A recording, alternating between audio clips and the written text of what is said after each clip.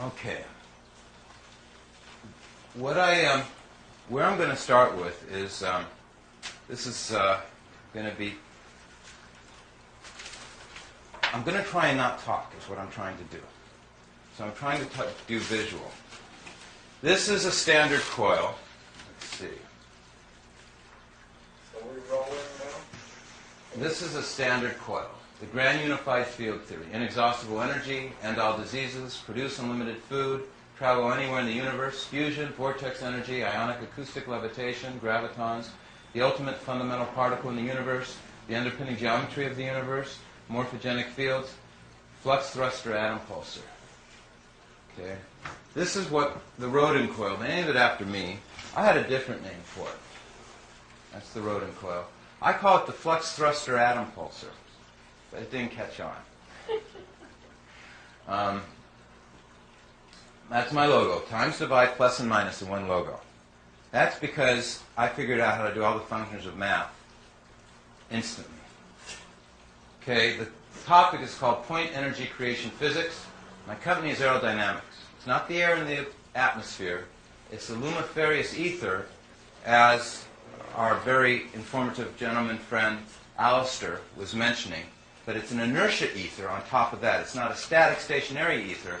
The conventional education and training that everyone had is they still related to kind of as like a loquacious jello. I hate calling something a loquacious jello, but you know, with jello food colors and everything else, it's not a jello, this invisible fluid. It's a pulse, it's a surge, and it has a vector, has a phasing. It has every attribute and property that we can imagine. And that's what we're going to learn about. Are you saying it's within 3D? It creates 3D. It is inseparable from 3D. It makes it 3D.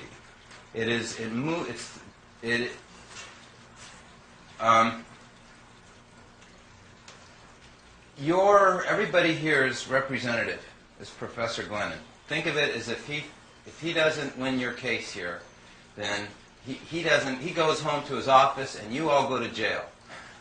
He's going to represent you. Yeah, you're the representative. Will you ask the first question? What it is it's linear. It doesn't bend. The whole topic today is about the number 9. Now, number 9's been a big mystique in everything we know. Cloud 9, love potion number 9, the most great name of God equals number 9. In Baha'i scriptures, Baha is the equation for it, 2151. We'll come to that. To answer your question specifically about this energy is the only thing that comes from the whole, from zero, the vortex. It goes out linearly in all directions. Nothing can resist it. Nothing can resist it. It penetrates everything. It leaves its reticulation pattern. It leaves a grain. It animates everything. It is the source of the non-decaying spin of the electron. You take this energy away and the universe will become destitute and void. Okay? But you can't really talk about it as linear because that's reference to 3D. It's your z-axis. Okay? You have your vertical axis, your horizontal axis, and then you have your z-axis, which is distinct from the surface topology, okay, of the logarithmic spiral. Okay? Okay. Okay. We will cover this. This topic will reemerge, what we're addressing right now, every 2 minutes. What he just started will never be finished. We're going to tackle it from every avenue. Okay? It's going to be like a lion, and we're going to grab it by the tail. Okay, so this coil is what a coil looks like. This is a standard conventional coil. It's all parasitic. These were certified results from Hewlett-Packard that I am indeed getting double the output, that our mathematics, our numbers were not false, that they were authentic. They validated it. We used millions of dollars of test equipment, and this is the Rodin coil without the parasitics as compared to a standard coil, showing that there is not resistance compared. There is not harmonic discordance. There is not friction. My whole goal is to get rid of friction, to get rid of resistance, is to make electricity synchronize. And the kind of electricity that I'm making is synchronized electricity. I'm walking here like I'm a boat. Okay. This is a standard coil, but I'm going to turn it into the Rodin coil. A standard coil is based on how many wraps you have around the outside. Those are called turns. And they say that determines then your magnetic output, inductance and stuff. It's totally primitive science. What I found, what they were shocked at Hewlett-Packard is nobody could even say it's because of this. They tried to make up, they said there must be some other reason. Everybody said, but they came to the conclusion, it's what I've said from the beginning, it is the geometry alone of the wire that's producing all this extra magnetism. Okay? They said there would be a 20% savings in copper alone using this design for big transformers. They said even a 5% of copper would have been immense. Of course, that wasn't my goal to use alternating current. My goal was to obsolete it and get rid of it. I'm a just tear the veils down with a roaring, crashing sound kind of guy. And my goal is to replace it with a whole other type of technology, a whole other type of energy, and do it with a big noise. Okay.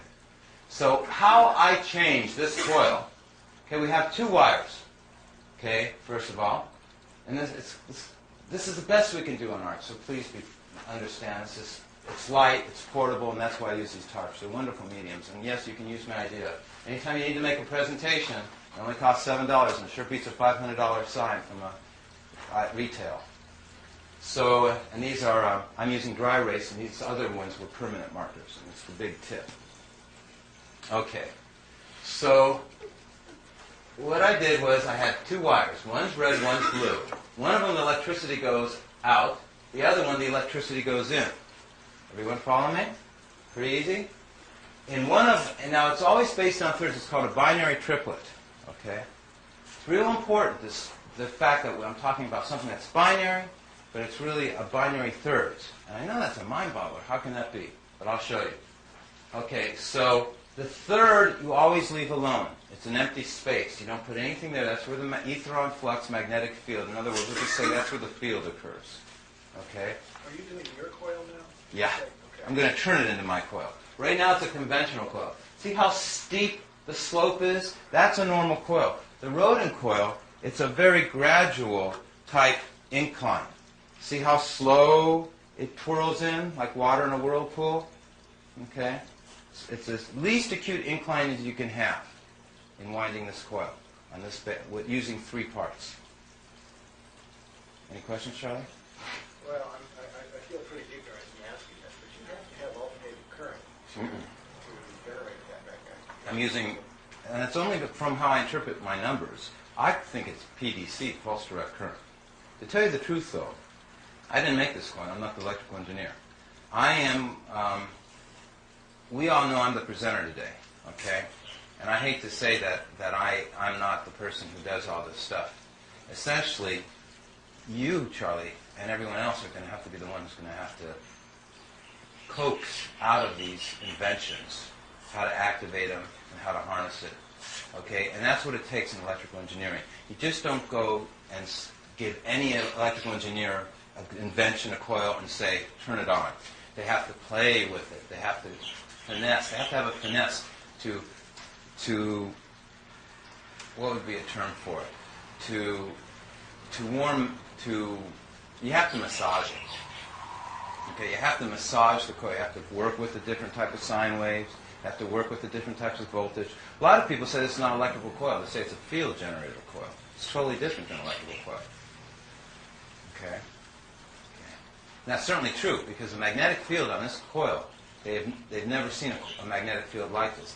The field is not like the standard conventional coil. The field is contained in the torques, and they don't have to shield it. And the FDC, what is it, FCC, the airplanes, whatever. They're happy with these kind of coils because they don't need shielding. But the Rodin coil doesn't have its field on the inside. My coil is a total inversion type coil. All my field is evenly distributed over the surface of the coil. It's just the opposite of what the other one's doing. I think we should share names. Okay? We'll start this way, we'll come around. Hi, Kiva. Govind. Goreed. Govind. Govid. Hi, Govid. Jiva. Maj. Maj. Judy. Charlie? Sunshine. Sunshine? Brian. Brian. And Marko, Herb, and Bob.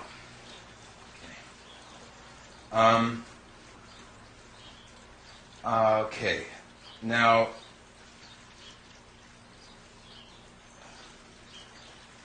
so in turning this into a Rodin coil, how I do it is I go from 1 to 2. Okay? So the blue wire here will go all the way across through the vortex and will go over here to connect to there. And then 2 will go to 3. It'll come out over here. It's kind of hard to tell where it comes out, so I just better go like that. It'll go like this. And then 3 will go to 4 over here. Where's 4? Right here. Okay? And it's going in spires. Okay? So, and then 1, 2, 3. And then 4 will go to 5. Is that right? Which is way over here. Now the important thing is I began at 1. I passed it on the 1, 2, on the third time around. It's already going in spires, these wires.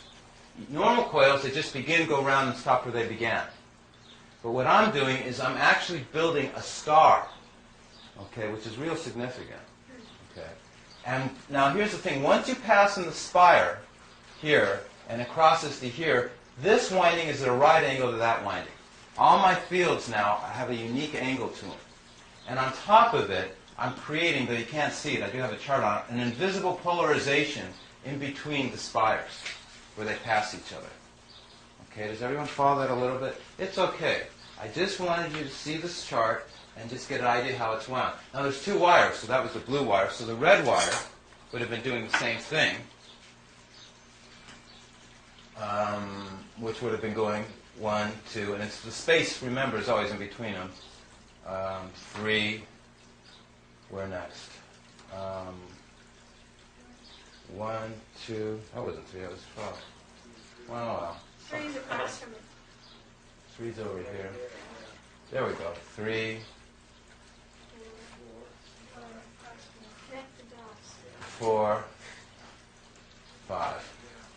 All righty. You got it. Thank you. Is that one winding, you say? 2. It's 2 windings. The red and the blue are constitute one winding each. No. Separate circuits, separate wires, not ever to be related. 2 windings. It's a bifiliar coil. There's 2 windings. Exactly right. Just like male-female. It's a duality. Except it's really trinary because an invisible space in between them. But the red and the blue are the 2 windings. Exactly. All right. Right. And the white is the higher dimensional energy, okay, which is going to be explaining you number 9. It's interesting?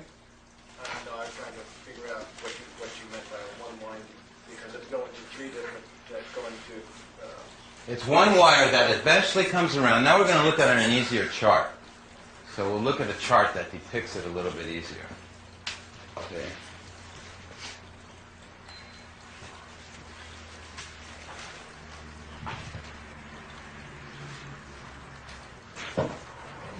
Let's see if I have where that chart is. Here it is. Okay. So the chart that depicts that a little is this one right here. This is one winding, this is the other winding, and the space is always represented by 396. 3 plus 6 equals 9. 3 and 3 is 6. So the dotted line is always 3s and 6. 3. It's going 3, 6. Anything that's a multiple of 3, you leave alone. Okay?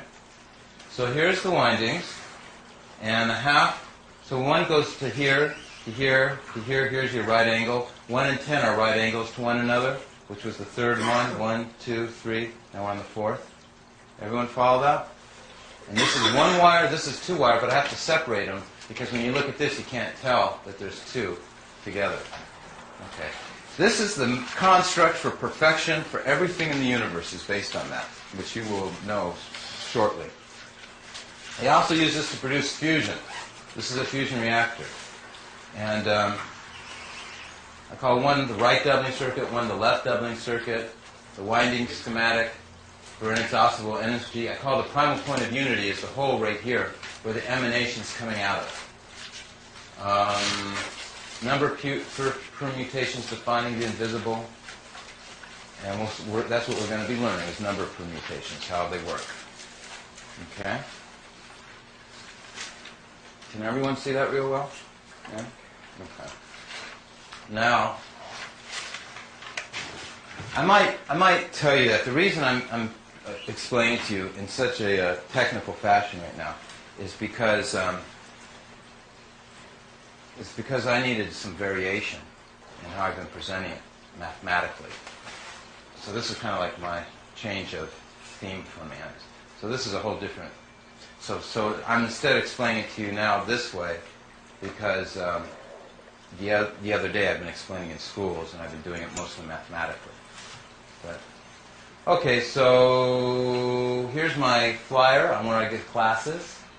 That's been at the Manoa Innovation Center. I give them at many different places. These are the topics.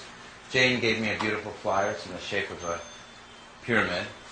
All my friends who helped me on this, it's all been a free gift. They donate their time and help. I'm very blessed for that because otherwise I would not even be around. I'd be sleeping on a shipwrecked beach someplace. Now don't laugh. This is from my homepage. Okay. And this is, that's my homepage number, rodin.org.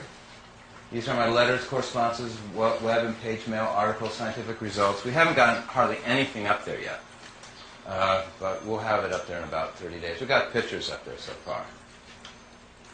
I, Marko Rodin, do declare with witnesses present that I am hereby giving to the world to use my complete work, aerodynamics, the dandelion puff principle, point energy creation physics, in return for one-third of the gross of all income derived therefrom. This is to be based upon the honor system with no legal recourse by either and all parties concerned. Everything shall be voluntary.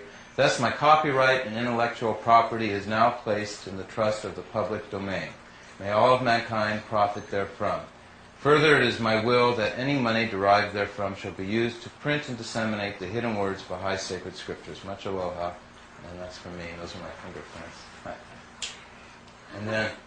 And this is when I started making the coil correctly, because I'm making it out of a plasma gas. This says, paid $100 for a prototype flux thruster atom pulsar Rodin coil made out of glass tubes and argon gas to be hand-blown by George Glasser. Would you believe that his last name is Glasser? From time immemorial, they've been blowing glass from Germany. He escaped out of Germany in I think it was 85. If he just hung in there a little longer, he could have walked out. And he didn't tunnel out or anything. They actually threw him out. It's interesting because they threw him out because of the fact that they put him in jail for a year, and when it was time to release him, he said he was going to tell them how bad the system was and stuff, and he was just such an outspoken guy, they just threw him out, which was, I guess it was easier than fighting him any longer. So, and his family's from time immemorial have been blowing glass. Okay. This is, let's see. This is some of my places where I've taught. Airspace America, George Bush was the master of ceremonies. There was 30 congressmen present, like it. They all had... Freudians. Well, I was just going to say, they all had red jackets and black ties. It wasn't really all that pretty, really. And everyone had, I had like my own huge dining room table. It was just hard work, and nobody understood a thing anyway. But they said I had the most revolutionary propulsion system ever created. And they stuck me with blowing electronics. General Atomics is right here, who work in fusion. Well, I decided I'd better do my work in DNA, which was my goal. So I actually, as you are going about to learn about DNA, figured out the secret of DNA. And so this is, I published at the biggest genetic engineering conference in the world. This is the most heavily attended in the world. These are all doctors with PhD. Here's senior research scientist. Here's another doctor, VP, process development. And here's me. I should have invented some title. I guess we'll call me resident, I guess, what? Resident mind jogger or whatever. Mind jogger. And then the response to my work here went to the German Journal of Oncology, which studied cancer. Said my work's of extreme importance. To me, your conclusions are very likely. I recommend your paper for publication in the German Journal of Oncology. Please keep me informed of your further work. Sincerely, Dr. Hanze Niedberg. That was very flattering. I expect people to endorse my work. I'll tell you something, though. I get huge endorsements. The number one. I can teach anywhere in the world I want. But the higher the endorsements, they understand very, very little of my work. Very little. But they immediately they've had certain experiences in their life over their 10, 20, 30, 40 years in their profession. And as soon as they see the work and they look at it, it makes a connection. If something happened 10 years ago, like the president of an organization, Bob Ulick, said, I had the most detail and quality ever done on Torah. It's the best he ever saw. Then he goes on and tells me about the story about how this man was working on the same thing, and the military held him captive, and he had to actually climb over the fence to get out of that compound, all these weird things. But I get all these incredible compliments, but do they really understand my work? No, they don't. And that's what my goal is. Okay, my goal is not, I went here to get my work understood, not to get these endorsements. I started at the top because I thought it would be the easiest. Okay, actually the easiest is educating you. I learned a lesson. And it's you who's going to have to figure out how everyone else is going to learn this. Does that make sense? Okay. Okay, the first thing next I'm going to do is put these over here.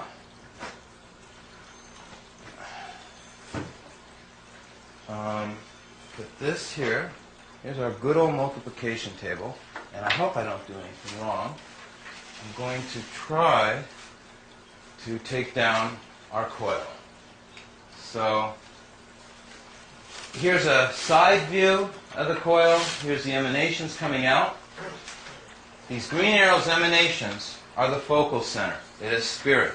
It is what Charlie asked about, which was, what was your question earlier again, Charlie? What is the 9, the z-axis? Yeah. It was the, when you talk about linearity, you're implying 3D because that's really a metaphor in the 3D system. Right. Linearity. Linearity creates 3D. Okay? In other words, when the ivy vines are crawling in the jungle, okay, and everything's warped and curved, they have to have a substrate. They have to have something linear to wrap around, which is the tree limbs and branches. Okay? We'll come back to that again. Okay. So, I guess my assistant can help me here.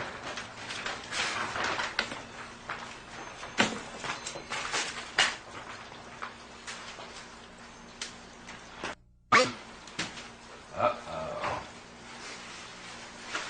Now, Sunshine's a Baha'i, which is a religion. I'm of that same religion. And because I never undertalk an audience, that is the most great name of God. That is a symbol. That's God's petroglyph. In other words, while we were all doing our own petroglyph stuff, God was doing his too.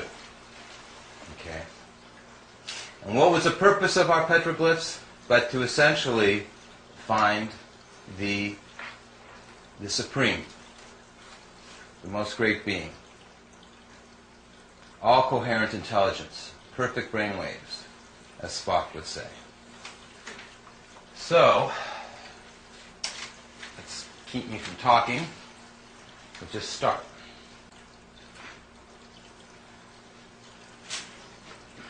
I take a number, archetypal value. I say 4 times 1 equals 4. 4 times 2 equals 8. 4 times 4 is 16, 20, 24, 28, 32, 36. Everyone get that? It's very important for your math children, Judy. Okay. I then have another column of 4s over here, but I don't have these numbers. I have other funny numbers. Like 36 down here, I have a 9. Now where did that 9 come from? I casted out 9s. It also can be called cross addition, horizontal math, or summing. So I said 3 plus 6 equals 9. Okay? 3 plus 2, I found it's easier for you to understand by going backwards in 4s. So instead of starting down like this, I'm going backwards. It's really easy when you do things backwards sometimes. So 3 plus 2 equals 5. Right? So I have a 5 now. 2 plus 8 is 10. 1 plus 0 is 1. 24 is 6. 20 is 2. 16 is 7. 12 is 3. 8 is 8. And 4 is 4. So what I've done is I've archetypal value. It's hard to say word. Okay? Over here I'm calling it quantum numerology. Of course, 45, it still equals 9. That's not by accident.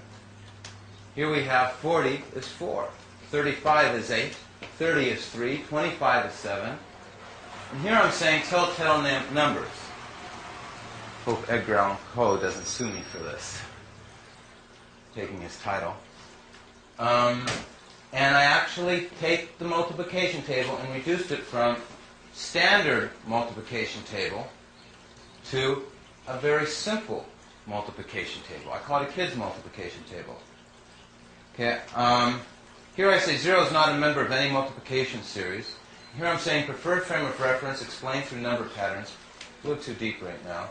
I also say time and frequency, too deep right now. We were talking about time before we started. And we used to think of Leon Russell as the master of time, space, and reality. And what I have done is I've actually got a hands-on grip of time. Okay? Time to me is a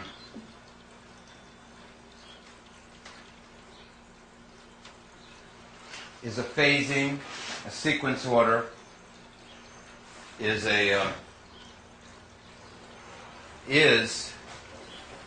what Charlie is referring to as, how do we say it again, the invisible energy? The linearity. Our world of time does not have any linearity. We try to think in time as a continuous sequence. That's a straight line. Time is not straight in our physical world of math. That's why I have so much trouble functioning as human beings, because in our mind, time is straight. In the higher dimensions which our mind occupies, time is straight. Time follows a logarithmic spiral of infinity, and this is the pathway that time takes. Okay? And this chart is going to explain time. Okay, so let's follow the pathway of time. We have a circle. This is supposed to be round. Unfortunately, though, it was very hard for me to make round. So it doesn't look round, but it is. It's called the circle of life. It would more correctly look like this. I guess I can probably set it over here. It's the shape of the Tibetan endless knot. You guys speak real loud. It's the shape of the Tibetan endless knot. It's the eternal, interconnectedness of all. You know that shape? It's actually more like the shape, that one. But that knot theory and knots and how women do their knots in their hairs in certain cultures and all different things, you're right, is exactly this field. It's also called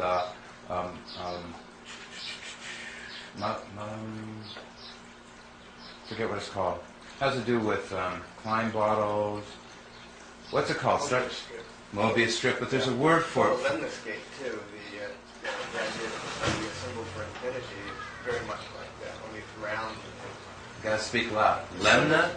The lemniscate is what we always see as infinity, which is rounded. If you take the corners out of that, that's the lemniscate. And what I brought back in, Symbol of infinity. what my contribution is, I brought in the intersection points. I brought in the matrix to it, so we can have, it's called the underpinning geometry of the universe. It's real important, because if you can have a lattice structure, which is what this is showing, interferometry pattern, see how it gets bigger and smaller? They're little whole screens, but they make bigger patterns when they overlap and stuff. Then you can actually scale it from microscopic to macroscopic to infinity. It's called fractals, or self-similar growth, recursive scrolling. It's essentially this Moiré pattern. It's the secret of how everything works. This circle, this shape in here, and the corners and stuff, is what I want you to be experts on. We have three elements. We have the infinity symbol, the lazy 8. We have the green element, which is the pyramid, let's say. It does not connect on the base. It connects at the top. That's very important because it's a vector. And we have the gold right here, which is the emanation coming out of the center, okay, which is the primal point of unity. It's 0, where, and when. Why do I call this Easter eggs? Why do I call it cookie crumbs? And why do I say, well, the bounded infinity is what this is? Numbers are real. Because I'm about to show you, when we do a computer program, the programmers leave us little messages, if we are lucky enough to find them. God left us big messages. Okay? These are what are called his signs and attributes. Okay? Everyone still with me? Okay. So, we count on the circumference. 1, 2, 3, 4, 5, 6, 7, 8, 9. Okay. But as I already said, time on the third dimension moves in a spiral, and it does not move linearly. So I'm going to show you, and everything starts from the inside out in creation. Everything inside out arose inside out. So we're going to now stick on time, though, and we're going to follow the pathway of time in our physical world, third dimension, curving, warped universe. Number one, we have no trouble with. One God, one universe. What does it do? It doubles to 2. What does 2 do? It doubles to 4. Well, that's definitely how things work in our universe. We have 4 cells, 8 cells in conception when we're conceived. Then we have 16, 32, 64, 128, 256. No trouble? Okay. Now 4 doubled and becomes 8. Okay? And 8 doubles and becomes 16. Okay? Now these charts I'm covering up, we're going to be coming back to, so you don't have to be concerned if you didn't see all the information. I'm going to actually reverse my path as well. So sure enough, I went 1, 2, 4, 8, 16. But on our circle here, we still have a 7. You see our 7 over here? Okay? Now, where did I get that 7 from? I said 1 plus 6 equals 7. No problem? As Alistair said, he said, like I'm going to repeat this. What did he say? Numerology is the something, something, something. Yeah, we did something. Hear what he said. Yeah. Isn't that the problem with life? We hear all this great stuff and... That's why we have this. Right. It's also interesting, though, the casting out 9. So another way to think of that is that it's the remainder. When you divide 9 into 16, you get 7. It's the remainder. It's how many you've gone over. Say it one more time. If you divide 9 into 16, you get 1 and 7 left over, right? Yeah, taking a mod. Right. You're doing mod 9 arithmetic, actually, with the Wait, casting out 16 divided by 9 equals what? equals 1 with remainder 7. Right? No, it can't be. Oh, yeah. Because 16 is 1 plus 6 is 7. Right. Oh, you're one looking at the remainder 7? You're looking at the remainder. So another way to look at what you're doing is to look at the remainder. Oh. This is casting out 9s. You're casting out how many times 9 went into it, and you're looking at the number that's left over. So it's as if we say 12 o'clock, then we say 1 o'clock instead of 13 o'clock, because we're starting from 0 over again. Yeah, we're going, just like you said, we're going 1, 2, 3, 4, 5, 6, 7, 8, 9, and then this is 10. Yeah. 1 plus 0 is 1, 11, 1 and 1 is 2. After you divide 9 into 10, you get 1 left over. So it's the excess of going around the clock once. Well, Barney's going to be very thankful. He's our host, and we've been trying to get somebody to explain it clearly, and he just did it for us. Yeah, so when you're dividing, it turns out that you can just add the numbers, the digits together, and do your mod 9 arithmetic that way. By adding them together? By adding 1 and 6, you get the same as if you divided Right. 9 into 16 and you look at the remainders. It works. I mean, it's not too hard to show that either. Right. Mathematically. Right. And you just did it real well. Thank you. So the reason I'm reducing these to single-digit numbers for you, everybody, is because I'm going to show you how to look at time. I could explain it more, but I'm going to be short word. Okay. So 16 doubled is 32. And I really mean see time. When I say look, everything I'm saying, I mean literally. And 3 plus 2 is 5. Everyone following that? This is a steel rail. You must stay on it. It's a train track. You can't go off it. Okay? Now 32 doubled is 64. And 6 and 4 is 10 is 1. Back to 1. 128, 11, 2. 256, 13, 4. 5, 12, 8. 1024, 7. Etc. It'll go on infinitely, of course. Everyone follow that? Okay. Remember, I'm trying to show you how from the inside it crosses the axis, that it's very important that I'm trying to show you there's something inside it. There's something in the middle. Okay? No one's ever been able to see this inside the middle before. Okay? Okay. Now,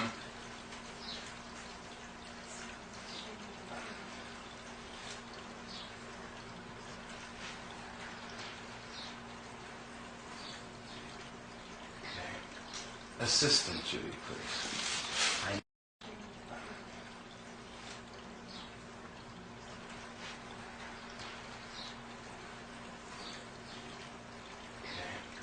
Assistant, Judy, please. I need the Easter eggs. Would you please, while I'm explaining this, take out one Easter egg, any one you want, and put it right where it belongs. Okay. There you have it. Okay. Goes together, right. You guys like Easter eggs? Yeah? Huh?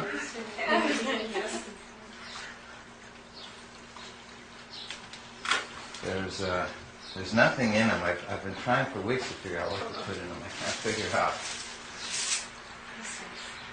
Oh, crystals. There we go. Put crystals in them. That's a good recommendation. Okay, I just flipped the chart. Oops, too soon for this one. It's okay that you saw it, though. No point in having your mind race ahead, though, because the secret is we got to be calm, cool, and collected, then we can assimilate better. Relaxed as we can be, and as comfortable as we can be. Isn't that relaxing?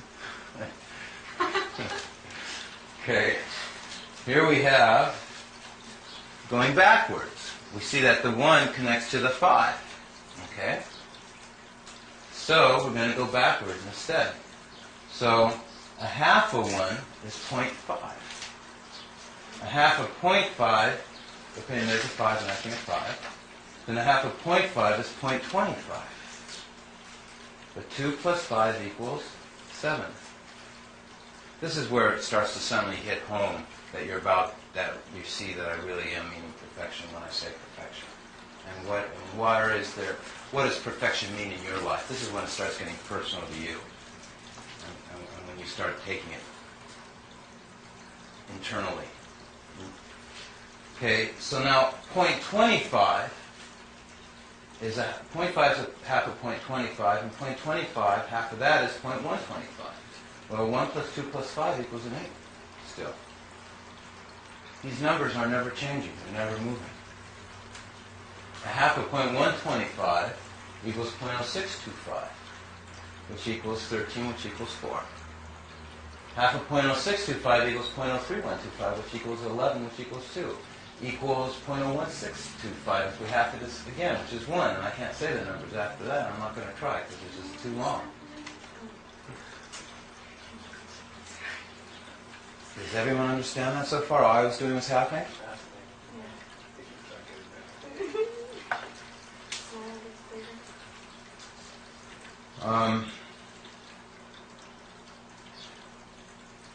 Our end goal is to explain eternity. Because eternity is that linearity. This emanation is eternal. It's the light of eternity. And that's, we talk about in our aura, we talk about it in the radiance of good health.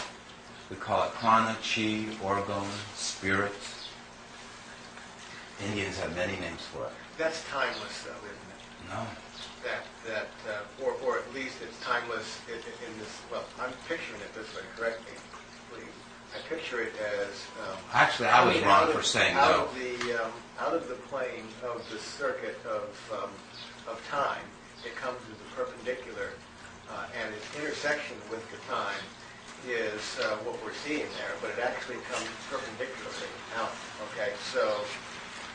In that sense, it's dimensionless only except when it intersects the... Totally correct. Yeah. Pretty heavy duty, huh? Yeah. I call it So omnidimensional. that's why I say it's hard to talk about linearity, because we think linearity is in three dimensions, and it's really out of the dimension of 3D. I suffered walking down the halls of UCLA. They say, well, you should be going to linear science. I go to the professors of linear science. And they don't, everything is curvature. And I'm saying, what's going on here? They don't even use the term. Well, we're still modeling that in terms of what we see every day. And we're using models. It's very hard to depict that because it's beyond our perception. I was like 17 or 18, and I just said, the name on the door doesn't match in the science building with the math department. When they're saying linear science, linear mathematics, I said, where's the linear? But they're talking about something different. Totally. Yeah. What he just said was that this energy going out is omnidimensional. The only thing that we can have for an analogy for it is the queen on a chessboard. You know, the old king, he's really straddled, just one little step at a time. He's definitely hindered, okay? But, or a duke, or a king, or a castle, they move certain ways. But the queen can move diagonally, she can move horizontally, vertically, she can move any way she wants. She defines the whole game. She's our most prized piece in the game of chess. Okay. Yes, Judy? I don't know if it's appropriate to say this, but in my mind, God and man, and then the Spirit of God. And the Spirit of God is this. The energy or action or the life that we have from God that connects us is the Spirit of God.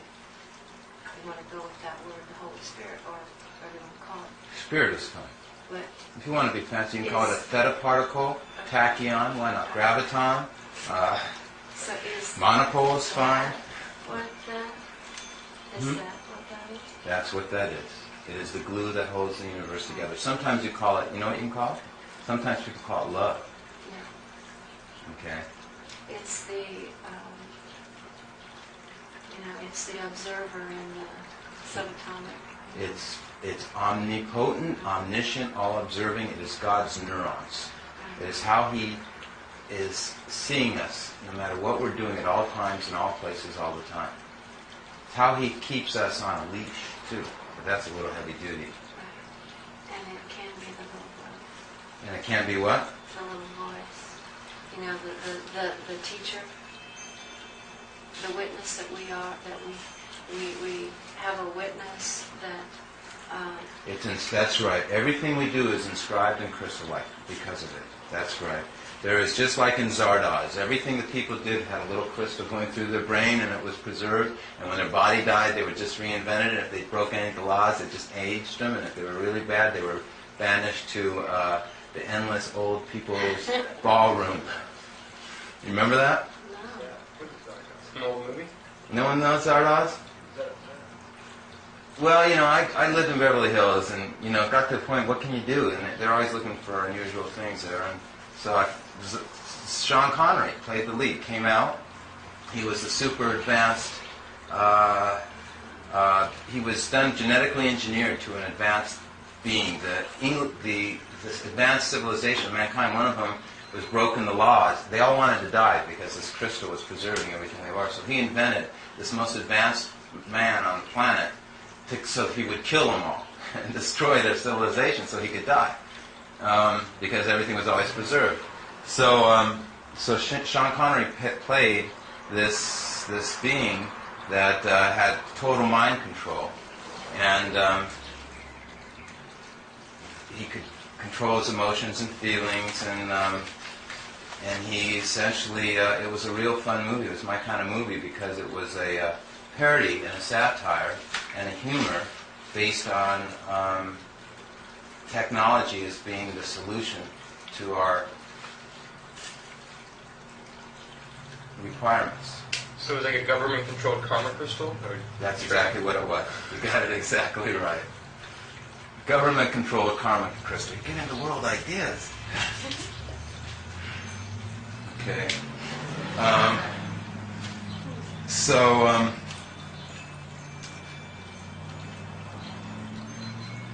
Since I said the word technology, I have a saying. Numbers are technology. Okay. Math is a science. And the universe is a machine. And spirit is mechanical. When we talk about God, when we talk about spirit, when we talk about human beings,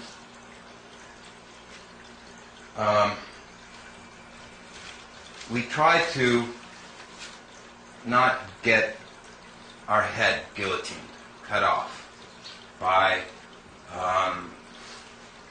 offending the infrastructure, the hierarchical society, institutions, and governments, corporations. In the case here, the fact is that spirit is harnessable. It can be used as a work wheel. It is actually a source of drive that can be made into an engine. And it's the energy that God used to create our universe, our cosmology. And universe means one. There's only one universe, and that's the world of creation. There's many worlds within this world, but there's only one physical world of creation. And we'll go on. I'll come back to it. Now, we saw this again, 5.25.125. So, let's take a look at, let's see, this chart here.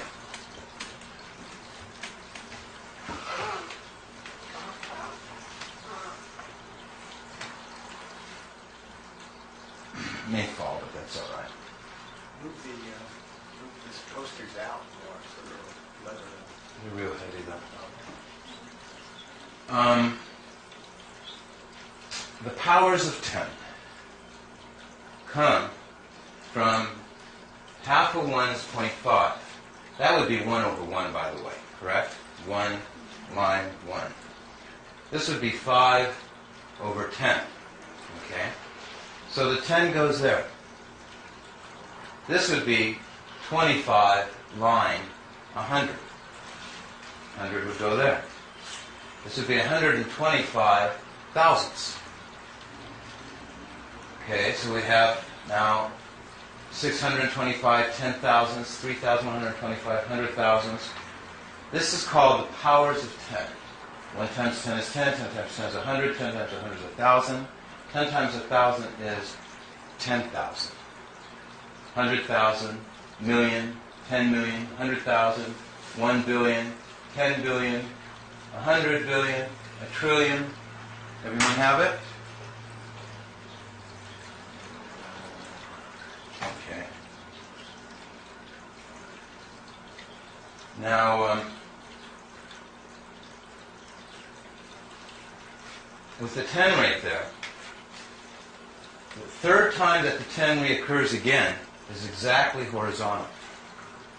But it had to go 1, 2, 3 to re-emerge again. This energy has a phasing in thirds. What I just did, sunshine, is you could hear it? Oh, good. Okay, so the 10s are horizontally lining up, These are horizontally lining up, and these are horizontally lining up. Why? Because there's a spray, okay, shooting out from the center. This is a spray. They're like little BBs, okay?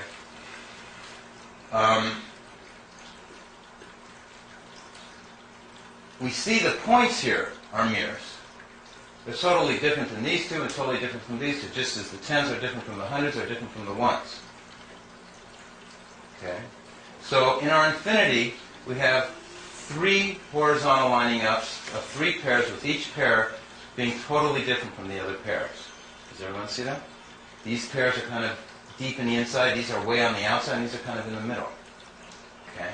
Because of the sprays making that shape, that construct. We see that tens are always here, we see that hundreds are always here, and ones are always here, no matter what. Here's a million, here's a billion. They're always going to still be ones. Okay? Now, this is a geometry. And in science and math today, they teach that numbers, as in arithmetic, cannot explain geometry. And I discovered they were wrong. I discovered that numbers are geometry. Numbers are not modeling something, they are the model themselves. It's a real big discovery. It means that 5 billion people would flunk math. Okay? The only problem is if these 2 points are perfect mirrors, there's an axis down the center, everything's a mirroring right and left. It's called bilateral symmetry. Then what do we do with the 1 and 8, since they're not mirrors? Or the 2 and 7, since they're not mirrors? Or the 4 and 5, since they're not mirrors? Okay.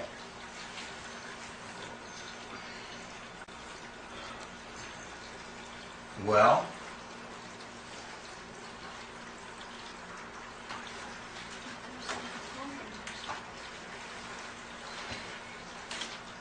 do we throw out the whole system? Do we say that we finally found something that was incorrect in my discovery? That mathematically it's obsolete already? We challenge it to the maximum. Any error, any mistake anywhere in it, any incongruity, we rip and tear this thing apart. And we find out where that error and what that is, and if it's really wrong. So the only way I can do that is I go ahead and I say, well, where's our symmetry that I've been talking about? Where's our parity? Where's our mirroring? Where's our wings? See how the right side over here is a perfect mirror? They're like 2 wings on a bird flying. Where is it? So I take our multiples of 1 from the standard multiplication table, I reduce them to single digit, which I call the kids' multiplication table, using horizontal math, and I look at the symmetry. Well, multiples of 1 is 1, 2, 3, 4, 5, 6, 7, 8, 9. Well, multiples of 8 is 8, 7, 6, 5, 4, 3, 2, 1, 9. I look at multiples of 2. 2, 4, 6, 8, 1, 3, 5, 7, 9. Multiples of 7 are perfect mirror. 7, 5, 3, 1, 8, 6, 4, 2, 9. I look at multiples of 5 and 4. 4, 8, 3, 7, 2, 6, 1, 5, 9, which is the total reverse of 5. 5, 1, 6, 2. Everything's a mirror. 3 is 3, 6, 9, 3, 6, 9. 6 is 6, 3, 9, 6, 3, 9. But 9, it's self-similar. It's always 9, 9, 9, 9. So let's see if that's true. So sure enough, I go multiples of 1 is 1, 2, 3, 4, 5, 6, 7, 8, 9. That means 8's the last number before 9. I better have an 8 over here being a mirror of that 8. And I better have a 7 after it. But 2 8s is 16. I'm writing them for your benefit, which is 7. 3 8s is 24. There it is again, which is a 6. 32, 5, 44. And of course I got 3, 2, 1, 9 after it, because once I got 3 numbers, I got a stereoscopic projection. I know all the remaining numbers are going to be in the same sequence. Perfect mirrors. The real clincher is when I do it with 2. 2, 4, 6, 8, 1, 3, 5, 7, 9. Okay? Which is 7, 5, 3, 1, 8, 6, 4, 2, 9. 2 7s is 14, which is 5. 21, 3. 28, 10, 1. 7 times 5 is 35, 8, etc. 42, 6. Everyone follow that?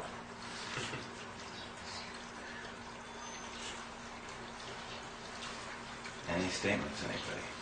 The I number, like 9. You like 9? the number for It's safe. You're playing it safe. the number for Are you the bring universe. apples to the teacher? The number for the universe, boys and girls, is 9. Say it again. The number for the universe in Sesame Street is 9. In Sesame Street, you said no? You know, I never saw Sesame Oh, Street. well, they always had a number of the day. This is the number for the universe. Right. Yeah. The number for the universe is 9. Exactly right. In fact, the saying is that the universe is created after 9 conditions. That's in the Sarata Hayakao. It's called the Surya of the Temple. It's a Baha'i scripture that's very old. So the universe has been created after 9 conditions. What's a condition? We're going to find out what a condition is. Each number has its own condition. There's never any redundancy. Okay? What about primes? Judy says, what about primes? Right? I think that's a little bit more harder than for us to go into at this moment. But it totally encompasses all primes and how they work. But I have bad news. The definition for a prime is not a true prime. Would it work in your system? This system is what creates primes. But have you experimented with primes?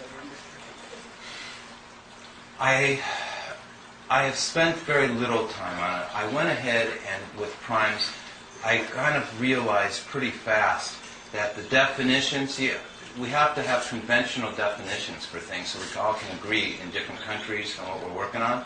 And I immediately realized, as soon as I looked at primes, that their definition of primes was false. There's a lot more to primes than they were understanding. So what I do is I prefer to tie this in with primes. So if we wanted to just do a whole session on primes, not a session even, I would call it a brainstorming together to see about how to present primes, then we'd have to do it. But I could never do primes alone. I can't do any conventional type of math alone. I would have to take both of your, since you're both math teachers, participation together, working with me and sharing. Because I haven't learned the nomenclature of existing math. And one other thing is I need everything on a personal level. So when I study and learn the textbooks and stuff, if I don't have a friend there for when I have a question, I just kind of get burnt out on it real fast. And, okay, everyone? So where I was just a second ago was I was going to show that numbers have a fundamental quality. Okay? Fancy languages is a fundamental property characteristic of number. What's a fundamental quality? It's that there's no redundancy, meaning no duplication of any quality of the number, and there's nothing omitted, nothing left out. It's real important. It has to do with spirit again. Nothing, that this energy is complete. Okay? So let's look at that. Everyone's going to have to kind of lean over. Right here on the floor, I have the multiplication series. Okay? And I have 1, 2, 3, 4, 5, 6, 7, 8, 9. Does everybody see it? Okay. Now, on the right over there, multiples of 1 is the mirrors of multiples of 8. Now, we have a thing that I'm teaching which is called the 3 family number groups of numbers. I might add that my end goal is that today I have that I hope you don't drop out and pass out by the time we're done, because my end goal is to teach you what an Etheron spiral is, and nobody knows this stuff but me, and so it's kind of my responsibility to cover this today, because in all my other talks I have not been able to address this because it's just too complicated. First, can we learn how to see it? Yeah. So is this because we're pentadactyl, we're on the 10 system, and that's why the 9 times table works on our own hand? Say that. You gotta say it loud, Judy. Say it real loud. Does it have anything to do with, because we're pentadactyl, so we've got 5 appendages on each side of us? Pentadactyl. Okay. And the 9 times table, when you teach children, is always with them. Right. 9 times 9 times 2 and 9 Right. is 18. Uh-huh. You know, the whole thing with 9s. They carry it always with. Does that have anything to do with being human and being the creation and Yeah, it having the does. 9s with us? The only problem is we don't have 10 fingers. Okay. Oh. The reason we don't is because my left hand, I hope I don't make a mess by getting it all over me. Okay, that's my left.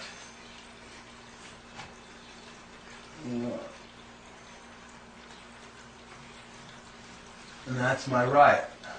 I can What relate. does it say about palmistry? Palmistry? So you can tell a lot about people by their thumbs. By the thumb.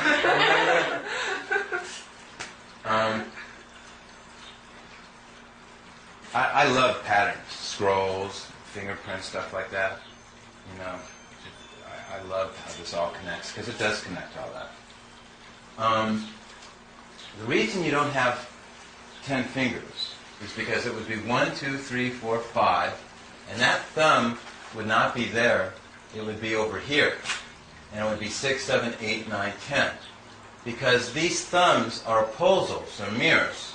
You have an axis. This is your axis. You have bilateral symmetry, where the half is a mirror of the right. You know, in the science museums, if you stand in front of the mirror, it looks like your whole person, even half of you isn't there, though. Okay. So what I showed already was that by halving was powers of 10. Because the base 10 system, the decimal system, does not have 10 numbers. How many numbers do we have? We have 9. That's because 0 is not a number. It's an absence. Okay? It is the hole in the vortex. Okay? And we'll be seeing about that shortly. So, thus, any base system, the base 10, is always one number less than the number of that base. Thus, the base 10 is modular 9. That's an accepted premise in all mathematics. Okay? But what I'm teaching about is 3 colors. I'm teaching about blue. I'm teaching about pink. I'm teaching about green. These are called family number groups. Okay? A family number group, there are 3 of them, is always separated by the number 3. Or 6. See the 3 or 6 here? Separating everything? And the 9 too. Everyone see that? The pink is all the same family number group. They're all the same color. 1 plus 3 is 4. 4 plus 3 is 7. And 7 plus 3 is 10 is 1. Okay, so you're back to 1 again. You're going to have 13, 16. It's just going to keep on repeating over and over again. What's important is where these family number groups are occurring. It's like a Mazda, it's like a rotary car engine. Do you have a question? Well, I just kind of noticed something here. I'm an astrologer, so I got other things that each of the numbers signify, but I was seeing just in the Christian anthology, 3 is like the Holy Trinity, and like the Father, Son, Holy Ghost, and the 6 is like the 666, like the Earth matrix. One spirit, one's Earth, and the 9, I guess, is kind of like the bridge in between them. It's a Sagittarian. So I'm learning from you. I've never studied all these things. It's interesting. Well, The connections are real. It's number for man. 6. Yeah, and the 3 is like the And- Trinity. Life is actually and another re- for man. Man doing a 666 is trying to be God, which is not. Which is a chemical formula for petroleum. The It's also subscript. a symbol for Saturn. Okay, It's I'm also sorry. the mind of the computer. So, Exxon's going to get you. like that. The Valdez is looking for you. Yeah, That's interesting. yeah. That's what we talked about yesterday. Hmm? That's what we started talking about yesterday. Was the The 6 and the 9, how they're sort of...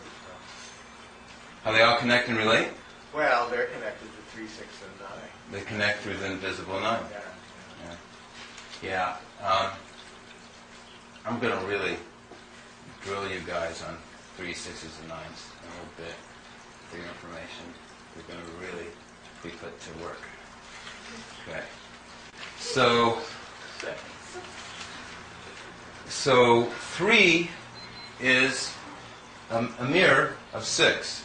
So instead of adding 1 plus 3 is 4, 4 plus 3 is 7, we're going to do it backwards. We're going to go 1 plus 6, but it's going to equal a 7. 7 plus 6 is 13, which is 4.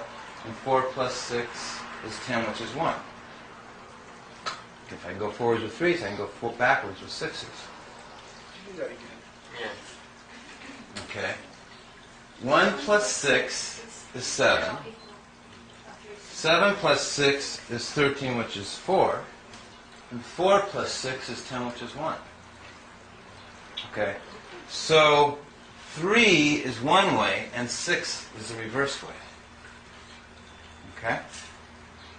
Let's do blues. 2 plus 3 is 5. 5 plus 3 is 8. 8 plus 3 is 11, which equals 2. Okay, we'll go backwards. 2 plus 6 is 8. 8 plus 6 is 5. And 5 plus 6 is 11, which is 2. So, I don't know how to say it right, but somehow these are like the furthest most extremes is how I tend to think of it. Because they all go somewhere. The pink one's all... She's having an aha over here.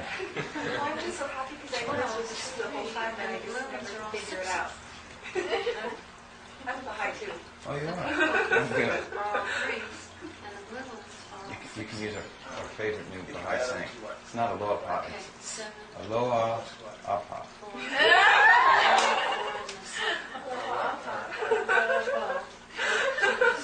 All right. and then the blue... Oh, right. They oscillate between 3 Right, and 6. That's they're right. If you take a oscillating 1 back and a and 2, you get a 3. If you take a 2 and a 4, you get a So they 6. all So are they 2. oscillate between 3 and 6 when you combine an adjacent blue and a pink, right? He said it, I didn't. They oscillate. He used the big oscillate word. That's the power Yeah. point. That's Yeah. the When you power. had adjacent 1 plus 2 is 3. 2 plus 4 is 6. They are oscillating. 4 plus 8 is 3. Yeah. They are oscillating back and forth. They're heavy duty. Right. Okay. You don't ever get a 9, do you? You never see the 9. It's always invisible. That's right. That's the power of this math, because we don't have it, but it'll show it by the angle and the ratio, the displacement.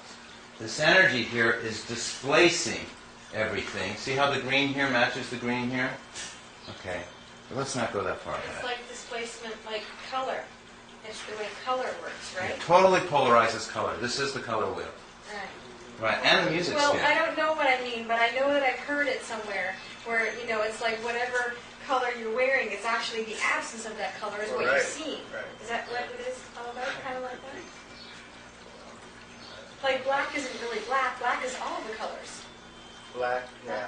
Black's Black is a total White or white is the white, right? White is the Right. Black But is the the white absence. color Zero. is... But white, they've always told me you can't have white. White is can't being be. reflected. Because if you Yeah, take But the it's brown all color, colors. It's It's in white. light. spin 'em, If you you get do white it light. with light, then you get all the colors, but then if you do it with pigment, it's the exact opposite. See, black and white are really the same thing. Or they're distinguished by their polarity, actually. Someone finally explained it to It's me. seeing, it's the becoming. I'm an artist. Right? That's some pretty art to share with you. I love artists. In Baha'i writings, they say artists have the greatest encompassment over mankind, not the higher learning Occident, but rather the artists will be the ones who will educate mankind through beauty. Saying is art is the best, beauty is the best teacher, and I believe that. Okay. We were brought by Charlie to the oscillation of 3 and 6, and to the power point. There's no escaping now. So we'll do it. 3 doubled is 6. 6 doubled is 12, which is 3. 12 doubled is 24, which is 6. 24 doubled is 48, which is 12, which is 3. Constantly oscillating. Never ends. Okay? Only one or the other. That's called movement back and forth. This duality is called what? The yin and yang. Correct? Okay. You have the yin and yang on your shirt there. All right. Do you want to say No, something, you John? can continue it. I know you are. So what you've done, when you have symmetry, when you drop the top off, the edges off, you What do have edges? symmetry. The top. What, the 9? Oh, that's good. No. What top? Okay, you see the point of symmetry is the 9 and down to the middle. This is the axis. Yeah, Well, that's... wait. The axis, there is an invisible line, Right. axis. And there's your symmetry. It's an invisible spindle. Yeah. Okay. because you're still moving off of. That's incredible. That's. Okay. I'm seeing something, but I'm not sure I understand what it's like. You've got the whole way that things are unfolded. Yeah. And 9 times 3 is 27, which is 9. 9 times Which is it all So it all- respects and that acts. stays, yeah, that's It really is. It is the perfect diagram of the way Petrichor. things are. All right. Judy, I'm going to be mean to you. No, you can stay there. I'm just. How many parts are there in the yin and yang? One part. He's trying to play safe or something like that. It's all one. That's a good answer. Okay. And how did it become one then? I'll take that answer. We'll go along that theme. I'll learn something with all of us. Okay, so we have this perimeter. It's called the world boundary condition. Is that what you mean by one? It's a whole, it's a unit?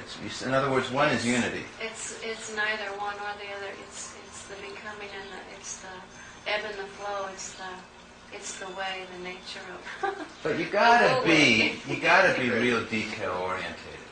You gotta tear it into its rudiments, right? You have to break it into its parameters.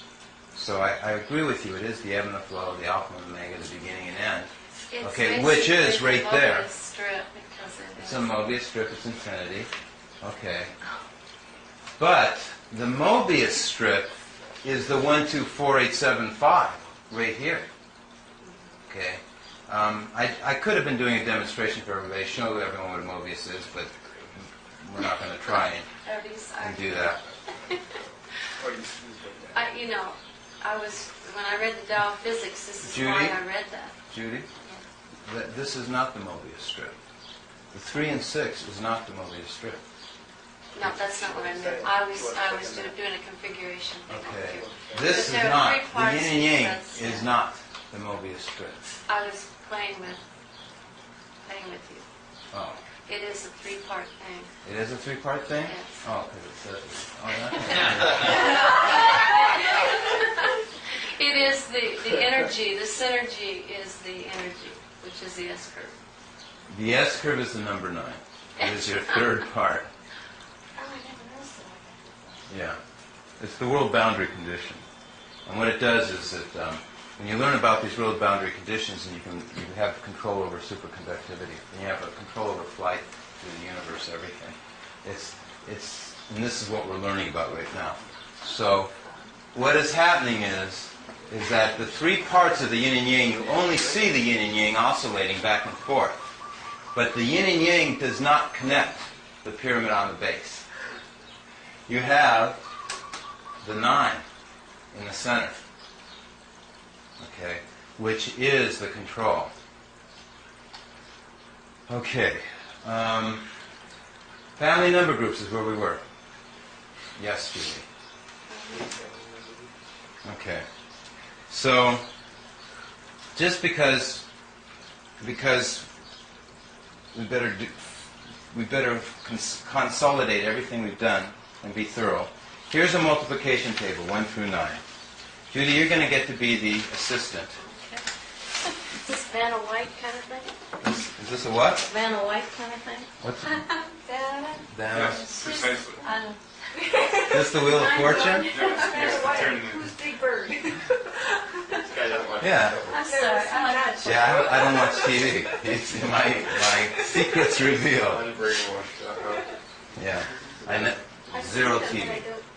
Okay. Okay, so what we're going to do is we know 1 and 8 are perfect mirrors. Remember the mirror of the number of the multiplication series, which is beginning with 1. The last number before 9 is going to be what its mirror is. It's polar. So we're going to take 8. No, not 8. We're going to take 1, but we're going to know that 8 is going to be the mirror. So let's just flip them all. Just flip them all right over. 8, 7, 6, 5, 4, 3, 2, 1, 9. So what we have is we have the opposite of 1s is multiplications of 8. Yet the family number groups are always separated by thirds. 1, 2, 3 is the next blue one. 1, 2, 3 is the next blue one after that one. They're always separated by thirds. This is a quality of numbers, a fundamental physical property characteristic of numbers. And the colors went to their complement, didn't they? You flipped them, didn't they? Yeah, must have. Exactly right, Charlie. But it's a duality complement, Charlie, because there's two separate dimensions. Right. The yellow is a different dimension, Right. but the red and blue are the same The dimension. yellow stays yellow, right, doesn't it? Yeah, Did the yellow it stay did. yellow? It did stay yellow. Yeah, okay. But the 8 was a red on the other side. They're all 3, 3, 3. Always 3, 3, 3. Oh, Right. Right. Okay.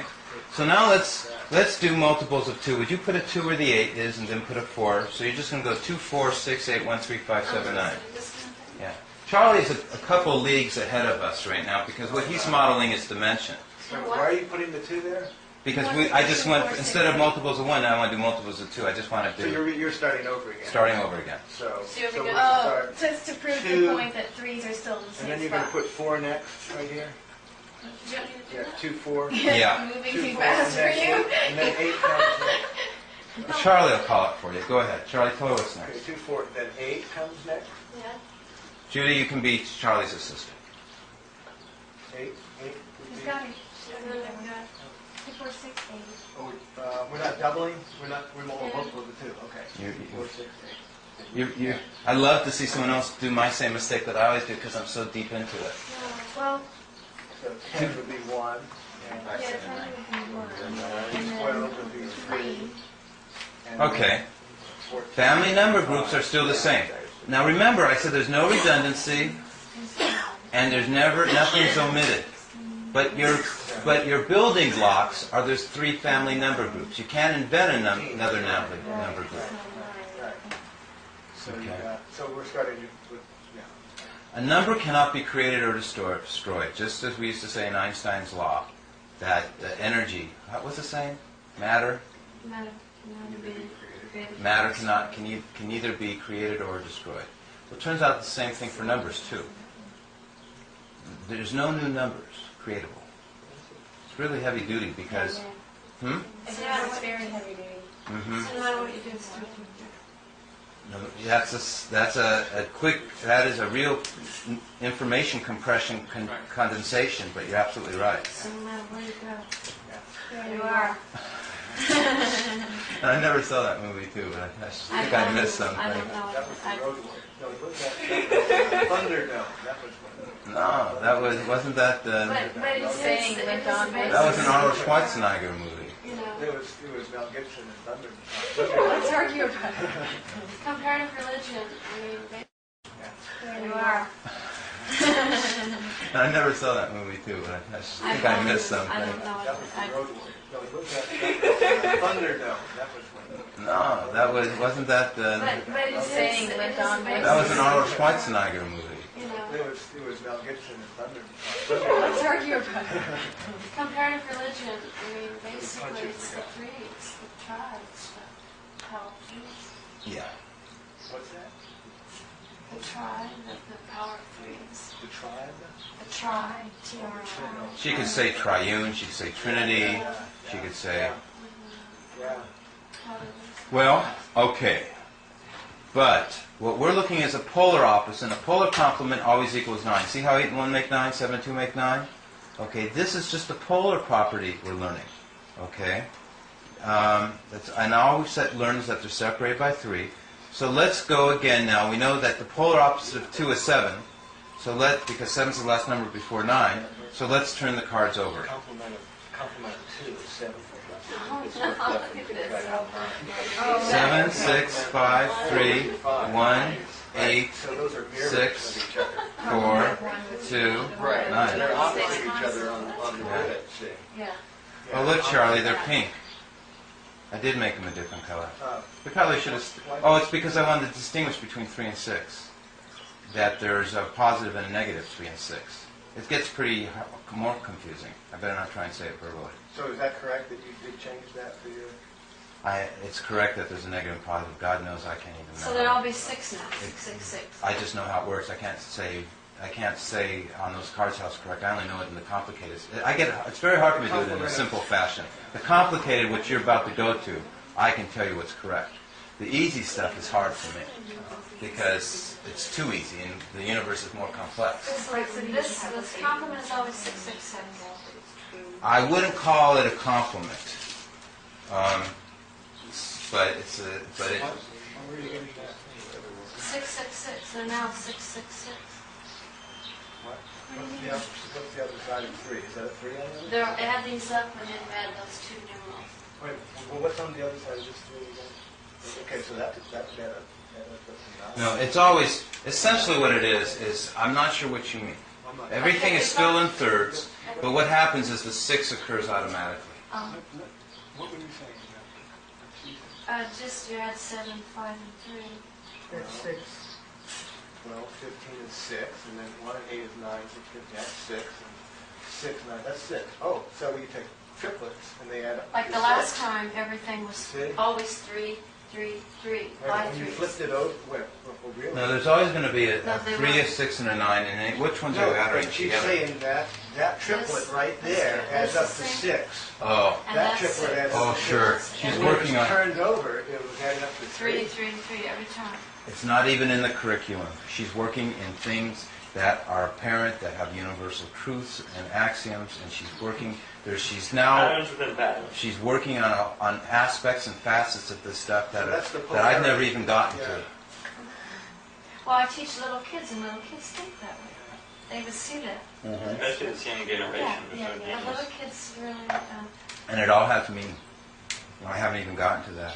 And it helps to explain this. It helps that they don't have other things, cluttering and obscuring their That's why we thought. need you to be the new example for teaching math, next generation. Because the way you learn math is the way you learn like the structure of reality in a lot of ways. I mean, you learn just like the calendar systems that we have. The calendar being off affects every other part of our civilization. So just like our the math. Okay, so we saw family number groups are always the same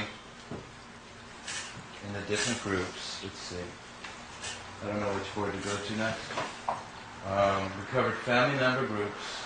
We saw the multiplication, that numbers actually did have a mirroring in the geometry. We were looking at the boundary condition. She said 1 on the yin and yang. So let's see what we can do with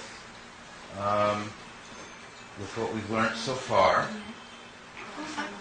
So we know the quality of every number, so we know the quality of this number is a mirror of that number quality. We know this quality is a mirror of that. So we got 1 quality, 2 qualities, 3 qualities, 4 qualities, 5 qualities, 6 qualities, right? Well, by the fact of that they're different from one another. Like this number, there's no other number that goes up 1, 2, 3, 4. It's unique. Oh, so In multiples of 1. Multiples of 1 is okay, unique. So you're saying that's a clustering of a group, a family group. Yeah, well, that whole thing is a clustering of a family group, right? It gives a unique quality. Right. Exactly right. And then that has a different group to it. Exactly right. That's why it is the number 2, right? Right. That's why Exactly. it has that Right. number. It's That's why you essentially look the the way you basis do. for a dimensionality of sorts. It's like, yeah. I like that. When Charlie clicks on something, it's because he's dimensionalized it. I mean, it's like... It's really good. So 2 has a quality, and 4 has a quality, and 8 has a quality. It's really a trick that when you're at the lowest bottom, you go to the top, is where you go next. Because this is a coil. Our decimal system is a coil. And this is the field, and this is the secret of electromagnetism. Because that's why I'm getting more energy. And this is going to replace all our petroleum products, everything. This is the legend for it. So, 7 is a quality, and 5 is a quality.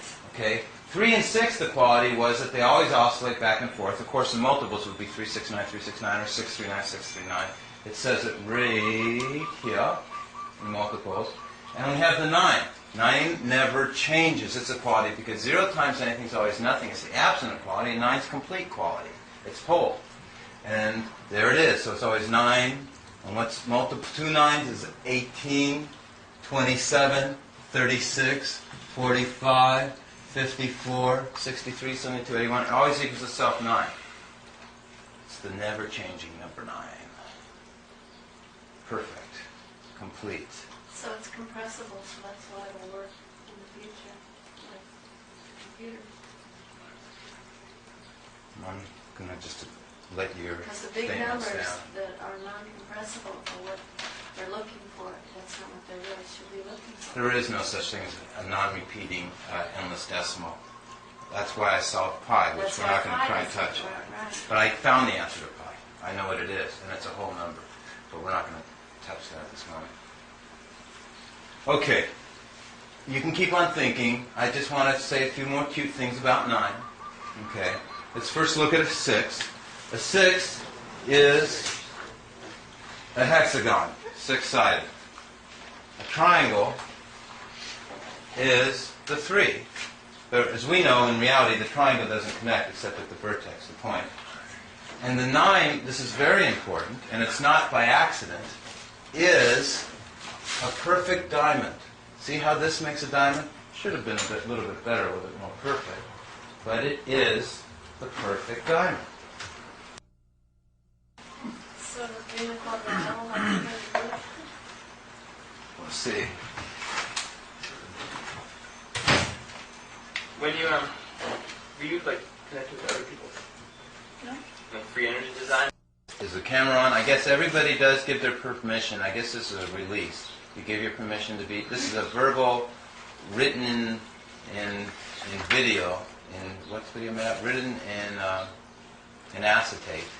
That you don't mind having Yes, your they don't raise their hands or something. your being duplicated and disseminated and circulated to help educate and teach people on this topic. So thank you very much for allowing and educating people and sharing your insights with the world. Okay. Charlie has a question, but before Charlie does it, I want to finish this one point all over again. Okay? The number 9 never changes. There's not another number that doesn't change. Okay? Only number 9 can do that. 0 is nothing. 0 times anything is nothing. And by the way, 0 is not a member of a multiplication series. That's why after 9 is not a 0. The 0's the vortex. And this is making a vortex. Okay? I'll come to that vortex after I answer Charlie's question. So multiples of 2, there's not another thing that does it like it. You can't. And if you had a base 12, you would still be using the 1 and the 2 and 3 again, because it's after 9. And so you would be duplicating, at least as a phantom, as a mirror, the 8, 7, and 6. In other words, you would be actually doing a mirror imaging, like in Kirlian photography, of the leaves, right there. Okay, you know, familiar in Kirlian photography, you have an appendage, cut off the finger, still sort of put it on photographic emulsion in your hand, you still see that finger, it's a phantom, a ghosting image. Do you remember that? Really into William photography? Yeah, it's called Kirlian photography. It's still there? Oh, you didn't know that? No, I didn't know it was still there. It's a trip. How's that work? It's so well known now. What, Let me hap- know the secret. what happened is your bioelectric field doesn't know it was cut off. Okay? So your bioelectric field, everything else is still projecting the energy out and around it. And you can have a person missing a whole finger, put his hand on photographic emulsion, and he's got all his fingers. Now, that happened to my Charlie, you've seen that? Well, not only that, the people still feel Yeah, their, my grandfather their felt his their finger. limbs are still there, even when they've been amputated, and the aura is still there. So But still, that's subjective by them. In this case, I'm Right. saying it's film emulsion, so Right. we can But you actually also see it. that. And you've seen You it. can also see it. Yeah, I've seen it in photographs. Exactly. And psychic discoveries behind the There's someone here that does that. It was all done in Russia. No, it started. Someone here that does that. Yeah, Pat Howard. Pat Howard Yeah, does it's that. so Yeah, creepy. she lives up on Olinda Road. Yeah. Yeah, she did that on me, actually. Except you got all your fingers. Yeah, yeah. But she's able to read those. Yeah, for she can health tell you what's purposes. wrong with you. And pretty good at it, too. Yeah. And then she does color ones. She does the black and white ones, and then she does the color ones. They're pretty neat. So what about increasing the bioelectric frequency where the missing finger is being able to make a finger grow back? Is that We're getting to that. thing? Well, they can do that at certain stages of, children. If a child loses his or her finger, from like about the first digit on, I heard, it will grow back. In fact, I have a board right there showing the finger. So you're right. So numbers themselves, by the very existence of a 1, it creates a phantom of the 8. So there is not endless, as to the points we were reading, such as that, how many base systems are there? Okay. We say, it says, somewhere, it says, how many counting base systems are there? There's only 1. Pretty hardcore medicine to swallow. There's only 1 base counting system. Okay. Remind me, I want to go to polarity, and I want to go to the vortex. 2 things, please. Okay. Charlie? I'm unclear as to how you're defining each of those numbers on the corners there. It represents a group, a family of numbers, right?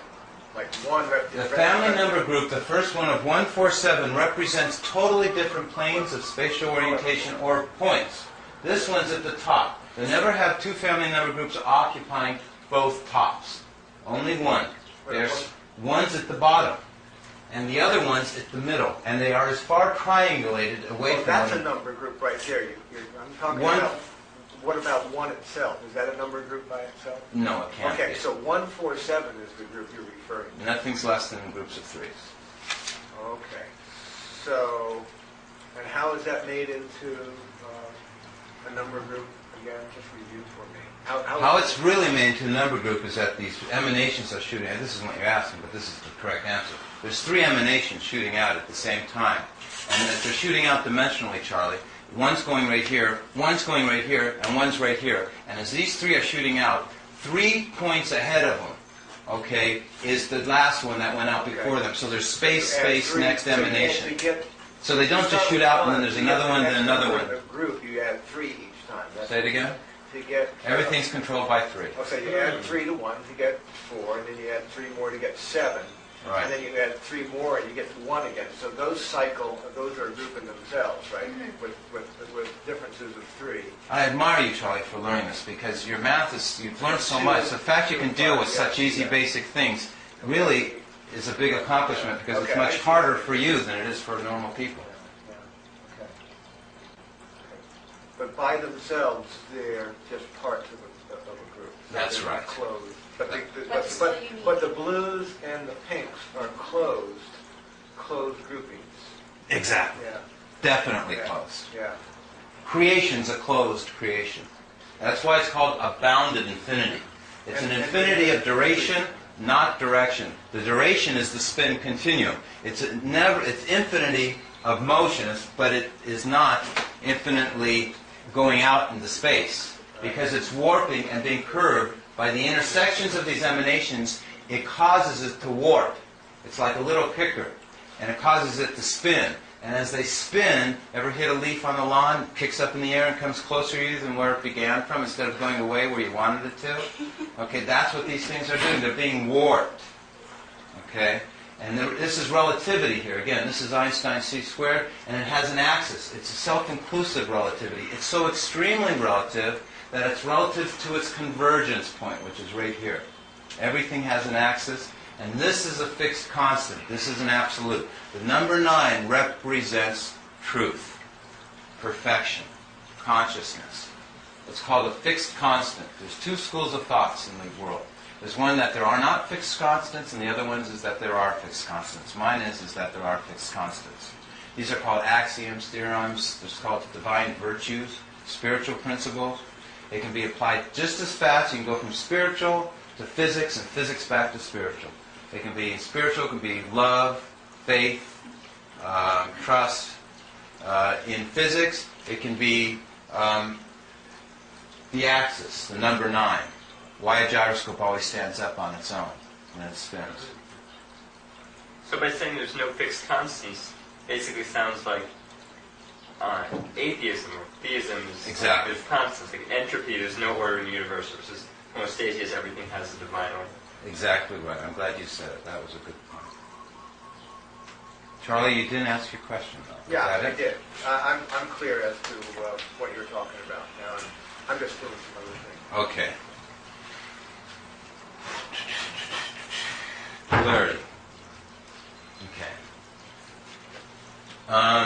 The number 1, if it's positive, the number 2 is going to be negative, the number 4 is going to be positive, the number 8 is going to be negative, the number 7 is going to be positive, the number 5 is going to be negative, excuse me, and the number 1 is positive. So it's going back and forth, back and forth. Positive, negative. There's your binary flip-flop. Positive, negative, positive, negative. Okay. Okay, polarity. Because there's only 6 numbers in our physical world of creation, 1, 2, 4, 8, 7, 5, okay, which is a fact. Okay, in other words, in the third, with matter, there's only 6 numbers to work with. Okay. You don't have to worry about there being an odd number like that. When they try and do a positive, negative, and when you get to 9, you're at a positive, and then you go back to 1, it's a negative, but you start with a positive, it doesn't work. Because there is not an odd system. The physical world of mass always has symmetry, always has parity, because it's an even amount. 6 is an even amount of number. Things are always done in pairs. Okay. So thus, but it's complicated. This is where quantum comes in. First of all, the center of the circle, and I'm just teaching you guys how to be prepared to make this into the next chart, and there's another chart behind here, and there's many charts over here. Okay, so this is called the legend. This is God's schematic. It's the blueprint. Once you learn the math in this, then you start doing calculating and functions, and essentially you start calculating this stuff, what you see where you're going to. Okay, you start going into this kind of stuff. Okay, so you start going into more advanced physics. It's called cosmology of the universe. Okay? So if you have a circle, this is the center. But look at this, the center's way off down here. Remember, this is explaining things. Okay? The reason it's off is because there's more to it. Because if we had a positive one, we know we must also have a negative one. Okay, so there's another one, not seen here, that's also negative. There's another 2 that's also positive, that's totally reverse of all of this. So instead of 9, I now need 18 to represent this system. Does everyone follow me? I have 6, 1, 2, 4, 8, 7, 5s. I need another 6, which is 12, to represent 1, 2, 4, 8, 7, 5. I'm just saying this, I think it'll be lost, and that gives me 12, and there's nothing less than packets of 9. So if I had 1 9, now I got 2 9s, okay, and there's 6 and 6 is 12, okay. Where's my other group of 6 to make 18, okay? It happens to be this 3, 9, 6. I've said that in the physical world there's this duality, okay. In the higher world, there's also a duality, but the duality is to try and make this third-dimensional reality a mirror or a reflection of this greater world. Yet all the time while we're trying to be a hologram of this greater world, we're at the same time created by it. So we are essentially tied to it. We are binded with it. And we are actually signs or proofs of its existence.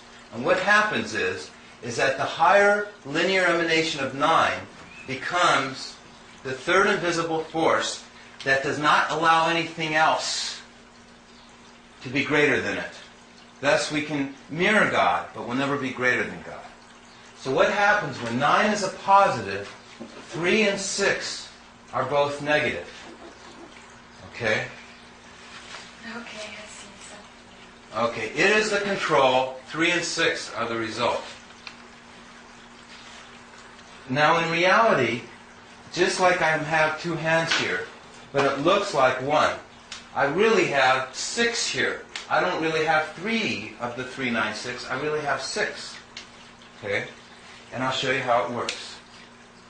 We started with the negative 3. Here's our binary, flip-flop back and forth. We go negative, positive, negative. Our next positive is not going to be 9. We already got a positive 9. Our next positive is going to be the invisible 6 that you can't see behind it, that it's laid over. And that's going to be your positive. Okay? There's an invisible 9 under there. That's going to be your negative. Okay? And there's an invisible 3 over here, and that's going to be your positive. Whenever you end on a number, there's a second one hidden by it.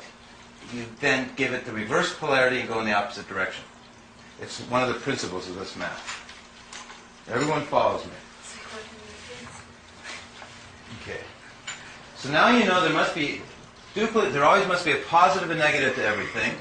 We have that.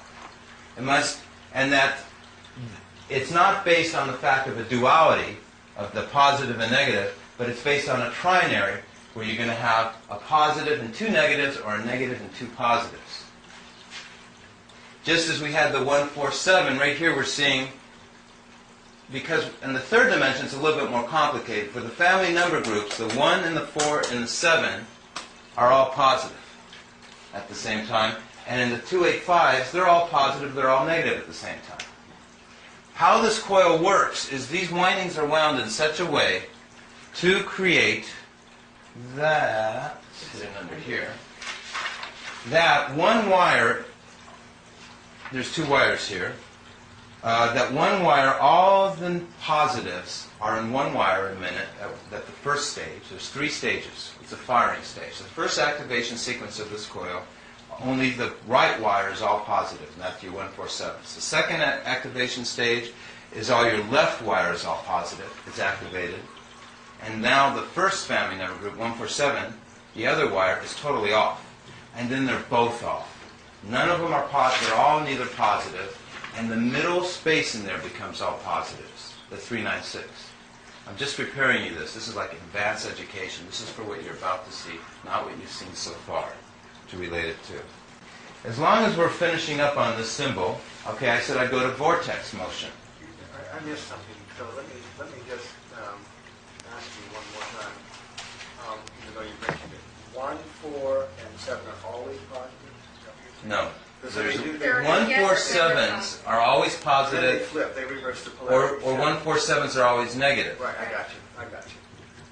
Okay. So, but as soon as it creates a circuit, It's a good it question. goes to its opposite then. This coil here, the negative 147s are all on the wire that the positive 825s are on. You don't have, and the positive 825s and the positive 147s all have the negative 825s. They're so separated from one another that that's why only one wire is on at the other time, because if both wires had the same family number groups on at the same time, then this coil wouldn't work. It'd have resistance. Okay?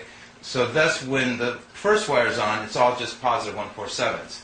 And on that wire, there's only negative 825s. When the second wire is on, it's just all positive 825s. And the negative 147s aren't on. It would help maybe if you could draw a picture of the wires that you're pointing to on that so that we can understand. There are 2 wires, the though, aren't there? Aren't there a total of just 2 different wires? And the windings? That's right. So there's a red wire, so to speak, and a blue wire, right? I'll show you on a tour. I think it should be easier for you. The reason I went so far ahead and told you now is because I wanted you just to get a feel how it related to the symbol, that there's somehow eventually it's all connected to this, because I don't think that even when you see the other one that you're going to be able to understand exactly how they tie in together. So go ahead. So you're saying the polarity switches when the current reverses its direction. Is that what you're saying? The emanations are always going out. But When they hit one wire, the electricity goes in one way. When they hit the other wire, it goes in the opposite direction. Right. But you have an alternating current source there, don't you? But what makes it switch? It's not switching. Let's wait till we see the That's what you tour. wanted to ask us early on. You said, we're the switch. We have to figure out how to or something, didn't you, at the beginning? Forget it. Didn't you say that? Yeah. See, this is what happens when I try and explain something without a chart or a graph. So I'm not familiar with the way the Activation you run sequence. You run electricity through the wires. You've got two wires. And that's I the most understand, important right? part. You've got two wires, right? Just like in a plug, you've got two wires. Right? This is what I'm understanding. Okay, you've got the current That- flows in, and That's not two wires. That's a single circuit. it's you a part of close the circuit. Yeah, but it's In my case, I have two totally separate circuits. So if I was comparing this to a plug, I would have four wires using your analogy. oh. Okay?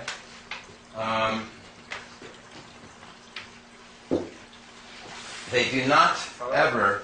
Oh. Yeah. So the typical toroid would have one wire. Is that what you're saying? Is that right? Typical. Yeah. Oh. And you've used two. Which is a And you're bicular winding them like this. with a space in between them. Right, Because there's really three parts. right. But that's created through the two, isn't it? Or that Yeah. exists. It's hard to say what came first, the field or the... Oh, okay. Okay. All right. So by creating the energy with the two, you get the third.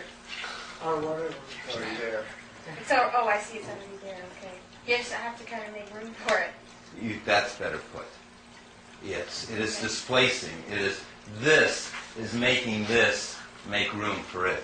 And that brings us back to this, and that's why I'm glad on this. Because this whole thing, all these numbers have an angle and a ratio because they're making room for this field. And it really brought me right to where I wanted to go. Because 1 plus 2 equals 3. It has an angle. I take any two numbers, add them together, and they're going to equal this flux field. 2 plus 4 equals 6. 4 plus 8 is 12, but 1 plus 2 is 3.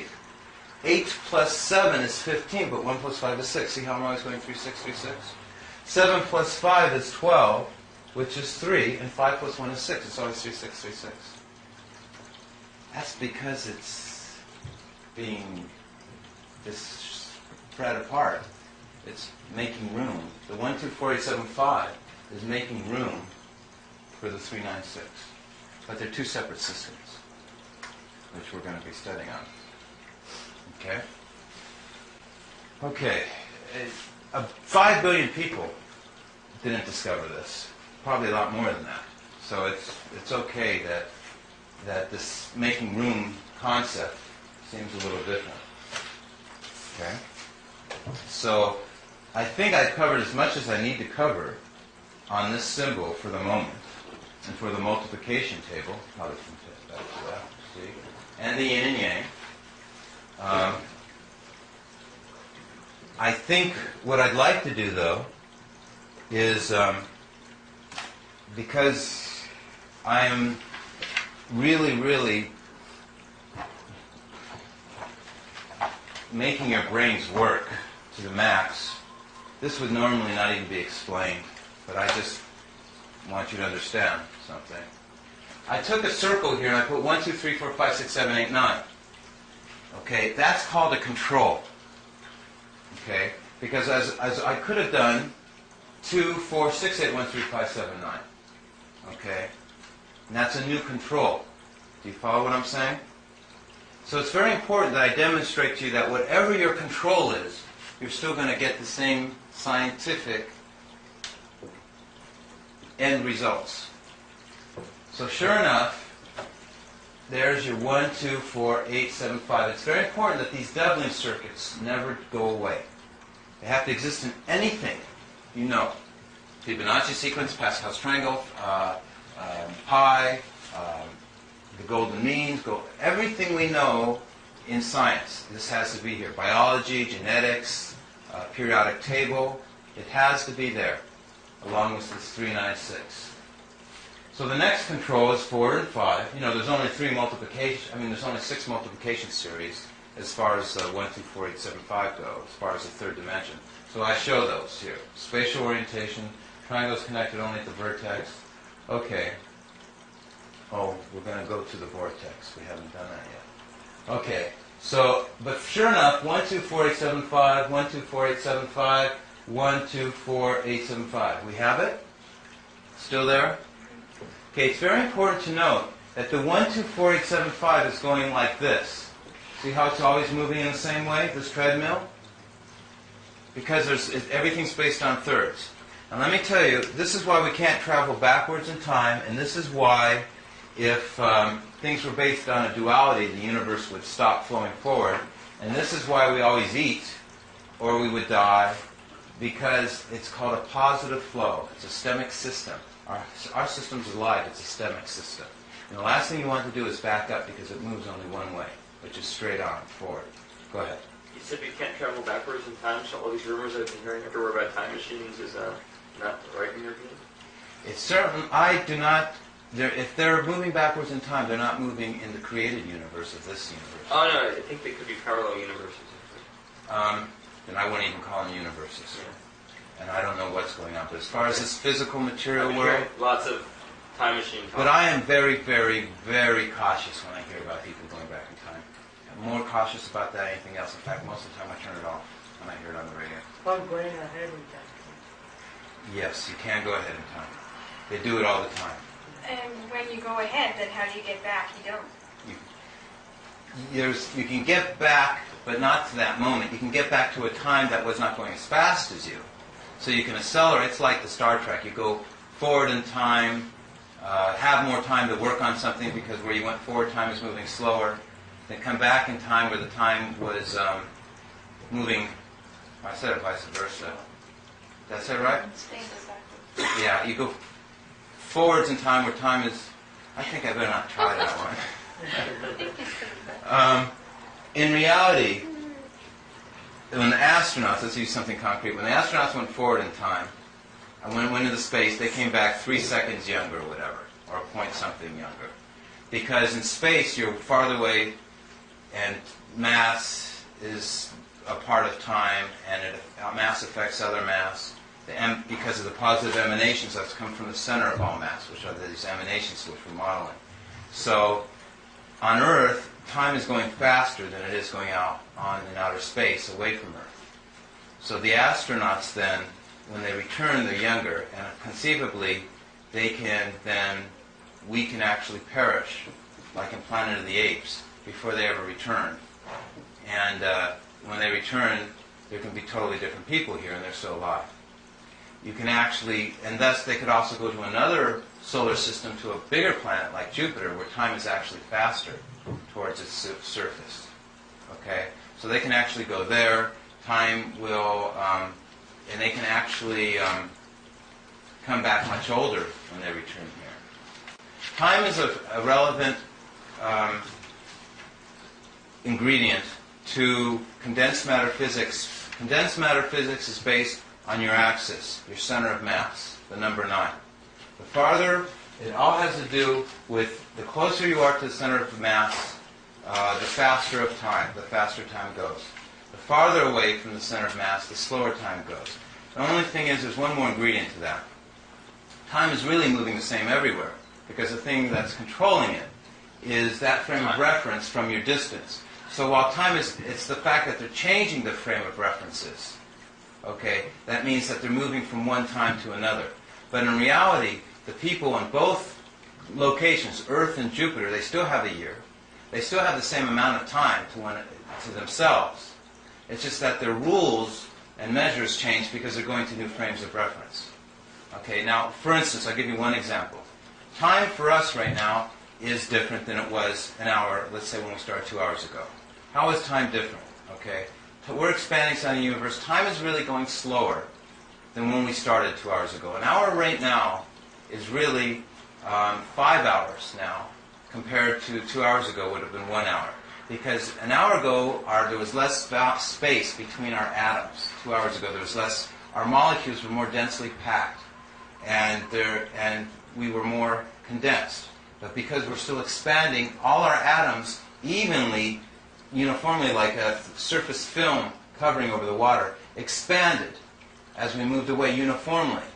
So we don't see that time is changing for us because the way that we're it's relating to everything around us. Everything's uniformly changing the speed of time at the same time.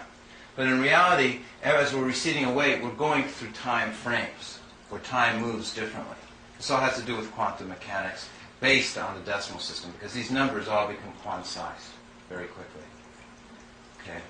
So, and the reason they become quantized is because the hole in the center is off-center. And so it has to be spin array, and it has to explain the vortex and how things work to go back in the center.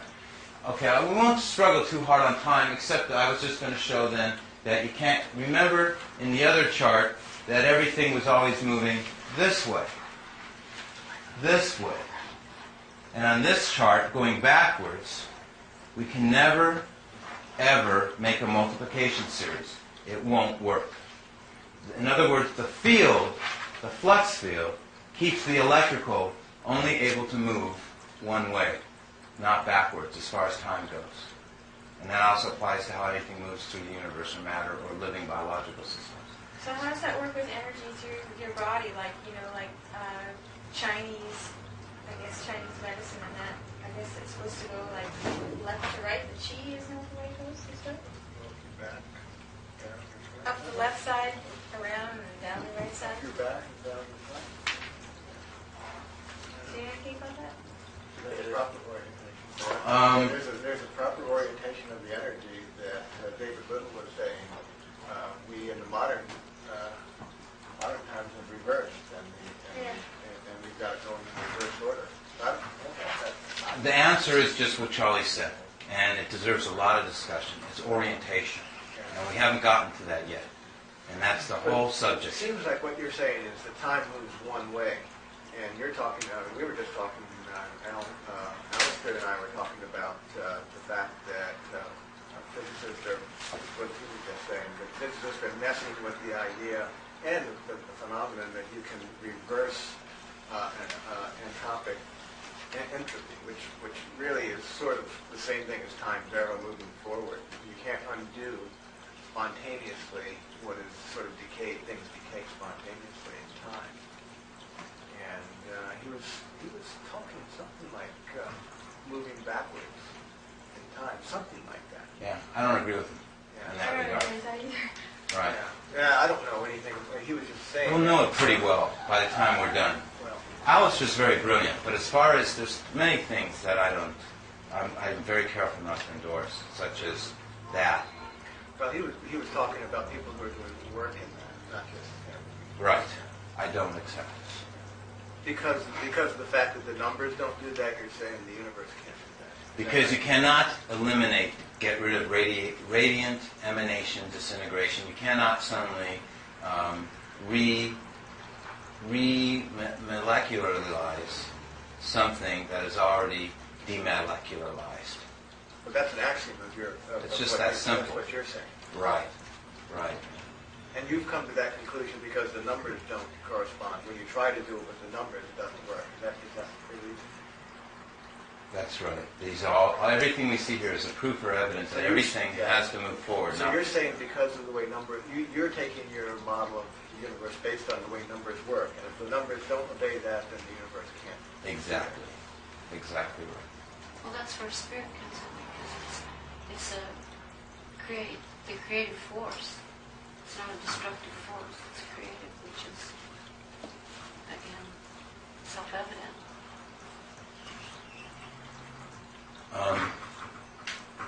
Spirit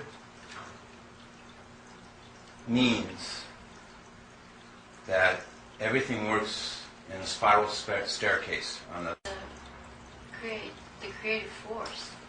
It's not a destructive force. It's creative, which is, again, self-evident.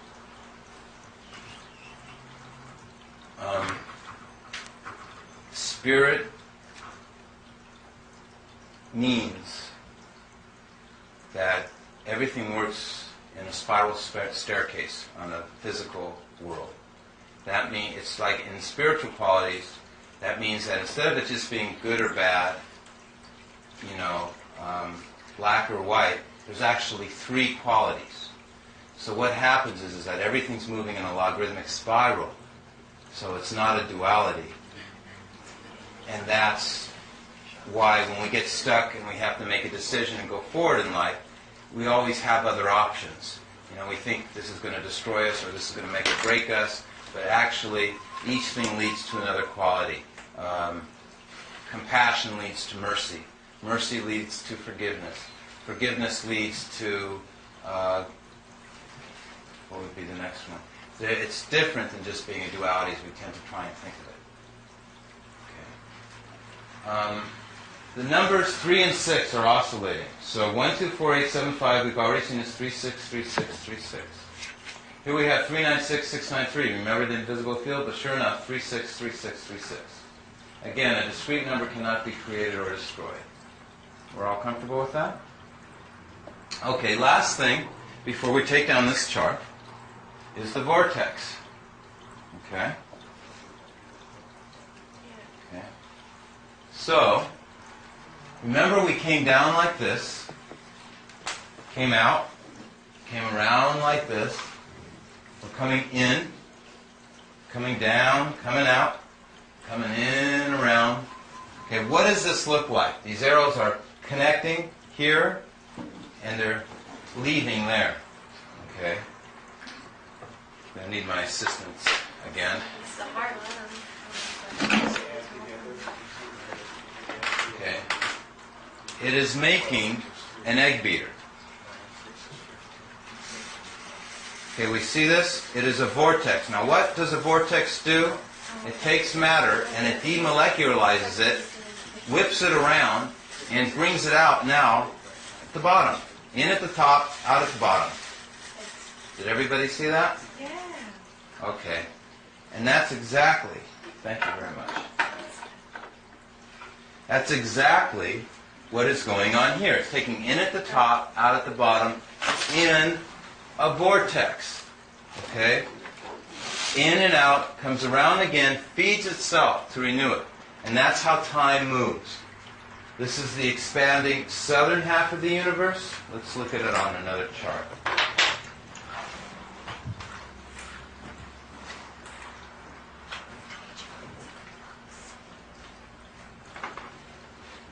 Oh, this chart gets saved in 1 second. It was almost going to go. But it gets saved. Because I don't ever remember to make this point. It has to do with the vortex again. I'm glad you're going to see it. Here is the number 2. You see how the number 2 is a perfect mirror of the number 5? Do we all agree with that? Mm-hmm. Okay. But they're inverted. One's upside down. This point right here is inverted. This is the inversion point. This is where everything gets flip-flopped. See how the number 2 is over here and the number 5 is over here? Okay? This is God's cosmic grinder. Okay? The cosmic grinder. Every black hole feeds a white hole. Okay? And the 2 and 5 are opposites. Now the ancients knew this. They knew the symbol, they knew everything. But they didn't share it with the generality of mankind. Or mankind just couldn't learn it. I don't know what the problem was. Okay? But they left us a clue anyway. Now a lot of people say, hey, this is artificial. What are you talking about? The shape of the symbol having anything to do with the actual function and shape. But you know doubling was how we were going that way. And you know halving was the other way. And it's not by accident they stuck the 5 all the way down over here to be a mirror of the 2. And that comes from them both connecting to the 1 where they connect. It's not an accident. Oh. And then the 8, the other third part there is the 2 things filled overlap. in on the side. Yeah. This is where the swastika thing came in the 4 quarter. I would think so. See that? Say what you said again. 2 times 5, 2 plus 4, Oh, the same. Will you repeat what you said? Oh, I said, well, when you combine the 5 and the 2, they together form an 8 with 2. Both ends there are open. Like this. It's a digital. It's a Yeah, digital it's age. digital. Digital eight. Oh, when you combine the symbols for it. Right. Oh, yeah, symbols of right. 5 and 2. Oh, I see what you said. When you overlap. It's a swastika, the spiral. Oh, I didn't see that circuit right there. Yeah. I was thinking of when you go at half, you get 0.5. And is that how they're connected here? Everything's connected. And then, Yeah, that's the... He just said it. but There's Say it one more time. Everything's connected. Yeah.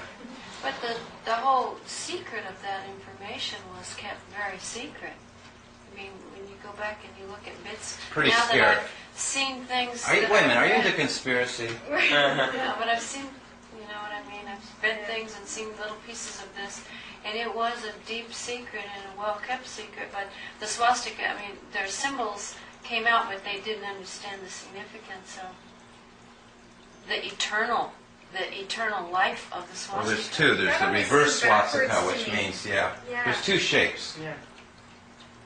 It just looks backwards. They've been found in every continent, I think. the symbol. Well, we're dealing with mysticism, and actually, that's my favorite topic, is showing how it relates to archaeology and mystic symbols, and that's my favorite topic. But I'm about to saturate you guys with a whole bunch of that stuff anyway, so. So you asked for it by bringing up that stuff. But the point here is that they are reciprocals, they always make one, and it has a use. Everything we're seeing here has a use. And the use is this. Okay? The use is 1 times 1 is 1. 2 times 5 is 10, which equals 1. So I go away from 1, 1, 2, which is a 4, and backwards, 1, 2, which is a 7. And 4 times 7 is 28, which is 10, which is a 1. Do you follow that? Do it again. No. Would you- Okay. Too fast. I have to just see. It's weird because I'm going very long this way and very short You're this going way. to adjacent nodes from the center. Exactly, from the 1. Okay, so- I'm using the 1. I'm not on the 9 right now, I'm on the 1. We learned about polar relationships, which is by the 9. But now we're going to learn reciprocal relationships. The polar is different from the reciprocal. The reason I have the answer to everything is because I'm combining every principle that exists into one ball of yarn. So right now we're going to work not on the polar aspect, but we're going to work on the reciprocal. Reciprocals always equal their beginning point. Okay? 1's the beginning, so 2 and 5 is the next distance. And 2 times 5 is 10 equals 1. Okay, and so now I'm going to go 1, 2, which is the 4, two lines away. Bear in mind that every one of these lines, the ratio of this line to this line to this line, is your golden, it's all your means you could ever, everything you want to know. But you're starting with 2 and you're looking at 1 and 4 in relationship to... No, I'm not going to do that yet. Oh. I'm only counting, I'm going to start with 1, I must end up on 1. And this must be a 1, 2, because if this is a 1, I want 1 times 1 is 1. Watch. I'm going to just do it. Okay. 1 times 1 equals 1, because this is really 1 over 1. Right. Okay. So I go over here, and because I have 2 parts now, I don't have to multiply 2 times 2, and, well, 2 times 2 is 4, I've never done this before. 2 times 2 is 4, and 5 times 5 It's 7. is 7, and 4 times 7 is 28, is 10 is 1. What? Yeah, it still worked anyway. Okay, it's okay. I just thought I like to do new things when I can find new things to do. Okay, so 4 times 7, which is now 2 away from 1, 1, 2, 1, 2 equals 28, which is 10, which is 1. And then I go 1, 2, 3, I end up here this way, and I go backwards. 1, 2, 3 this way, so I go 8 times 8 is 64, is 10 is 1. Yeah. Always equals 1. couldn't And I remember found that myself, this but- shape always makes the demarcation line. It's called a shear. It's called a. It's real important for modeling electricity. But I won't go on to it further on the chart because you'll see it elsewhere. But since Charlie brought up one other thing, let's do it 2 now. 2 times 2 is 4. Okay, so I go this way. 1 times 4 is 4. Then I got to go like this. 8 times 5 is 40, which is 4. And sometimes 7 is 49, which is 4. Yeah. It's always going to be a shear, consistent. Yeah, and one you're moving backwards, 1, or moving Yeah. forward 1, and then the next time you're moving backwards 2, Right. forward 2. Now 4 times 4 is 16, which is 7. So I go this way, and I go, what is it? 2 times 8 is 16, which is 7. And then 1 times 7 is 7. And 5 times 5 is 25, which is 7. Isn't that fractal, though? Hmm? That's fractal. This whole thing's a fractal. I have a chart in here that not only, that I don't have to say one word, that is so beautiful, what's actually behind this board that you're going to get So to it's that see. squared plus whatever you... Oh, that's it. Except that this whole thing, doesn't it also have its own mirror image behind it. Yeah, and But it has an I'm listening to opposite. there is no but. Yes, it has a mirror image, but there's certain laws, there's certain rules, we just have to understand what those are. You're already qualified now. You understand enough that you can tell me what that mirror image is and how that mirror image works. That's what we're trying to go after. Is what is that mirror? What's its polarity? What's its number? What's its location? Based on up, down, right, and left, front and back. We'll get to it. It's other worlds, I would think. Now. Other places that we can tap into to get to go. Huh? No? They're here. Well, that's what I mean. They're here, but in another frame of mind, like in another type of not the Nah, physical plane. it's all interrelated. Most of it. The only thing that's not a physical plane is the 396s. It gets easier. We'll keep working on it. It's a little bit hard right now because I started you from a coil as opposed to the map. But we'll see. I'm not sure how Okay. to know how to work with I wasn't going to pull out this chart. I wasn't going to go into this, but I decided to do it now. Anyway, one way. for the sake of thoroughness. Yeah. Man. Man.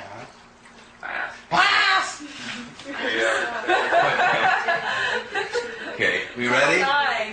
What? It's all nine. Okay, top quiz. Now, Is that period double? this method of teaching is called programming. We are programming you. You will have 12 more hours of this. What's my place in all of this? What would your place? What is your place in everything normally?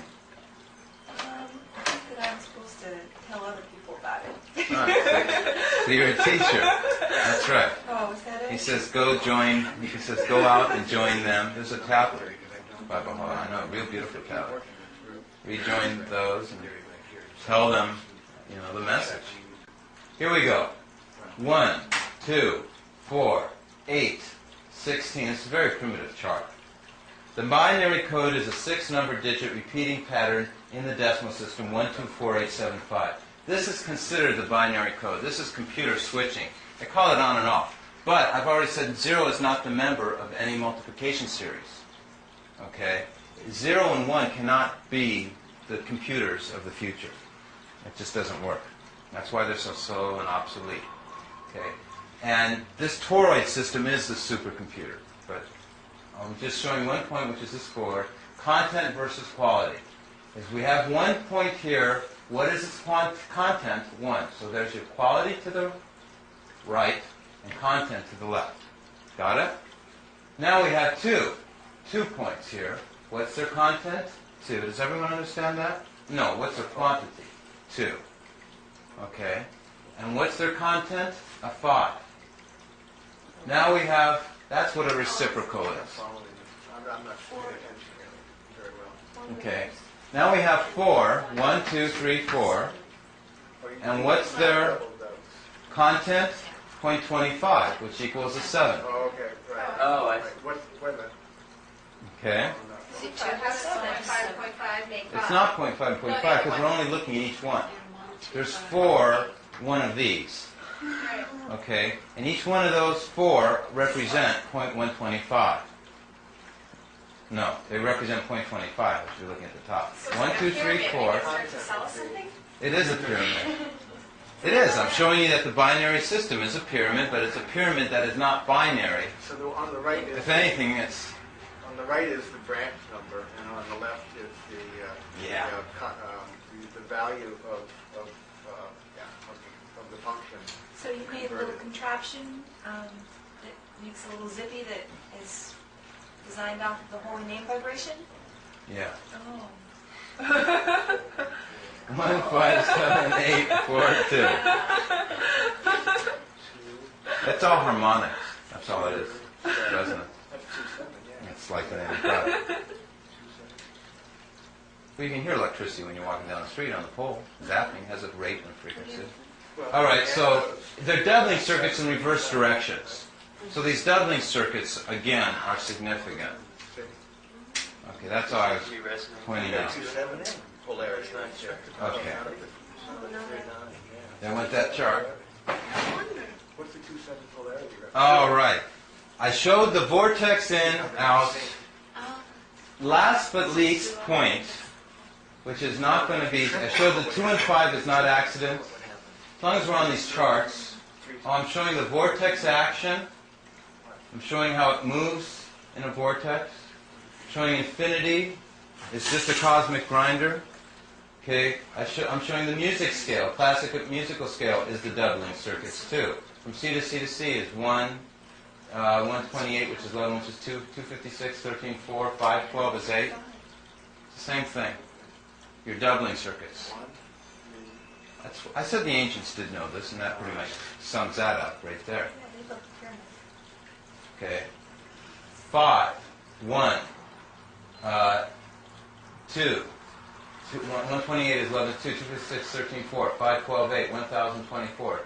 7. Remember, 7 always comes after the 8, not before. 1, 2, 4, 8, 7, 5.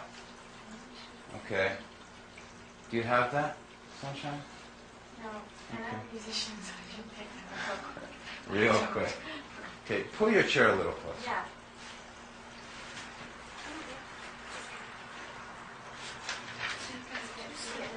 I think we need like a mental doggy bag to take some of the time. Yeah, really. No, just squeeze her in the middle. Actually, take a second, and let's make Sunshine squeeze in here. Okay, there you go. Not too far for you. Come closer now. Intellectual enzymes. You turn your chair a little bit like this towards me. Help her, Sunshine. Let's so see. how come all these Okay, brilliant good. people haven't figured this out? Because they're using ones and zeros instead of nines. Well, that's the whole. There's And they stuff don't in use literature about numerology. groups mod 9. Just use the I numeral system. know there is, because I've worked with it in group theory textbooks. But there's nobody that I've could... never seen it done like this before. There's no... That's right. This is a different So kind of process. This is really, really rich territory for mathematics, at least. That's what I see. So the whole. It's a whole new Yeah, it's very frontier. rich. But, I just don't know whether if you got a real good number theorist from some university would say, oh, that's just, I did that last year or something like that. I've never- met anybody that. There ain't a teacher around who's ever seen this before that can explain it. But there's parts of this that are the ideas are pretty standard. And like 3, 6, 9 being a subgroup. It isn't what they already know. It's the fact they've never unified it. Right. I haven't ever seen it like this. Yeah, right. That's the problem is they can't see what the universe is doing. They say, oh, maybe it's expanding. Maybe it's going to keep on going forever. Maybe it's going to collapse on itself. They don't know. Okay, I do know. This you're going to know with this. Okay, go ahead, Judy. The Turing model of The computer. what? The Turing. Okay, I would have liked to apply this a lot to computers, but did you get that point right there on the music scale yet? I can't even see that. You know what? It's the cycles You per have- second, you- which you didn't gotta say keep- what it was. You got it. Cycles. I will. So it's by thirds. No, I'm sorry, I can't see that. I Like know. if I go I'm sorry. bald, It's not your fault. The chart's too small. Doing the- No, if I go doing the bald, octave. that's I'm gonna C, say it right? again. It's got a resonance, and so the resonance is a certain number of cycles per second, right? So he's got down there's 256 cycles per second for C. If you add 2, 5, and 6, what do you get? You get 13, which equals 4. 13, and 3 plus 1 is 4, and 4 equals into the equation of all of the things that he's explained to us here.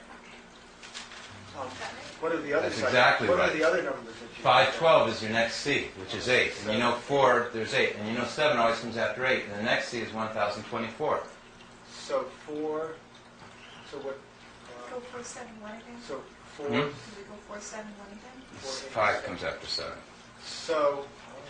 Okay, so sure enough, we got 2048 is the next frequency of C. 2 and 4 is 6, 8 and 6 is 14, 1 plus 4 is 5. frequencies you're doing right there. Does that Okay. work with the others? With A and the other octaves on the... They're the same distance. Actually, everything that I'm explaining, I'm not a musician. So I've never even written a paper on how this relates to music because you see how much there is already that we and there's so much. I actually am hoping that Sunshine, I hate to say it's Sunshine, but I'm retiring after this talk this evening, and you're going to have to do the work on explaining it on the music scale, because musicians could be a whole group of people that you could be teaching about the number 9 and how it relates to metaphysics and divinity and things.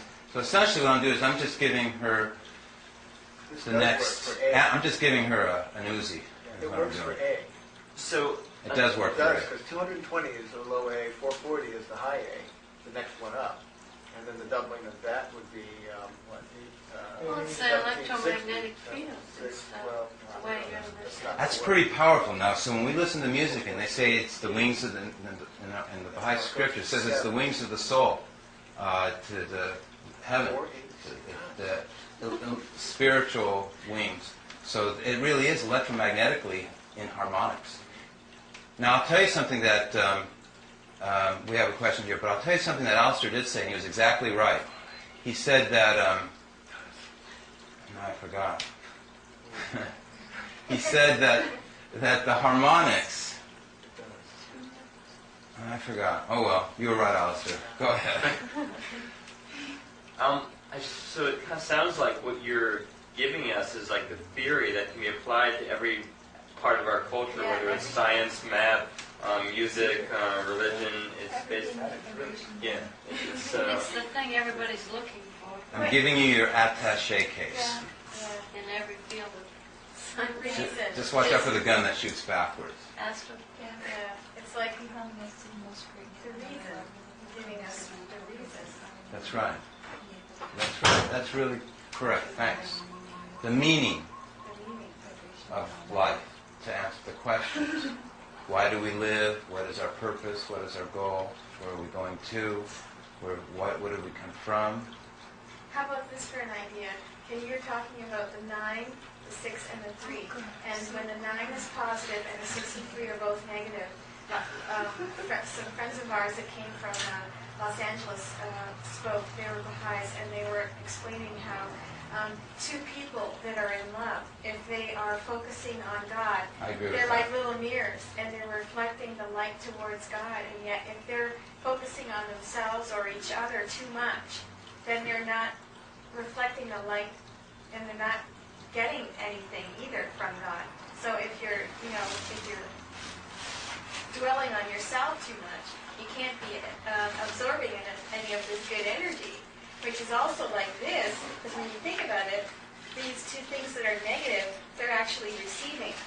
That's right. And also, if they were positive, they're actually X's, which means X's is like negative, in a way. Positives are negative, you know what I mean?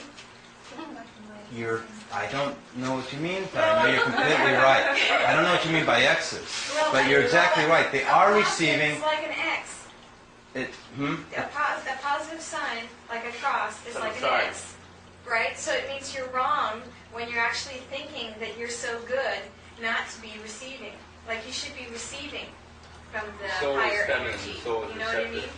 You've got to always be tapping and receiving. You've got to hold on to it completely, even in your sleep. That's right. You've always got to, it's called your invisible cord that connects you.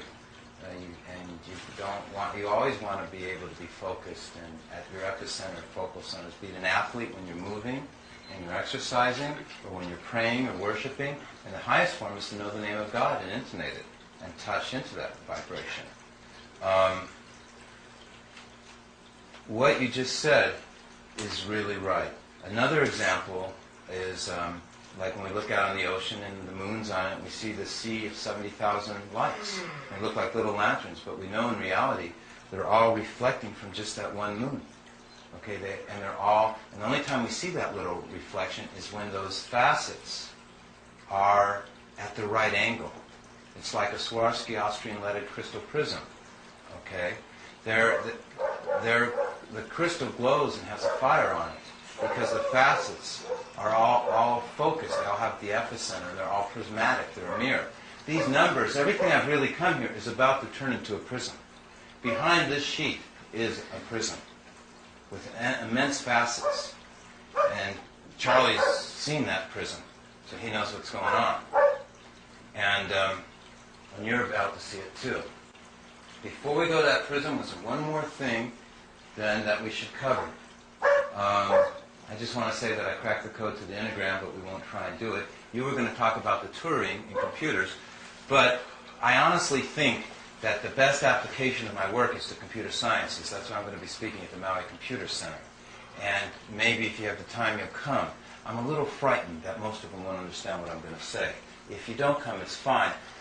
Only thing is that there is no board here other than me showing a few fractals which you were interested in, artificial intelligence. I don't address the computers. I do address it. I don't do it is the difference. I didn't make these coils. There has to be computer inventors and programmers and softwares that are going to have to do this. I don't have the resources to start working on computers. If I had a laboratory, if I had a budget and an office and all that stuff, I'd be applying it to computers and technology. A lot of people want to apply my work to that. I do have the answer, but so I'm not going to jump into the Turing right now. What you're going to need is a bulletproof vest. That's what you're going to need to stay safe. There's nothing I can do about that. Yeah. My bulletproof vest, you know what it really is? You were going to say something, Judy? Oh, God. Yeah. Okay, but I feel bad saying that I didn't go into the Turing. So say what you want to say about the Turing. When you showed the binary system was about 2 and 7, Uh-huh. it immediately, hello, it's like, it doesn't work, and there are no zeros, and how smart do you have to be to see that? Yeah, I know. It's shocking. That because what they're doing is they're saying things in science predicated on things that are fallacious, and it's just amazing. In other words, they are fudging. Don't rub your eye too hard. Okay. Now, here's the thing. If you're worried about protecting yourself, then you don't have the time to be doing other things. So I've ignored that issue too. Quantized from relativistic to quantum. He actually said that, he had a funny saying, he says, they're actually going to be very frightened of me, which they are, because he said that it took somebody out of the right field that came in through the side door from another approach because they haven't been able to solve it. That makes sense. It's somebody that was off the wall would figure it out. And that's the problem. So I've never had a threat from any government or agency, ever. I have had a few scientists get drunk and when they're sober say my work's the best and most wonderful they've ever seen and stuff like that, and how could they have not have read my book 6 months sooner and this and that. And then, when they got drunk, they called me, you this, you that. I can't remember all the things they say, but about the 20th word was a scandalous Scotsman, and my best friend who was with me really burst into laughter on that. Called me everything in the book. So, and I like that. I don't know. So, okay. So we did cover this chart, which I normally forget. We couldn't even touch this unless we had the toroid. Maybe we'll come back to it. I'll leave it up here. Maybe not. We'll see. Because it is interesting how it relates this to the toroid. Okay. We are now then going to pull it down. And we're about to get complicated. Okay. Everybody ready? I'll wait 1 second. It's interesting the two teachers are the ones talking about Right. Very good point. Okay, you guys over there, just a sec. You ready? We're about to present the... We need your help. Yeah. We need your help on this. Okay. I'm going to want you guys to chart the way. This is Judy and Charlie. I'm going to want you to chart the way how this toroid, how this semblum right here is going to be a three-dimensional system. We're going to try and take everybody into dimension now. Okay? Because all this has ever been is a flat, straight line cross-section of a circle. Okay? We're going to now take them into dimension. And Charlie knows how a little bit. Yeah, I remember from yesterday a little bit about that. Okay. My students probably remember better. And he has great students. They're focused, they're concentrated. I'll ask them what they remember. And, Okay. they probably, Willow, I'm sure, remembers. Because she was the one that was, and then Renee or two. Okay. Asked her what we have right here, so I'm telling you the answer before we go, what Charlie's going to, we're all going to try and help you understand. This right here, the reason these 2 points are different than these 2 points is this is telling you simply, nothing fancy, this is a coordinate system. All right? Simple coordinate system, you have an x, y, z axis. Okay? Okay, this is your x, this is your y, and this is your z. Everyone follow that? And Z comes out at you essentially? Z comes out at you, like that. It's the dandelion principle. It's really coming out this way, but it's in a phasing of thirds.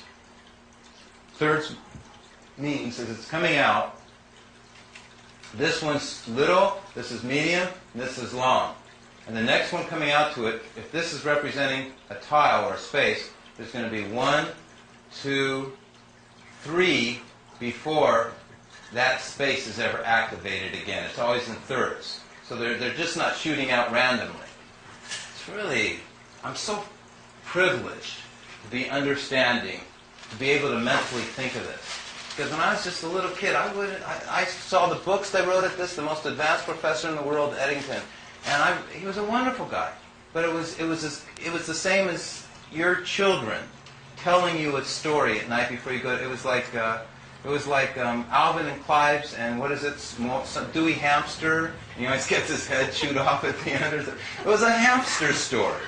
Everything's a hamster story. So I really feel blessed to be able to get out of the hamster story and learn about how this energy sprays out. It's like a fountain. It's the fountain of life. Okay? So, the x-axis, now it turns out what I'm doing is I'm doing an x-coordinate system, and it's going to be all your family number groups of 1, and it's going to be all your family number groups of 4 on the y. I better circle my number because it's becoming messy. And this one right here is going to be my family number groups of 7. See the same? Sloppy 7. 4 is part of the 1 group, though, isn't it? Nah, because they occupy different points. It is the same. They're the same family number group, Right. but we're not talking about family number groups right now. I'm showing you how the spatial orientation, how this point is so significant from this. These are all the planes of architecture. 1.7. So 1 and 8, you're going to say are equivalent now in this system? Or what? Oh, we're getting there. Okay. It's pretty But tricky. I might say that the most brilliant seismic engineer and architect in Mexico looked at this, and he just knew what it was immediately. I wish I was as smart as him. It took me years. He said it was all the planes of spatial orientation.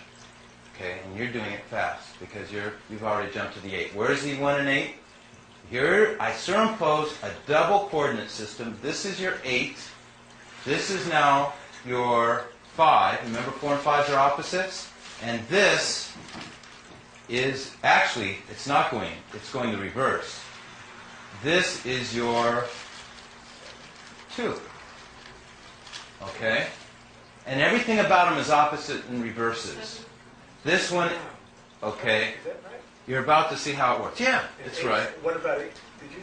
what was There's it? your 8 and 1. 1, 7, and what?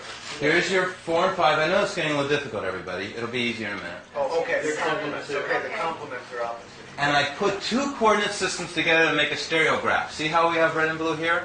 So I'm about, now remember, if you have stereo, you got dimension and feel and displacement and surround sound. And, okay? Yes? Charlie, you ready? Yeah. Well, it's happening anyway. 8 and 1 is going to be your x-axis. 4 and 5 is your y-axis. And 7 and 2 is your z-axis. You reverse the colors, so. I'm not doing family number groups. I didn't reverse Yeah, but you anything. put a... I'm showing 1 and 8. It's like altitude now. Yeah, but It's more complicated now. It's good to try, but it's more complicated. Now. It explains why altitude exists, though. Huh? 2 is still opposite to 7, but it's a different color now. That's right, because you'll get it pretty quick. Okay, we're going to lose this one. If you need to see You it, reverse the colors. there you go. Of course, they're not colorized. But are you Oh, well. thinking that the colors of the graph that he's now writing is supposed to be the same colors as what he's written up there? That's what I'm... Oh, see. Are you doing that on purpose, or does that just happen to be the colors that you picked to You do the reversed graph all the with? colors right there. That's what's confusing him. You've got You've got complements. blue with 1, see what you've done, and 7 is blue, and 4 8 plus 1 is or 9, Y 7 is plus blue. 2 is 9, See? 4 plus 5 is 9. So I See can how see the X that. and Y are written in blue? That's what's confusing here. This You've taken 714. 174, you've taken what was pink, and you've made that family into blue. What matters right now It's the number. is that I just Okay, used the so same you did that color. arbitrarily. Okay, you didn't care about matching that. There's nothing arbitrary in the universe, but yes, you are correct. Okay. So I follow you now. And I've never erased in a class before until now. But here we go. Thank you. That's a confusing reading. Okay. I appreciate meticulousness. So this is a 1. This is a... 7. No, it's 4. What's that? Thanks. Oh, and 4 is there? The moon is void of course, Well, so you have a good actually, astrological here, excuse. I did it wrong again. 1, 7, Huh? 4. Because it should be all red. Make them happy. 174, and that should be... Oh? And I'll put 285 in the blue so it matches the chart. That's supposed to go to some Chinese. And I hope, and I will probably never let this happen again, this mistake. Okay, 8, what is it, 2, and 5. Thanks, but he's right. You got it? 174, yeah. This stuff's a poison, you gotta be And careful. those axes correspond to the different vertical levels on the... Not vertical levels. The Well- horizontally lining up, the disketting is because there's an energy. We'll come back to that. I'm saying that this is showing XYZ. This is totally different now. Right, but you've taken that from the fact that they're complements of each other and That they're different. on the corresponding corners mirrored, though. Yes. We're comfortable with that? Okay. So, Judy, I need your help, please, to remove this one. And this one will not be too easy to take down, because we put it on a little bit stronger. What I'm about to show you, I'll tell you real quick, is we're going to show you this coordinate system, stereographic, everything overlapping. We're going to show you the skin of the toroid. We're going to show you how this all works now. And it's not going to be too easy. But it looks like it's moving. Oh my god. Oh, well, you want to erase Thank you. You can just hold it up with him. It doesn't hurt right now.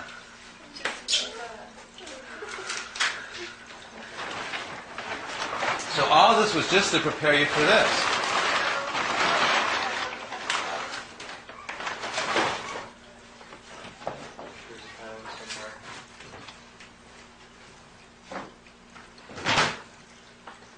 Okay. Oops. But I had promised you to go into vortexes, which are more fun. Yay! Yeah, our hero. The White Knight Vortex. All right. So, are we missing one person?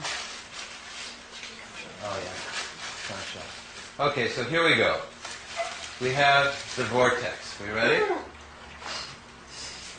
Okay. A vortex is compressing and it's decompressing. Okay? This is it going in at the top, coming out at the bottom. Remember the gold, the emanations. This is what everyone else lost and forget. Every physicist, every scientist, every mathematician didn't remember that right there. Okay? There's something driving this thing, and it's coming out of the center. It's a higher dimensional energy. The universe can be quantified in whole numbers. The number 9 is the spindle around which everything revolves diagonally in logarithmic spirals. So there's the number 9 shooting out in multiples of 7. A tornado is more powerful than a nuclear bomb. What devastated Kauai but a tornado? Which is a vortex. Now the reason I did this is that a tornado is based on the word toroid. Okay, and our body's called a torso. And that's what we're modeling as a toroid. This is called a toroid coil. Okay, and this is called toroidal pinch, where it gets very small in the center is a toroid. Now the universe, they say a black hole disappears into nothing, but a black hole turns into a white hole. It decompresses out. Okay? Here's the Earth's magnetosphere in a toroid. Okay? These are all based on a vortex. Okay? Now, this is called a funnel. Are you having fun? And there's the dandelion puff principle. How the universe reprocesses itself, because I'm saying it's an ecological system. It comes out the nozzle, the jet, which is right through here. Nature's hourglass. And decompresses, okay, and these are toroidal field coils, and decompresses and purifies, and it comes out again, all over again, to continue the process. Okay? Time ratchets forward. These are just other things I put. Okay, so let's look at a toroid. I'm going to ask you to be our new assistant. Yes. Would you please spin that and make that into a vortex? Do you have to stand up here? Spin it? No. I'm going to ask you to be our new assistant. Yes. Would you please spin that and make that into a vortex? Do you have to stand up here? Spin it? No. Do you know how to do it? No, he'll do it. No. There you go. Okay, get it going faster, faster, faster, faster. Okay. Okay, and stop. You just start, move your hand, hold it only in the center. There you go. There is your tornado, there is your vortex. It's compressing, going through the singularity where the energy shoots out from, and going out the white hole, and it'll come back and go again in a closed loop cycle that's ecological. And that's how the coil is made. But it's not made like this. It's made almost straight lines around the invisible 9 that it's spinning around the vortex. Yeah, I'll show you how to do it real You fast. should just throw water before you drink it. Yeah, no, a lot of people sell machines that do that. So there's... They do that. In fact, they make a machine that costs $40,000. They say it puts back the life energy into the water. You just gotta shake it up. Hmm? You just gotta shake it up, bro. My friend Ray spins every morning. He does those fountain of youth exercises, and the first one is spinning more than 21 times. Yeah, a lot of mystics, like dervishes, that go into, what would be the state? Mystical states? By the spinning and stuff like that, they go into ecstatic states. Yeah. They go into ecstatic states by doing that stuff. It's just to align the chakras, apparently. Each exercise aligns one chakra. That's interesting.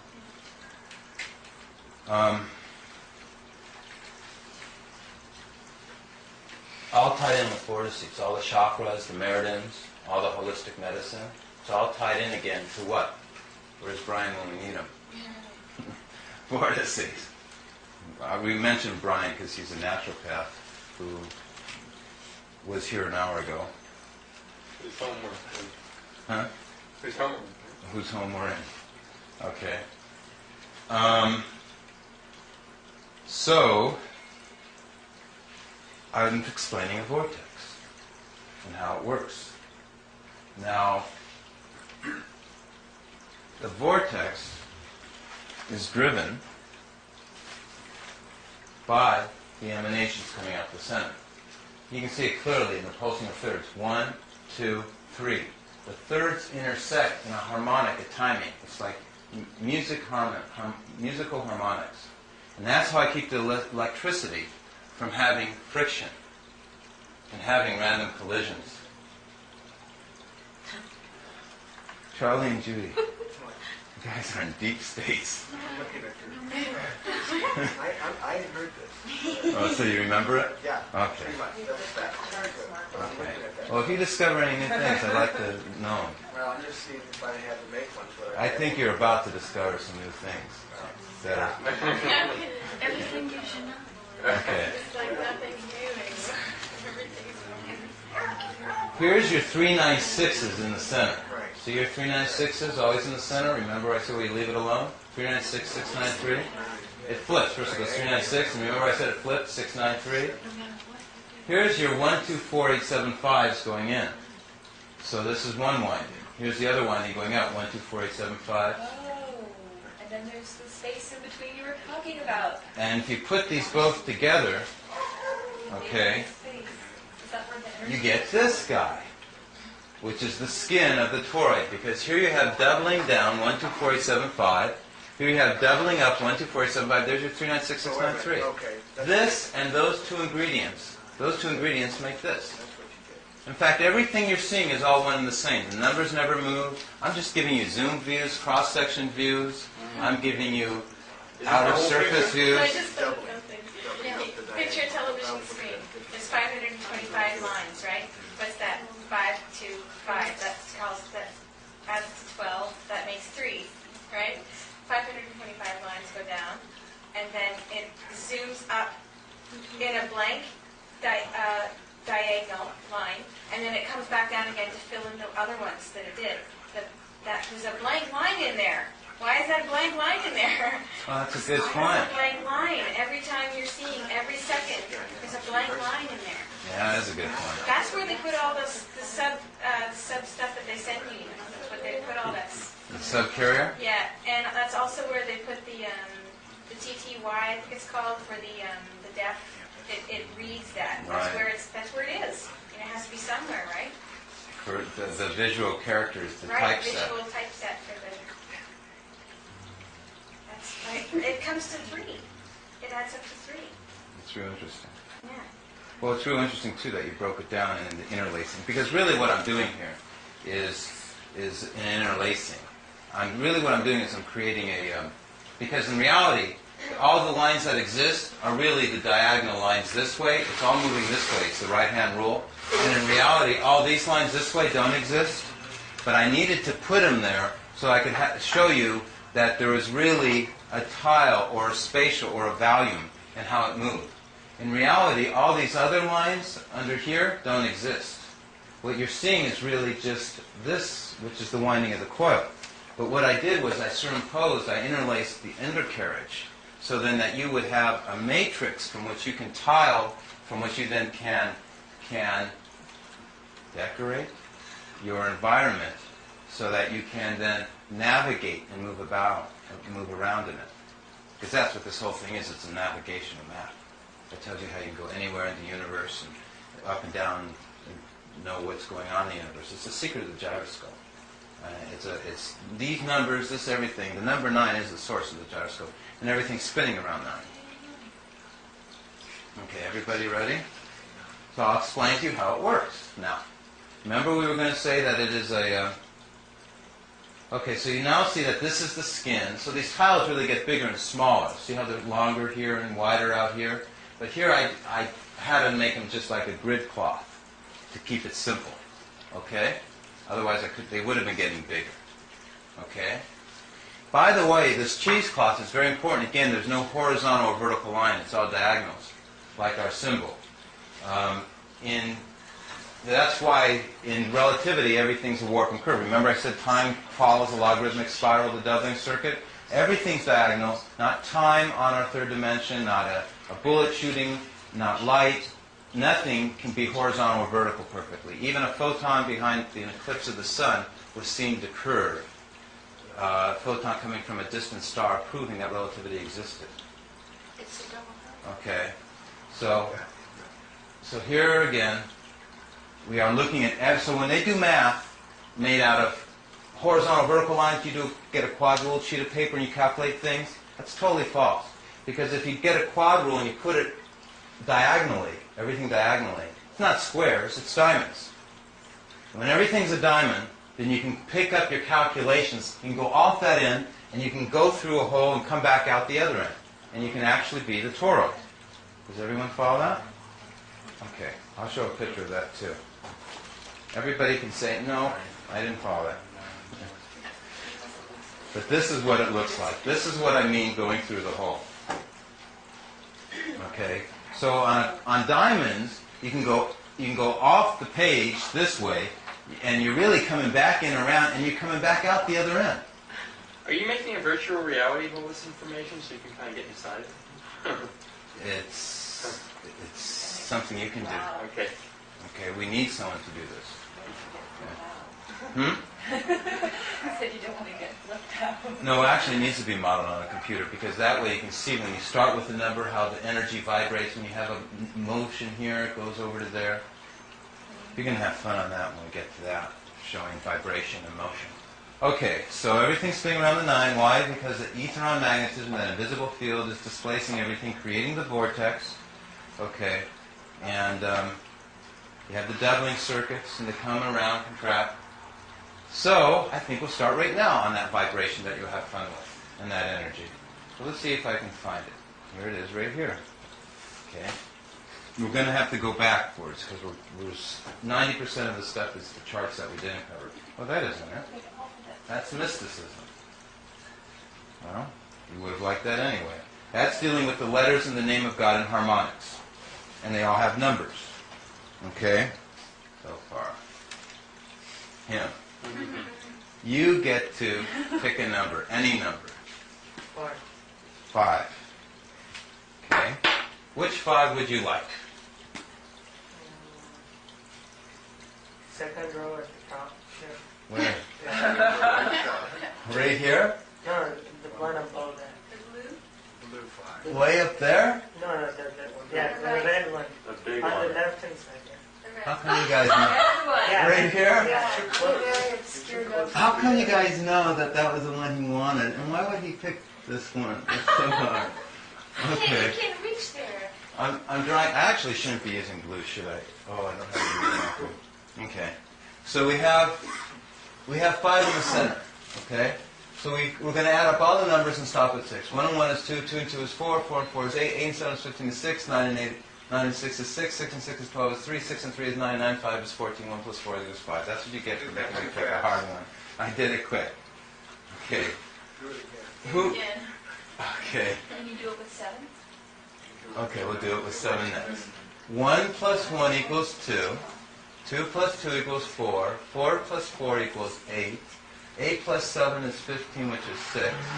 6 and 6 is 12 is 3. 6 and 3 is 9. No, you didn't do that right. I did it right. Wrong. 1 and 1 is 2. 2 and 2 is 4. 4 and 4 is 8. I need a 8 caller. and 7 is 15. You wanna be the which is caller? 6. Oh, Charlie will be the caller. Well, until I make a mistake. Okay, Charlie, go ahead. 1 and 1. It's 2. 4. 4 and 4 is 8. 8 and 7 is 15, which is 6. 6 and 9 is 15. It's just 6. 6 and 6, 12. 6 and 6 is 12, which is 3. 3 and 6 is 9. 9 and 5 is 14, which is 5. So it's still equaling that little drop that's shooting out. It's still being generated by that little drop. So we had to add all the numbers in That- that, right? That's why it's called point energy creation physics, because there's a point coming out from the inside of this toroid skin, making that happen. Does it relate to? In other words, there's an emanation shooting out that's making all these numbers ripple. Does it relate to 0 point energy? This is 0 point energy. That Right. is what your skin looks like too. What? Like a crisscross. Our what looks like? Our skin? Yeah. Yeah, it is. Our skin actually does have that. Everything has it. Even our bones, when they do x-rays, it's imprinted everywhere. There's some charts on that. That's exactly right. Literally. We can always take this literally, what we're working on. So he asked, does it relate to 0 point energy? Okay. Is everyone satisfied it makes a wave of 9? Okay. That's right. And what's coming out of the 0? The 9. All the numbers. Okay, are created by this energy. So one of your points is that if you take a number and you add around it, you end up with 9 always. Always Another 9. fact, though, is that if you add 9 to any number, you get that number back. Exactly. Right? And So 0 you end up point with energy, 9. over unity, free energy, alternate energy, this is what we've discovered. Because of the 9. Even though we can't see You it. mean, Right. if you add the 9 to the center number, If you you get add the 9 to any number, you get the number in the back. center. Yeah, but you'll get the number. You get the drop. Yeah, but if you added 9 to 7, you'd get 7. Okay. When you add 9 to 8, you get 8. Okay, so you get 9 on the outside whenever you go, and then when you finally add it to the middle number, you get that little number again. That's why it's yeah. Let's pick Two 7. different ways of looking. You picked 7, correct? Over there? Oh, essential aroma oil? What? You picked 7? Yeah. Give me a 7. The one right in the the middle that's easy to reach. Right. Which one? Which one you want? So that one. Okay. We have 7. Okay, because she made one easy for me. I'm going to make waves around it, even farther out. Okay? You can even go this far out. God help us. That'll be not too easy. Be here all night, so I can go in. Okay. You see what we're doing? They Okay. all make 7? Hmm? They all make They'll 7? all make 7. So here's 7. Okay. Who's going to be the caller who's really quick? Who's really fast enough to this now? You can do it? Here he goes. Here we go. Okay. Yeah, we just do 2, Perfect. 8, 4, 6, 1, 9. Perfect. A wave of 9. Let's do another one. So it goes to 9 and then comes back to the center. Well, we already did this center with 7, so we really don't have to even think about it. Okay, but yeah, you're But right. that's 2 ways of looking at it. Because we're really just looking at this is the source, which is the 7. So it's making waves in all direction, but it doesn't want to lose that 7. And if it equaled like a 4 or something, then it would be 7 4 is 11 2. It wouldn't be a So 7 we change anymore. it, that's right. We So would the change center it. one is the one that stays constant in the middle of a vortex. Exactly. I had a And if you go out further, right, it works too. He will tell us. Oh, that's why in a tornado, it will like shoot out stuff and it'll still be perfect in a hole. Right, balance. And everything else around it will be destroyed except for what was in the actual center. Right, center of the cyclone. Oh, yeah. Yeah. That makes sense. Yeah. That makes sense now. 7 plus 4. 2, 5, 4, 8, 1, 2, 7, 4, 5, 6, 3, 3, 6, 9, 18, 9. I like that concentration. Another 9.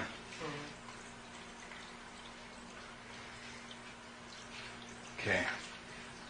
But you can only, but you're adding, yeah, never mind. What's your numerology? Hmm? What's my numerology? What do you mean? What number your name or Oh, I don't do it based on the sequence of numerology. I don't use man-made numerology. I use scriptural numerology, which we'll go into. That was actually the board I pulled up. Oh, Based on the Arabic language or the Persian or the Sanskrit or the scriptural, Why not? not man-made. Hmm? What do you think? Like your name is man-made? Like your name? He asked me what number my name added up to. And I said, my name does have a value, but I said I don't use the numerology based on English, where we arbitrarily say A is 1, B is 2, C is 3. I say I use a different kind of numerology, not based on superstition or witchcraft or voodoo. The kind of numerology I use is what I call quantum numerology, and where I learned that was studying on the name of God out of the different religions, out of the different scriptures, because the name of God was always sacred and so holy, and all the major religions recorded all their knowledges not with math, but with their alphabet, with their letters. Okay, I'll show you an example of that. Okay. Here's the Arabic alphabet. Here is the mathematical correspondent. For T is 9. For Z is 900. For, God, I can't even, AIM, oh, that's the key letter right there, is represented by that symbol there. We don't even have it in English. Is 7. Smaller than an AIM is the Hamza, and that's actually the word of God, and that's actually the sound that the glot will stop, and that's actually the word that they're talking about, that created creation, stuff like that. But that's religious mysticism, and we're not ready for that yet. But that's the numerical system that I use, that I found this toroid skin. Okay, so we'll come back to this stuff dealing with math. Okay, math and letters and harmonics and sounds. Eventually, we'll take it to the brain and our intelligence and brain waves and the cephalograms and meditation and worship and mantra and how to tap into the remaining potential of the brain and tap into 90% potential unused part of the brain, and essentially how to become geniuses and psychic states and be able to do miracles and all that other stuff that is inherently latent potential within us that we should already be doing that we never fully realized yet. Yeah. Are you going to go into how you constructed, I mean, if you were going to construct one of these, how the numbers are related, that this magic is happening? I think so. Okay. I think you should know that. In other words, you want to know how these numbers make the coil. Well, I see that 1, 2, 4, 8, 7, 5, if you started a blue 1, just any one. Start a blue one. Blue 1, 1, 2, 4, 8, 7, 5. 1, 2, 4, 8, 7, 5. That's the sequence. If you Yep. go next door to it, no, the other way, no, right next to it, the red one right under, yeah, there we go. If you go backwards, you're going in the negative direction. But that's not the one that matches That's that the polar one. opposite. This is the pair. See, they're in a pair. See the dark black line? Because there has This. to be a space for the 693. Exactly. Exactly. Oh, okay. Okay. These are your pair in here. This is your binary So triplet. if they go like this, But also, the one next to You're looking at it that, when the you- red one is just moving in an opposite direction. I mean, if you were just to construct this without any theoretical considerations, if you just said, I need to remember how to construct this, it seems, couldn't you just take that, say that blue one, you start with that blue one, no, the one that you started with before. Where is it at? No, And you yeah, move that one, and if you, 1, 2, 4, 8, 7, 5, going up, right? Okay. 4, 8, 7, 5, right? Uh-huh. And if you started with the red one diagonally to the right, there, and you went 1, 2, 4, 8, 7, you get the same numbers, right? The pattern? You go 1, 2, 4, 8, 7, 5, only backwards, right? Okay, Charlie. You asked for it. And your point is? I'm just asking you, I was asking you, you did not intend to construct it that way, and I don't know if it works out throughout the chart that way, but that's what I'm seeing right now. In other words, they're moving in opposite directions, but it's the same numbers, except separated by the mirrors 693, 396, 693, 396. Over and over again, always. Right. The same Which pattern. would be that middle No matter what. span. That's right. Here's what we're looking at, right? This is our lattice, our matrix. Yeah. Okay. Show you when, yes, you can make it if you just know. In fact, if you just know 3 numbers, you know everything. Okay. Here's your 1, 2, 4, 8, 7, 5. That's the pattern that you saw? 1, 2, 4, 8. Okay. So Then make you a red said- one. You'd make a red one right next to it. You have to make it red, though. Well, I'm Okay, just and saying then you like go that. 1, 2. The 2 would be up Okay, to but the watch left. this. So we know it's, so right here we had a 5, a 7, an 8, 4, a 2. 4, 2, a 1, a 5. And that's how we make it, huh? Okay. Watch this, though. This is for everyone to understand. You want to make it by just knowing that pattern. Right. But every single axis, remember our 3D that's underneath here that I just erased? Our 3D coordinate system, which is the toroid right here, which is explained in this bar. Remember I said the multiplication table? Remember I said it was X, Y, Z? Here's our 8 and 1s this way. Here's our 4 and 5s this way. Okay, let me show you what I mean. I can make this whole thing by just knowing that, by looking at Oh, yeah. 4, 5. Except 1, 2, 4, 8, 7, 5. Except the 1, we actually did it backwards. Might as well do it right. It goes 2, 7, 2, 7. Let me do this right. I see. Together. 2, 7, 2, 7. Okay, and this would have been 1, 2, 4. This is a 1, 5, 7, 8, 4, 2, 1. We had them going in the reverse direction, didn't we? Yeah. Okay. So sure enough, any way you go, it will have to mean something. So we're going to look for the 9. Okay? We have the 9 goes right here. And from any direction the 9, it's going to make the toroid skin. Why did you choose the 9 right there? Because the 9's all, that's because I knew if we had 2 numbers here, 7, 8, the next number after it must be 9. Oh, I see. And this Going must be down, a going 1, vertical. Yeah. and this must be a 2, and this must be a 6 then, and this must be a 5. Okay, right. So I got units of 1, 4, 5, okay, 6, 7, 8, Okay. 3 above that. Okay, but let's go the opposite direction. Let's say I just have a 9 here, I have a 5 here, I have a 1 here. What must be over here? 6. Perfect. Okay, or let's say I have a 4 here, I have an 8 here. What must be over here? 3. Exactly right. Okay. And so not only can we figure that this must be a 9 right here because it's 2, 1, 9, but we also know that it would be 3, 8, 4, 9. Okay? Because 8 and 4 is 3. Because 5 plus 3 is 8, 8 plus 5 Okay. is 13 is 4, and 4 plus 5 is 9. Right. Okay? Or we could have figured it that it was a 9 right here because of the fact that here we have a 7, 8, 9, and if we've gone 6, 9, if we have a 9, we know on the opposite side of a 9, if one side's a 6, there must be a 3 on the other side. So we had 6, 9, 3, and then 3, 9, so again it would have been a 9. Yeah. So any way we approach it, we always know what the number's going to be. It's like the ultimate crossword puzzle with no spaces in it. Right. Everything matches. Right. It's Okay. a cross world. 6, 9, 3, 3, 3, 9, 6, 6, 9, 3, and this would have been 3, 9, 6, 6, 9, 3. And we would have had 9, 8, 7, 6, 5, 4. And now we got this pattern again. So it's 6, 9, 3, 3, 9, 6. And we got 7, 5, 1, 2, 4, 8. And we can go 2, 3, 4, 5, 6. We can actually count all the way over to here. 2, 1, 9, 8, 7, 6.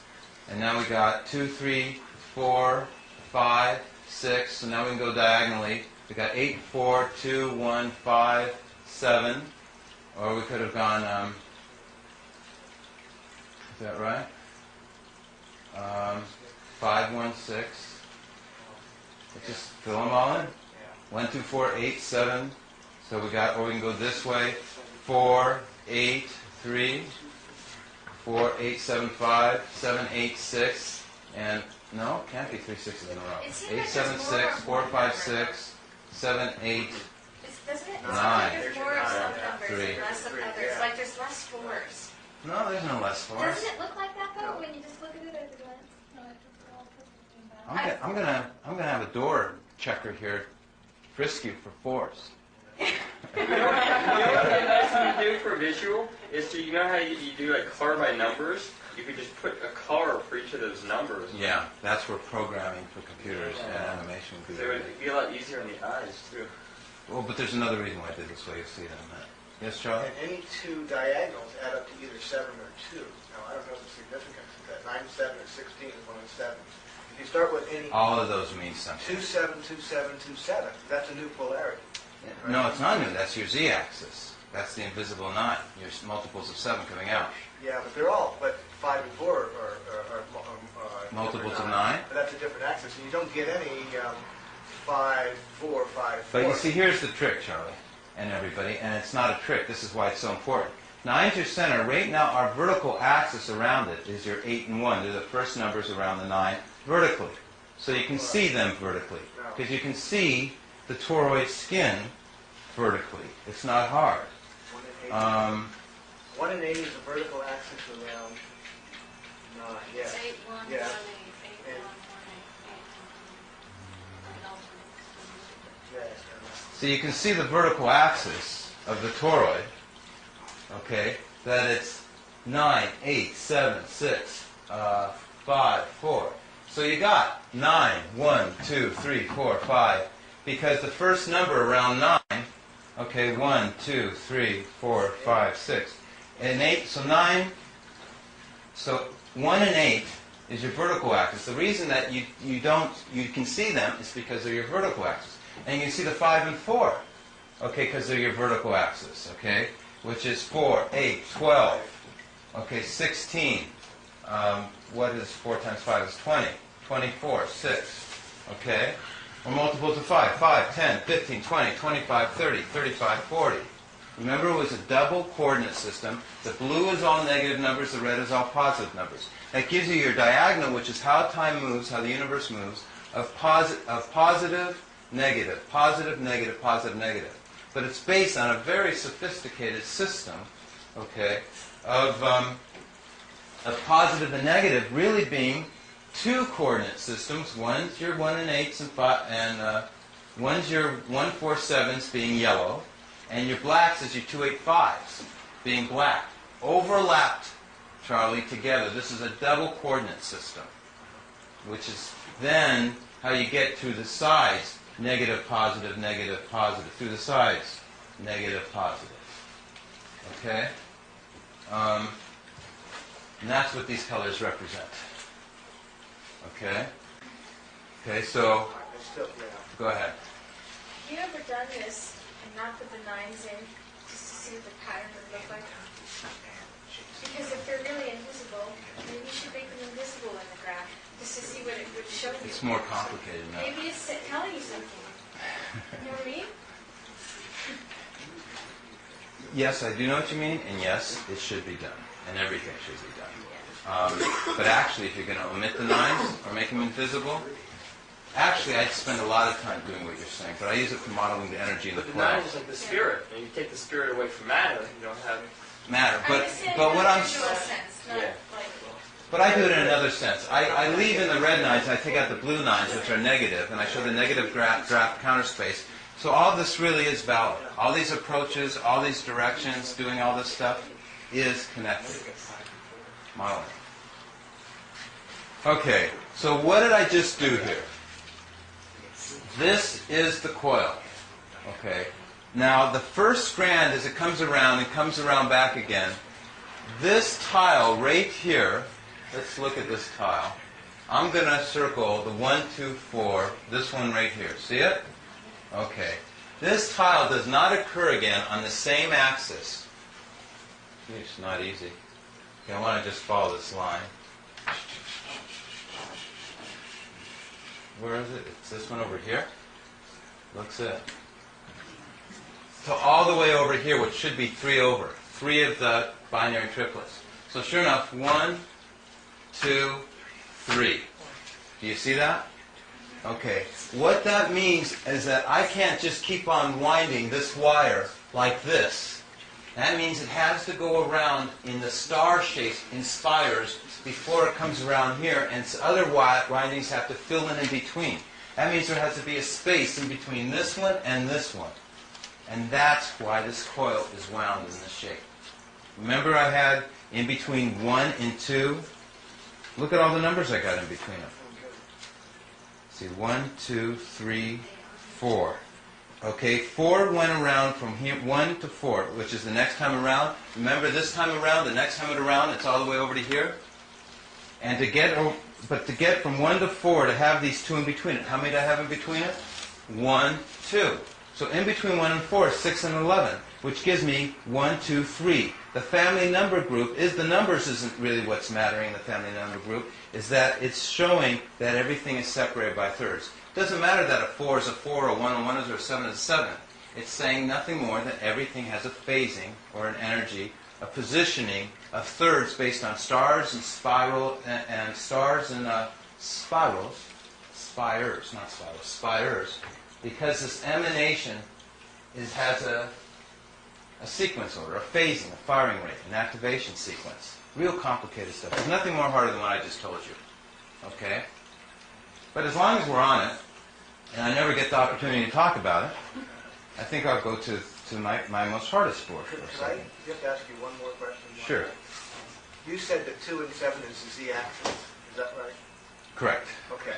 Actually, That's the only z-axis ever, right? no. Oh. 2 and... Okay. It gets more complicated. But 2 and 7 is fundamentally distinct from the 1, 8 and the 5, 4. In other words, As an axis? yeah. No, let me just answer your question without it being posed, and you tell me where you're driving at. Okay, I'm Okay. not sure. But What is happening is remember I did that chart with 3 different controls? You still only have 1, 2, 4, 8, 7, 5. You only have the 3 polar pairs of 8 and 1, 7 and 2, and 5 and 4. But in this system, you also have, because everything's in 3s, you also can do a what we call a activation, moment of activation. It's called a stage, activation stage. And each one of those polar pairs can rotate to another axis. I understand what you're saying. Okay. What counts is it can only be those polar pairs. They're only separated by third, and you're changing from one axis to another. And they actually have a sequence order of how they change. And I believe that happens on, if I ever did computer modeling, I would show it, as you have more layers. Each layer would be a different family number, would be another polar pair. Do you follow what I'm saying? I think I do, yeah. Okay. In other words, it's a lot more complicated than even we've begun to discuss, but your mind's contemplating all that stuff already. We've all contemplated real complicated stuff. You were very complicated. You're very complicated. Everyone's been real complicated, okay? But you know, this is your first class. So, but all that stuff is real. It will transpire. It does happen. What is this math really could be said? It's number permutations. And what are we looking at? We're looking at the toroid, which is the ultimate shape for number transformation, for energy transformation. That's why your blood cells are a toroid. This is why everything's based on a toroid. Okay. So thus, that means then you can work on your own transmutations, permeations. Okay. That's what this math is about explaining. Is how the elements become other elements, and how time moves, and how cosmology is beginning, ends, created. What I learned from understanding this, there's lots of stuff. Okay, let's keep me on what I'm supposed to do. We now know this coil is wound in a certain way. Okay, but what keeps this coil together? I found that the emanations shoot out in a spiral that's even going over this whole thing that's even bigger. There's spirals over spirals. Here's the doubling circuits we were used to. Okay, but here we have, it's really a beautiful chart. First of all, we see it's going 1, 9, 1, 2 going in. Here it's going 8, 9, 1. In the reverse direction, it's going out. Let's see, 2, 3, 4, 5. The pink ones are swirling outwards, so they're decompressing, as the yellow ones swirl inwards, compress.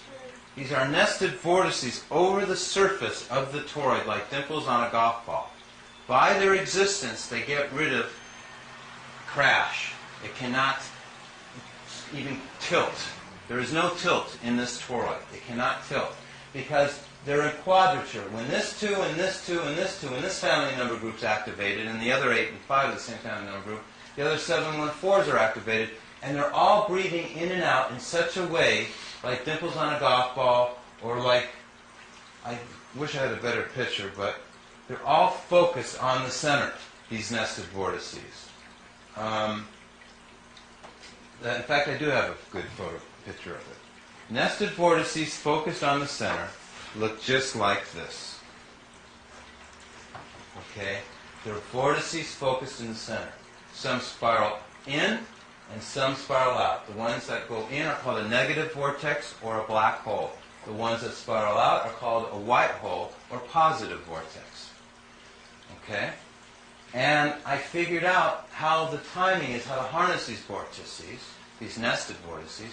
They're very important in superconductivity, and that's why I spoke for Airspace America. That's why I have the most advanced flying machine in the world. Okay, that's why I can get rid of petroleum. Because I know the secret. I don't even need an airplane with wings. Okay? Staggered calling nested vortices have the strongest gripping intrinsic strength. And this is just the opposite of DNA. So when I go to DNA, you'll see just the reverse of this. It's real interesting how this and DNA are connected. Because DNA uses the nested vortices and mitosis to do the sister strand unraveling. See, why don't I show you DNA? See if I can find it. No, it's somewhere.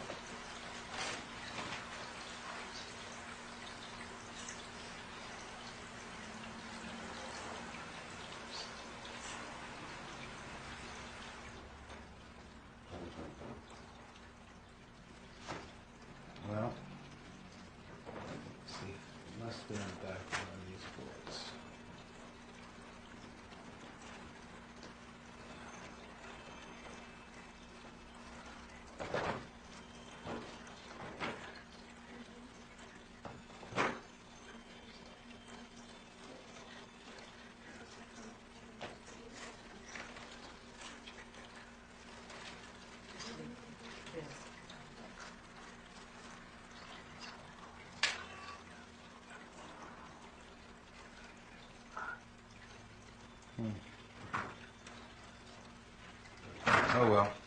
I'm going to give up looking for it for the minute.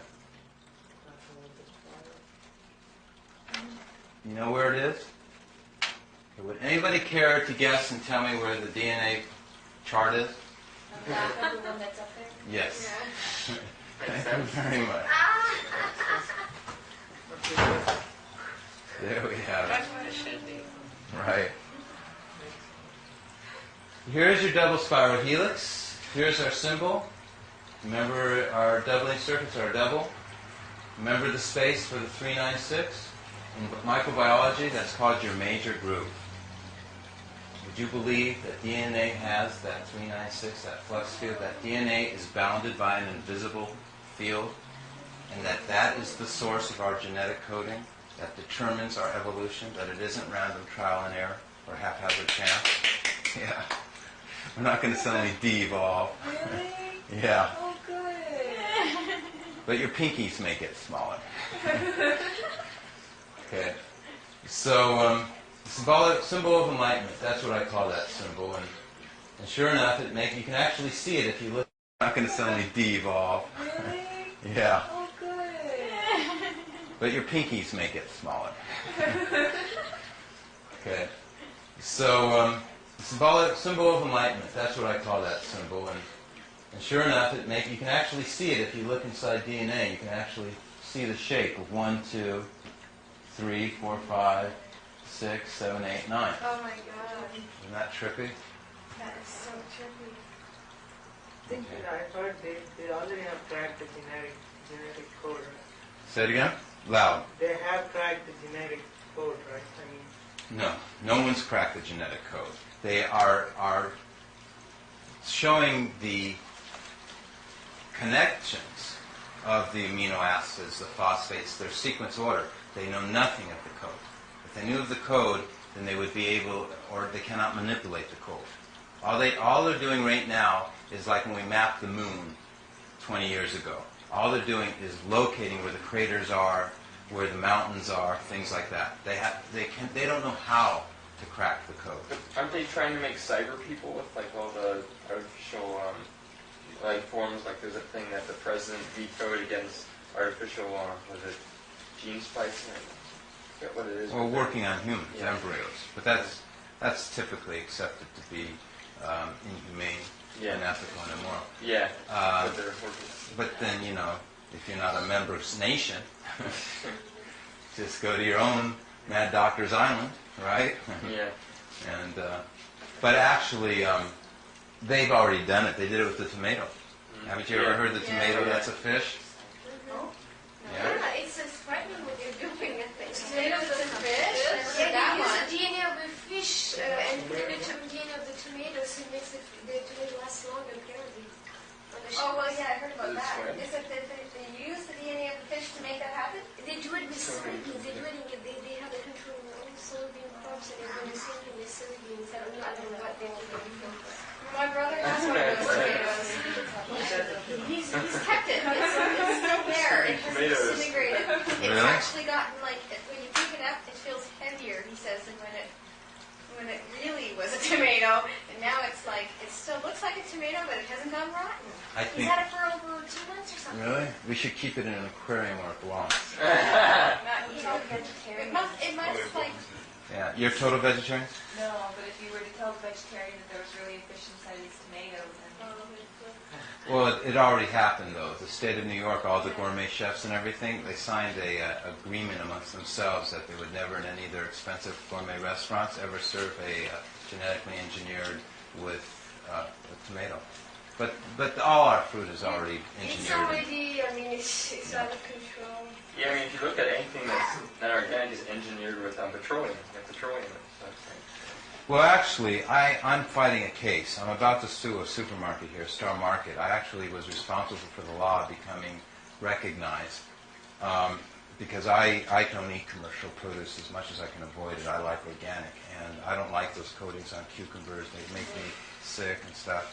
It turns out that a lot of that stuff is, dangerous because the waxes are a fundamental part of the wax. The wax is just the carrier. The fundamental ingredient of the wax is the fungicides, which are chemicals that are used to actually kill mold and things like that. And a lot of these chemicals are called economic poisons. It's been determined that they'll kill 5 people per every million that eat them, which is considered an allowable, acceptable amount of deaths because of the financial benefit of it. And they say it's an legal economic poison because it would cause economic hardship in the industry, and therefore those 5 people are simply put expendable.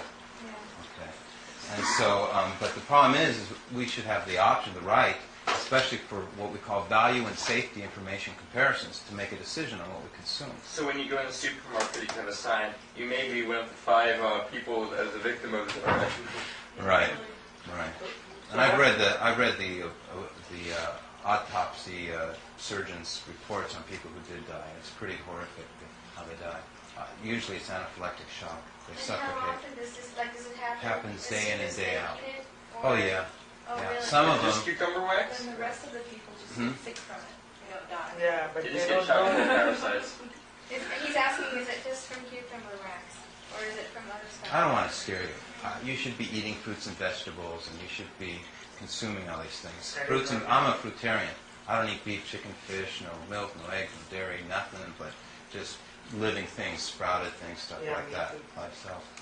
Well, it's just what you should do is go into the cooler room and read the boxes, and everything in the freezer section at the produce room, it'll say all those ingredients. And I was responsible for getting all those laws enforced properly, and now I'm responsible for the law that requires that there be a huge prominently displayed counter card next to the fruit bins saying the wax, its function, and its origin.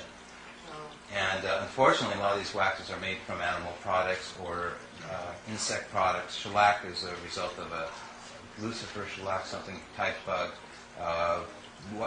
Fatty acid esters, which is the wax on apples and tomatoes and cantaloupes, comes from beef tallow. That's an animal product. Religious people, it's non-kosher. Islamic people, Jewish people, they don't want to eat this stuff. And this is commercial produce. This is sold in supermarkets. Unfortunately, the supermarkets don't care because nobody ever Yeah. has taken them to court on this stuff, and that's why I'm going to do it. It's very hard to prove, too, right?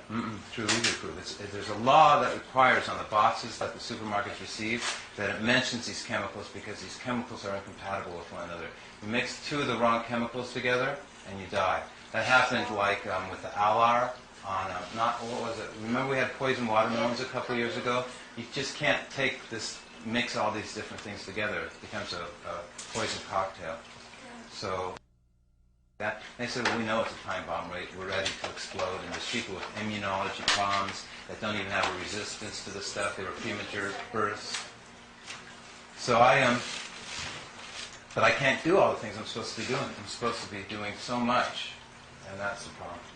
Because I'm limited as far as I have to do everything myself because I don't have the resources. Okay, so what we were talking about was, anybody like to make a point right now before I proceed? Are you going to take that down? That's like a No. sign, I was just going to say that was also like a wave of sound, Yeah. you know. What you have is that you have the DNA backbone helixes being displaced, just like you said. There's something pushing them apart, spreading them apart. There is an invisible flux field, that's responsible for the helical shape. The conical helical shape is a result of a higher field. Now the vortices on DNA, when I added the numbers to it though, they all lined up. And DNA, are you familiar with how you have sister strand where they duplicate the information and they're a perfect mirror? That's what our DNA is supposed to be doing.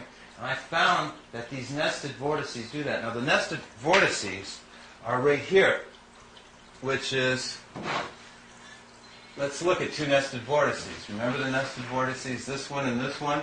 It's 1, 2, 4, 8, 7, 5 going in. And this one, 1, 2, 4, 8, 7, 5 is going out. See how this one's a negative 1? This is 1, 2, 4 on the bottom. This is a 1, 2, 4 on the top. There are 2 different types of nested vortices, and this shows it right here.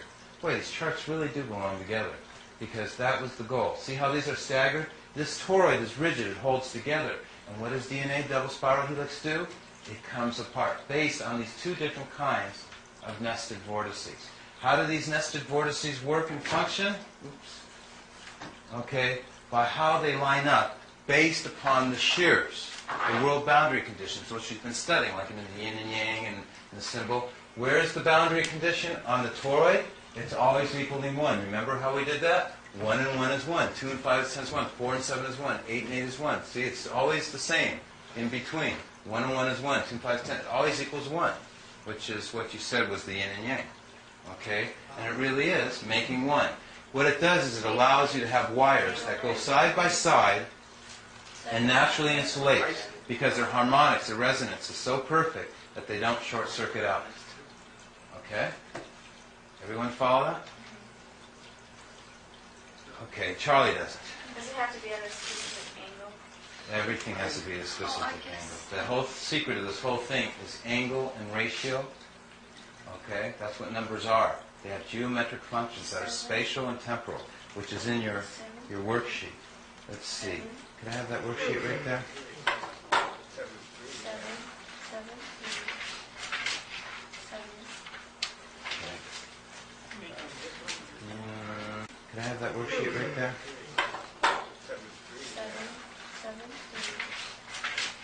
7.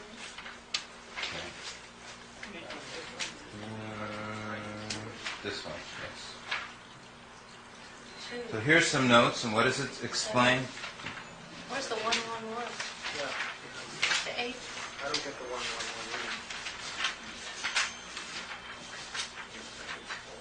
1 Here it says it very clearly. Numbers are relatives. Each number exists only in relationship to all other numbers. The relationship is spatial and temporal, which is angle and ratio. There's many other things that this explains. Thank you. What angle for you is time, isn't it? He was Is that what first. you're saying? You did it first. Yell it loud. What you mean by temporal? I don't know. Related to time? Yes. The timing, only 1/6 of this coil is ever activated at one instance. These charts actually reflect what time is and explain it in that regard. Let's see which chart that would be. Right now, in this chart over here,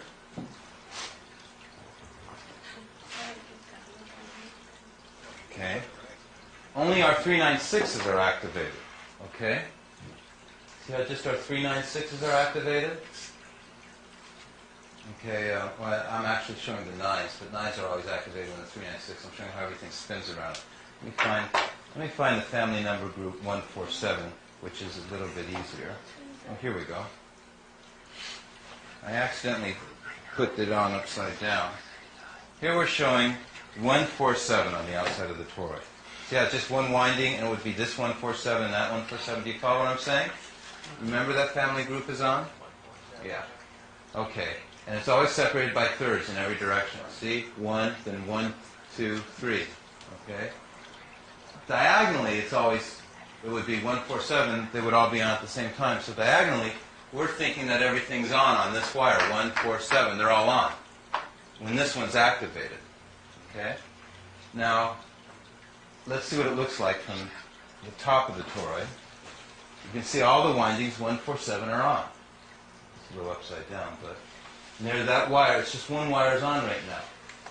And what it's doing is it's showing motion, how things move, because when it goes off, and the next family number group moves, things move through the space. It's like the rest cycle. They don't have to be energized all the time. You know, we turn on our rockets, they blast us. We only turn on our jet packs for like 3 seconds, and we keep then shooting through space.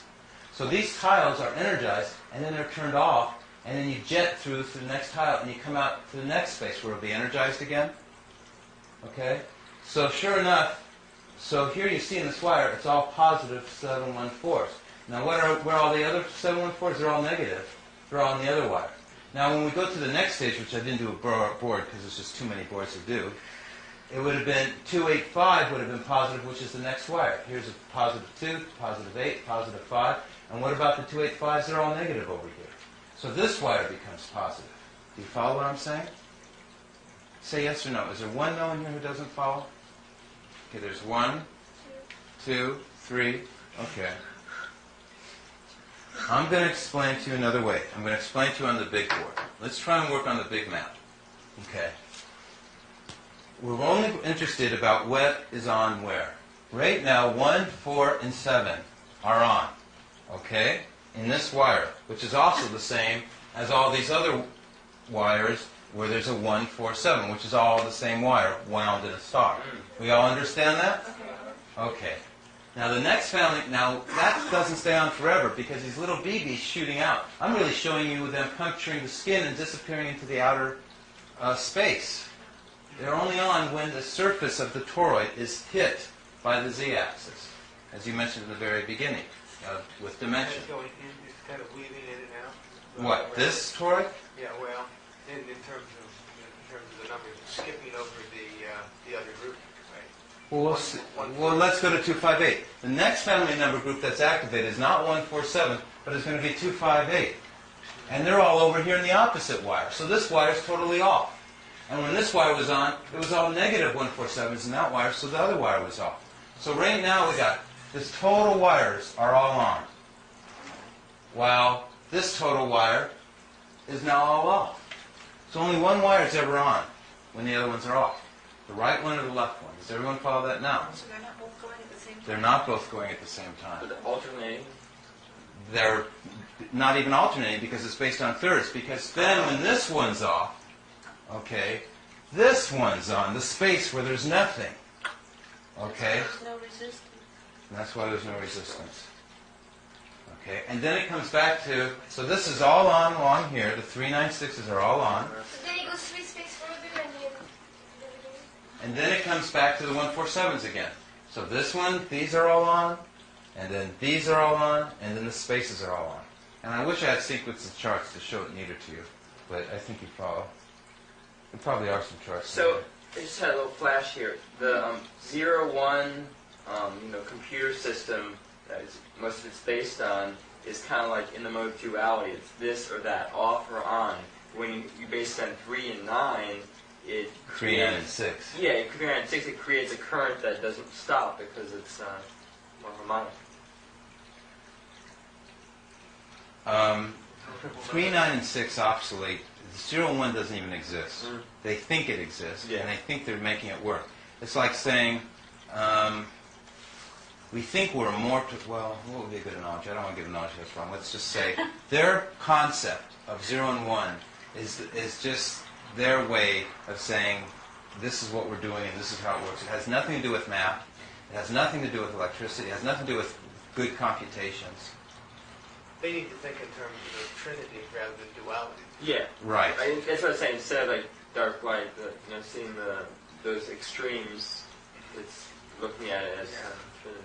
When they build the new computers with this system, would the computers be able to be creative and imaginary as we are? Artificial intelligence. Wow, Yeah. that's a good idea. Well, okay, let's take his question. Okay. Say his question real loud one more time while I look for the chart. See, when the new computers start using this tertiary system of what 3, 6, and 9, Mm-hmm. would they be able to be imaginative and creative as we are? Here we go, we found it. What a question. Whoa, what a thing. Great question. They already came. Artificial intelligence. Ad infinitum magnification. The toroid is recursive. Okay. Quantum mechanical effects can be duplicated on a macroscopic level utilizing this toroidal model process. Okay. Underlying coherence. Artificial intelligence. Using the triusury system that you said. So let's see how it works. Okay. A fractal, would a fractal, Judy, you mentioned a fractal. Would a fractal be artificial intelligence? Because it's self-similar. It duplicates Yes, itself from micro to macro. And it has an element of novelty, so I'd say it is. Okay. Would you accept that as an answer?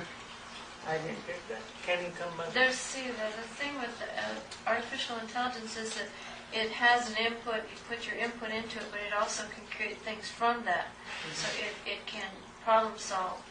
But it has a point that can't be figured in, which is called novelty, I think, or something like that.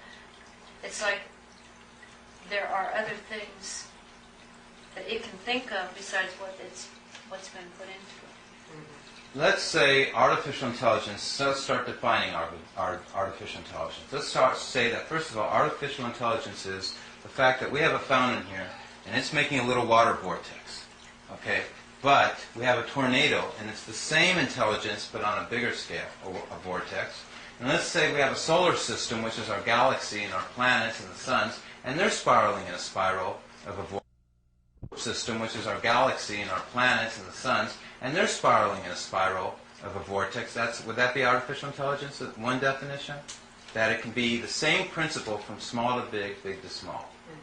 Okay? And we do know that those three knowledges were the same. So let's look and see if this does the same principle.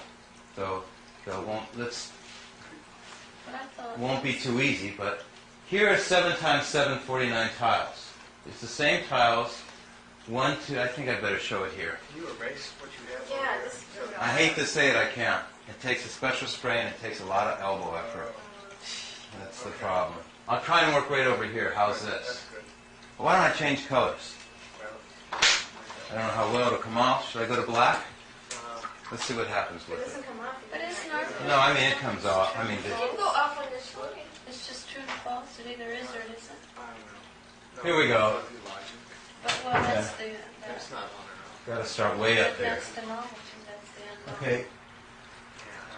Remember the pattern that really made this? We did the multiplication series and everything, but really the most important thing, I think, is these doubling circuits and the 396, 39, and okay, everyone follow me? So we have two things, the doubling circuits and the 396, 693. Really three things, but I'm just, well, it'll come off. Should I go to black? Let's see what happens It with it. doesn't come off. But it's not. No, I mean it comes off. I mean, It can go off on this one. It's just true and false. It either is or it isn't. I don't know. Here we go. But well, that's the It's not on and off. Got to start way up there. That's the novelty. That's the unknown. Okay. Remember the pattern that really made this? We did the multiplication series and everything, but really the most important thing, I think, is these doubling circuits and the 396, 39, and okay, everyone follow me? So we have two things, the doubling circuits and the 396, 693. Really three things, but I'm just lumping the doubling circuits together. Okay. So and remember it's going 1, 2, 4, 8, 7, 5, and it's making this pattern over and over again. Okay, I think this will be kind of fun. Okay. So I'm going to draw. It's kind of hard for me to do. How many have I done there? Okay. 1, 2, 3, 4, 5. Black's pretty hard to see. Black's Do worse. you have green? No, I should. I wish I did have green. I think I better buy a green. Okay, let's do red. Okay. I mean blue. 1, 2, 3, 4, 5.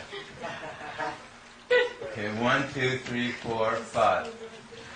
Is someone laughing? What was that? You said you need some fruit. All right. Thanks. Bananas. I accept. What Yeah, kind? there's a banana. You can do the banana trick. Okay, banana trick time. Okay, watch Get this. some potato.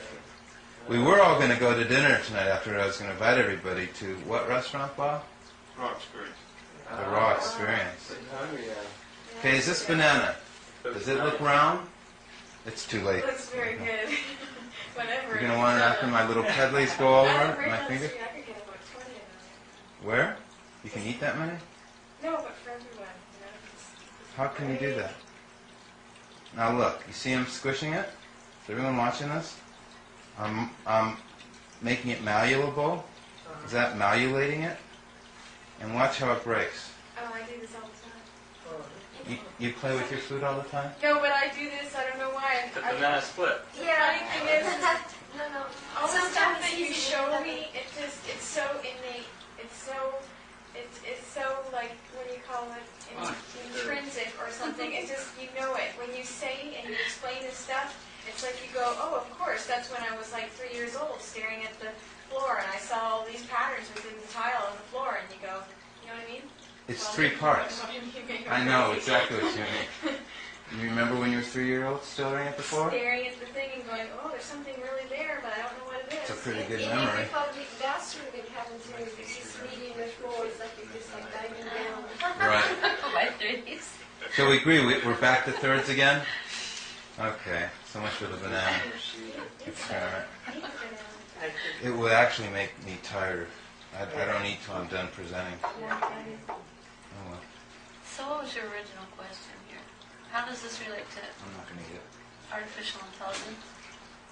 Yeah, well I just, But you just outlined a circuit there, so you might as well, I mean, you outlined a 5 by 5 grid. right, which is the artificial intelligence. Wow. We're coming to that. Okay. Let's see. I don't really think that a computer could do that, though, because the element that it would be missing is what you said at the very beginning, was love. And a computer that's trying to think for itself, that doesn't have the element of love, is going to end up being something negative. Except I learned a long time ago that the second you say no or it's not possible, you're usually wrong. Yeah. But I agree with you. Something that is strictly three-dimensional, which, does not have the capacity of the higher dimension on my fourth. There's only above the third dimension is on my fourth dimension. There's no 6, 7, 8, 9 dimensions. The on my dimension is the 9, and the fourth is the 3 and 6 are the fourth dimension, which represent magnetism. 3 and 6 is magnetism. The 1, 2, 4, 8, 7, 5 represent electricity. In between the 1, 2, 4, 8, 7, 5, you always have the 3 and 6, which is the magnetism. And in between the 3 and 6, you always have the 9, which is the theta particle, the ethron flux, the spirit. As far as making things and doing things, though, in artificial intelligence and stuff like that,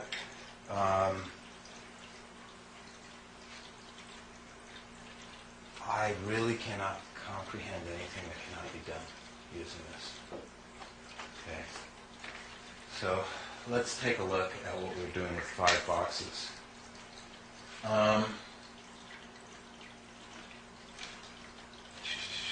This was the number 5, was right in the middle.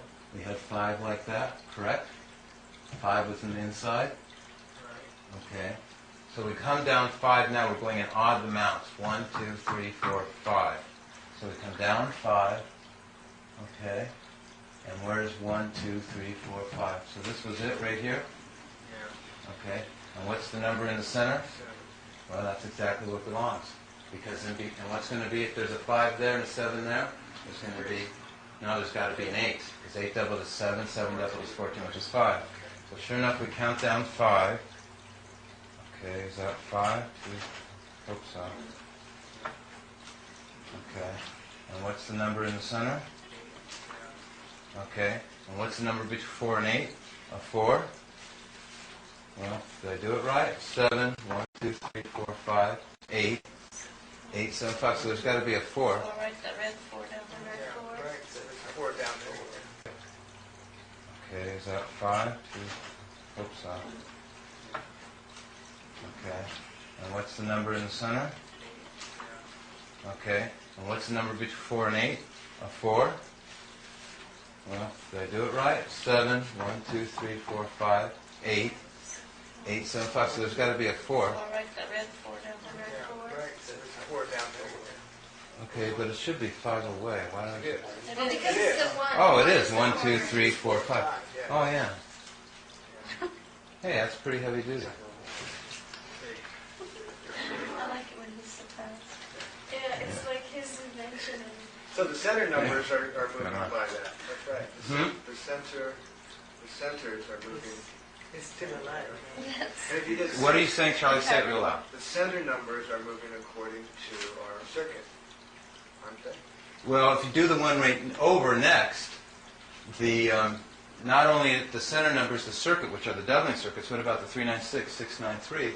So actually have the pattern, which is this it here? 5, 7. So we'll do right here 1, 2, 3, 4, 5, 1, 2, 3, 4, 5, and then the center one. So I took it off by 2. I staggered them. 1, 2, 3, 4, 5. Well, it's kind of confusing. So right now we've got another doubling circuit going in the reverse direction. And if we go over here, we'll have a 396, 693, which will be... Okay, it's kind of hard to do. Oh, here it is. Right? Okay, so here we have a 6, right? And it goes like this. Oh yeah, that's called phyllotaxis in plants. It's the same pattern. And here's a 9. 1, 2, 3, 4, 5. It's making the whole thing with the spaces Right, and so everything.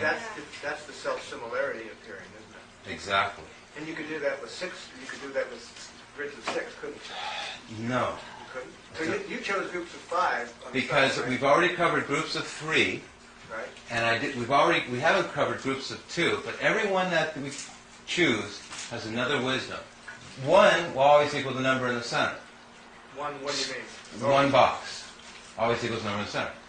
It's, in other words, I'm going to go 1, then I'm going to go 2, then I'm going to go 3. 2, which is a square. Again, we're just doing squares. Oh, I got you. Yeah. Okay, which is 2 by 2. okay equals 9. 4 plus 3 is 7. 7 plus 3 is 10 is 1. 8 and 1 is 9. I can take any 4, 3 and 8 and 4 and 3, which is a square. Again, we're just doing squares. Oh, I got you. Yeah. Okay, which is 2 by 2. okay equals 9. 4 plus 3 is 7. 7 plus 3 is 10 is 1. 8 and 1 is 9. I can take any 4, 3 and 8 and 4 and 3 equals what's it equal? 18 9. 9.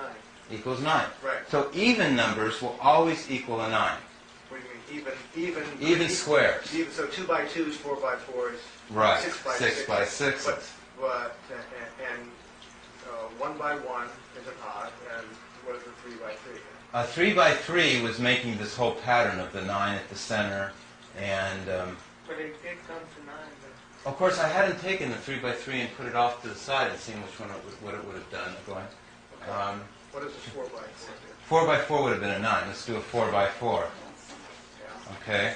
These 4 groups would have equaled 9. Okay, what's a 5 by 5 do? We just did it. Equals the doubling circuits and the equal potential major Well, group. 5 by 5 is a doubling circuit. Right. And the- 7 by 7s.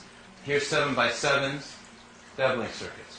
Here's here's 7 by 7s. Here's 5 by 5, and they make the same pattern. How about these 9 by 9s? What happens there? 9 by 9s. Yeah, gives you the... It's real deep, serious stuff that you have to be a genius to understand. Huh? Yeah. Can you- I'm not the genius. Oh, you don't know.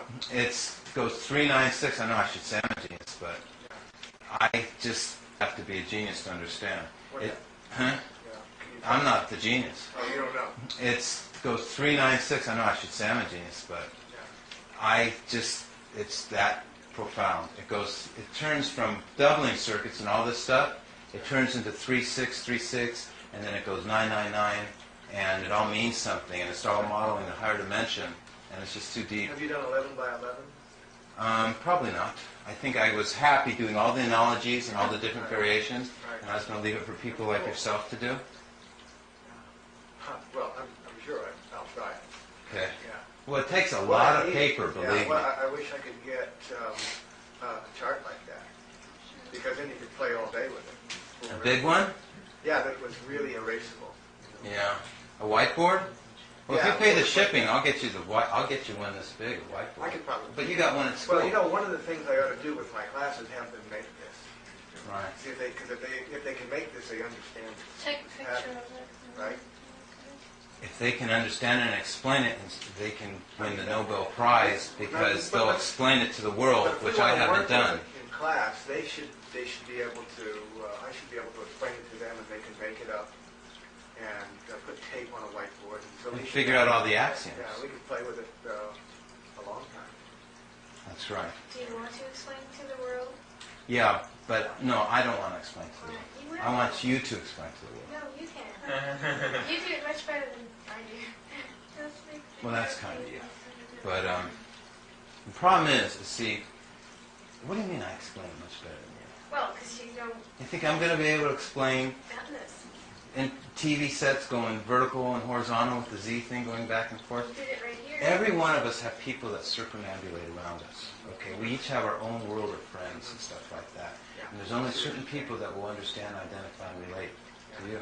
Yeah, you need experts in their field to get into this, who then could adapt it to their field and see the patterns appearing in their field, who really have done a lot of experimentation, like a biochemist, getting into this and starting to see patterns in You see, okay. That's what he said. I'm saying that, and I'm also saying that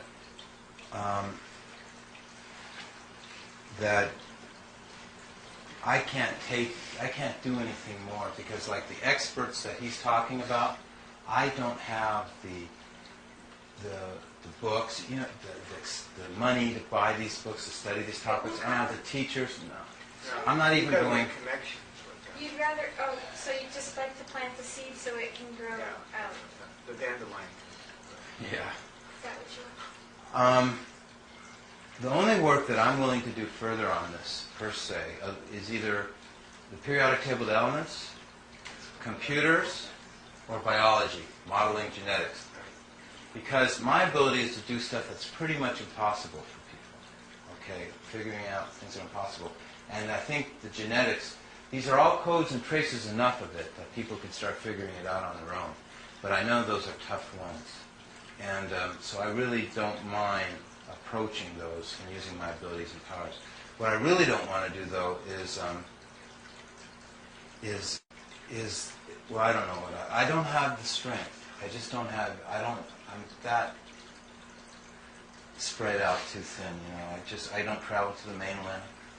I don't. They offer me to pay my airfare. They pay my hotel. I can't handle it. It's just too exhausted. So my goal is that you guys do it. Okay. You We've got about 15 minutes to take. Okay.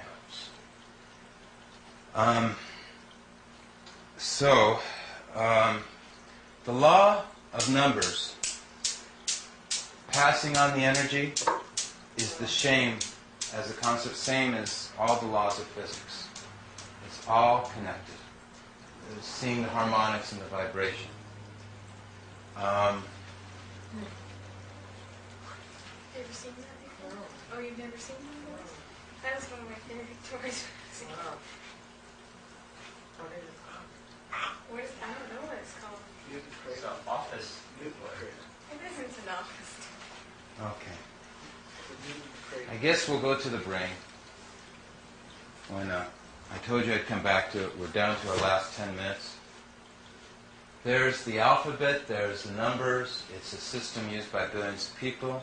I'm not going to go into that deep. I think we'll go into something that I can teach you that no one else will say. This is neuron migration. I call this life-giving biophysical harmonics. I think I'll go into... There's a lot of facts, a lot of bases that I could explain that by. But I'll just tell you how I know it. Okay. The brain, okay, you don't teach children. Mary Works, Marlene's good friend, works at, what's the name of the school? Horizons? New Horizons. Okay. Which is a school for disabled children, handicapped learning, things like that. They teach them each letter at a time, M, B, T, how to say them, how to do them. What I discovered is there are focal centers, and if you learn the 9, if you learn the letters of the name of God, the sounds, meditation, however you want to refer to this, mantras, whatever, you actually can learn all those other letters. I could take those children, teach them a specific sound.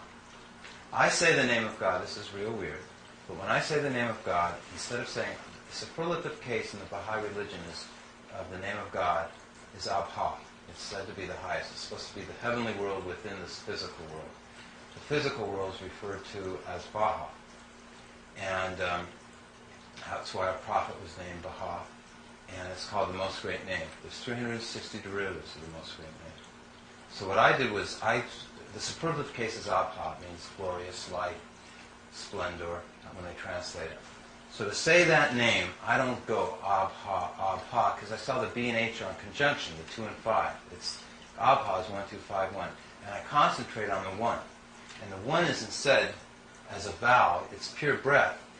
And any vowel they teach in Arabic, which is the aleph, which begins abha, is a consonant. So I took the number 1, which is a consonant, which is called the glottal stop. It's set in your throat. It's like in Hawaiian, we see it in all the Hawaiian names. Ho, ho, and you have a consonant beginning the vowel. So I realized that and there's only one aleph in abha. There's 2 vowels, but there's only one which is at the beginning. And the other vowel's connected to that. So to say abha correctly, I say, can't even tell what I'm doing. I'm holding the glottal stop eternally, and it's just, and I'm vibrating this. And this is how I had all the energy to do all this work and why I did it. It's just that simple. There's so much more I could have shown you. I threw away 500 pounds of pages and notes on this stuff. So you do that to gain energy before To you keep start? up my energy. You do a vibrational chant. That's right. Great. Say it louder. That's great. Thanks. Yeah. When we do yoga, when I start resonating there, you can feel it going. When we do it together, too. We do the om, and that starts going, and it resonates. And B and H, same thing. Compression, decompression, together. See if you can make the sound. A-B-H-A, concentrating on the eternal hamza in the front.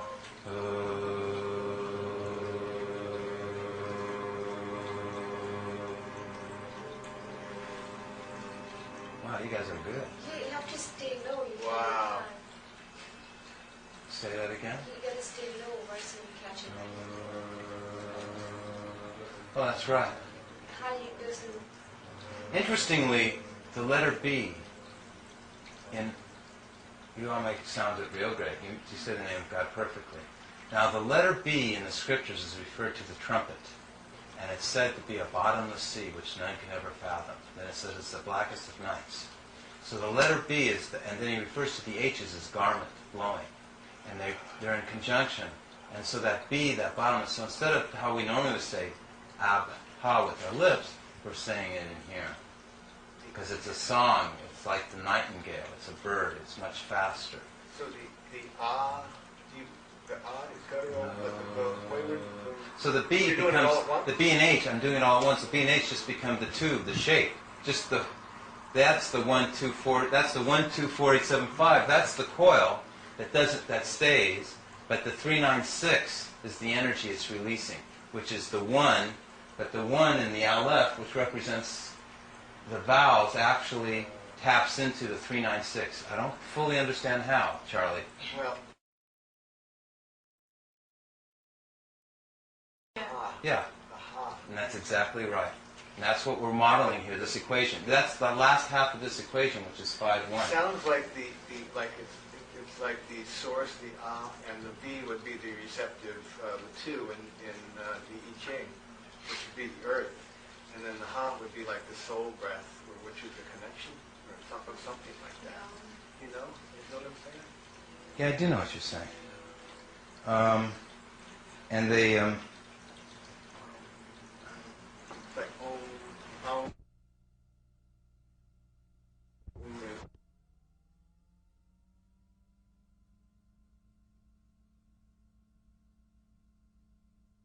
well, which is a square. Again, we're just doing squares. Oh, I got you. Yeah. Okay, which is 2 by 2. okay equals 9. 4 plus 3 is 7. 7 plus 3 is 10 is 1. 8 and 1 is 9. I can take any 4. 3 and 8 and 4 and 3 equals what's it equal? 18 9. equals 9. Right. So even numbers will always equal a 9. What do you mean? Even squares. Even, so 2 by 2s, 4 by 4s, Right. 6 by 6 by 6. And 1 by 1 is an odd, and what is a 3 by 3? A 3 by 3 was making this whole pattern of the 9 at the center, and But it did come to 9. But of course I hadn't taken the 3 by 3 and put it off to the side and seen what it would have done. Going, What is a 4 by 4 do? 4 by 4 would have been a 9. Let's do a 4 by 4. Yeah. Okay. These 4 groups would have equaled 9. Okay, what's a 5 by 5 do? We just did it. Equals the doubling circuits and the equal potential major group. 5 by 5 is a doubling circuit. Right. And the 7 by 7s Here's 7 by 7s, doubling circuits. Here's here's 7 by 7s. Here's 5 by 5, and they make the same How about pattern. the nine? How about these 9 by 9s? What happens there? 9 by 9s. Yeah. Gives you the- It's real deep, serious stuff that you have to be a genius to understand. What It, hap- huh? yeah. Can you- I'm not the genius. Oh, you don't know. It goes 3, 9, 6. I know I should say I'm a genius, but I just ha with our lips for saying it in here. Because it's a song. It's like the nightingale. It's a bird. It's much faster.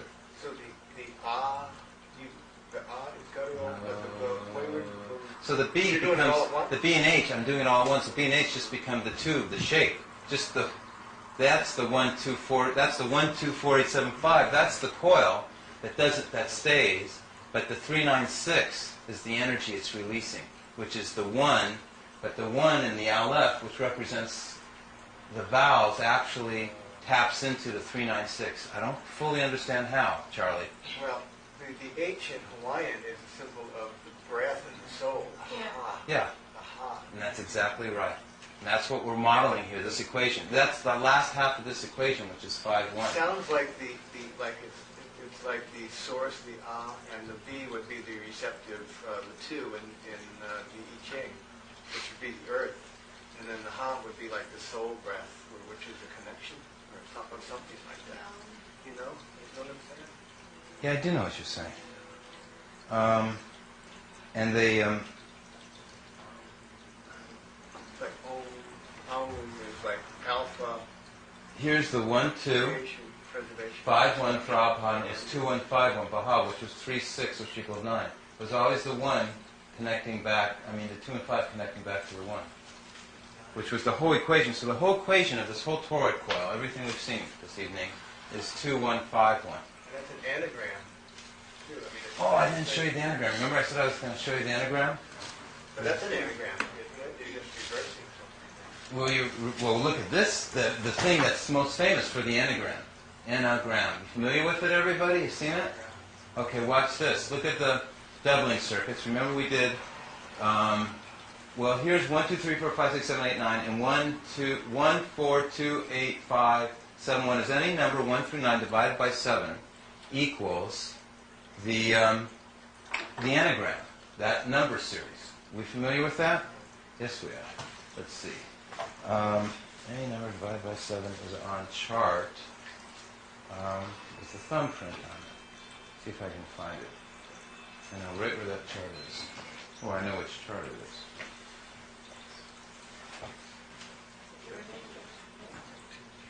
Are we talking mod 7? Hmm? Are we talking mod 7 We're- now? Are we talking what? Modular 7? Like remaining? No. Take 1 Yeah. and divide it by 7. Oh, you get... Here it is. 4, 2, 8. I like a guy who does it in his head and gives you the answer. Okay, there it is, right here. 1, 4, 2, 8, 5, 7. Yeah. 1, 4, 2, 8, Okay. 5, 7. That's right. But the problem is any number divided by that, like 2, Yeah, because it's doubled. is the same pattern. 2, 8, 5, 7, 1, 4. 4, 8, 2, 5, 7. Jeez. Okay, now watch. You ready for this one, Charlie? Would you believe that that's our torus? Look I at. would believe it now. Okay. Okay. That's amazing. Oh, but wait, it gets more That's the amazing. repetition of that's the repeating decimal of sevens. It gets more That's amazing. amazing. Okay, hold on. I want you to absorb a lot more things are about to happen. This is going to be hard stuff. That's easy. Okay, hold on. I want you to absorb a lot more things are about to happen. This is going to be hard stuff. That's easy. Charlie, hold on. I need you to concentrate on this stuff. Okay? We know that that series is dividing by 7, a number by 7. Now, that pattern was 9, 1, 2, 3, 4, 5, 6, 7, 8, 9. You see how I did the circle? That was our control. 9, 1, 2, 3, 4, 5, the Yeah, circle. well, you've got one. I'm going to make a new circle, a new control. Right. Remember our coil always winds this way? But I said to myself, what would it mean if I took the number series that would counter the toroid? What is there any relevance to them? So I took from the 9, I took 9, 7, 4, 3, 8 right here, and 9, 2, 5, 6, 1 right here. Okay? So I put 9, 4, 7, 3, 8 that way, and 9, 2, 5, 6, 1 that way. See? So you reoriented according to your system. On my toroid here, And then I connected the 1 to the 2, the doubling circuits, the 2 to the 4, the 4 to 8, 8 to the 7, the 7 to 5, and the 5 to 1. I made the doubling circuits. And what did it give me? The inogram. Except it told me that the inogram was not connected at the base the way they standardly do it. The 3, which I said to myself was too obvious of a mistake they made. Yeah, but Everybody would have made a triangle. It's connected at the 9. but they're in different locations now. The numbers are all totally different locations. Because I used the toroid for where the numbers go. So are you saying the enneagram is incorrect? No, well, yeah, I'm saying when they connected the enogram at the base of the 3, 9, and 6, that's incorrect. Besides that, though. No, I'm saying the enogram really was real. But what you've done is you've inverted it, haven't you? No, it's the same shape, the pattern. Remember, we're only looking at the geometry. Right. Oh, I see. Okay. I see. Okay, and they took a circle of 1 through 9 and said that that circle is a result of dividing by 7.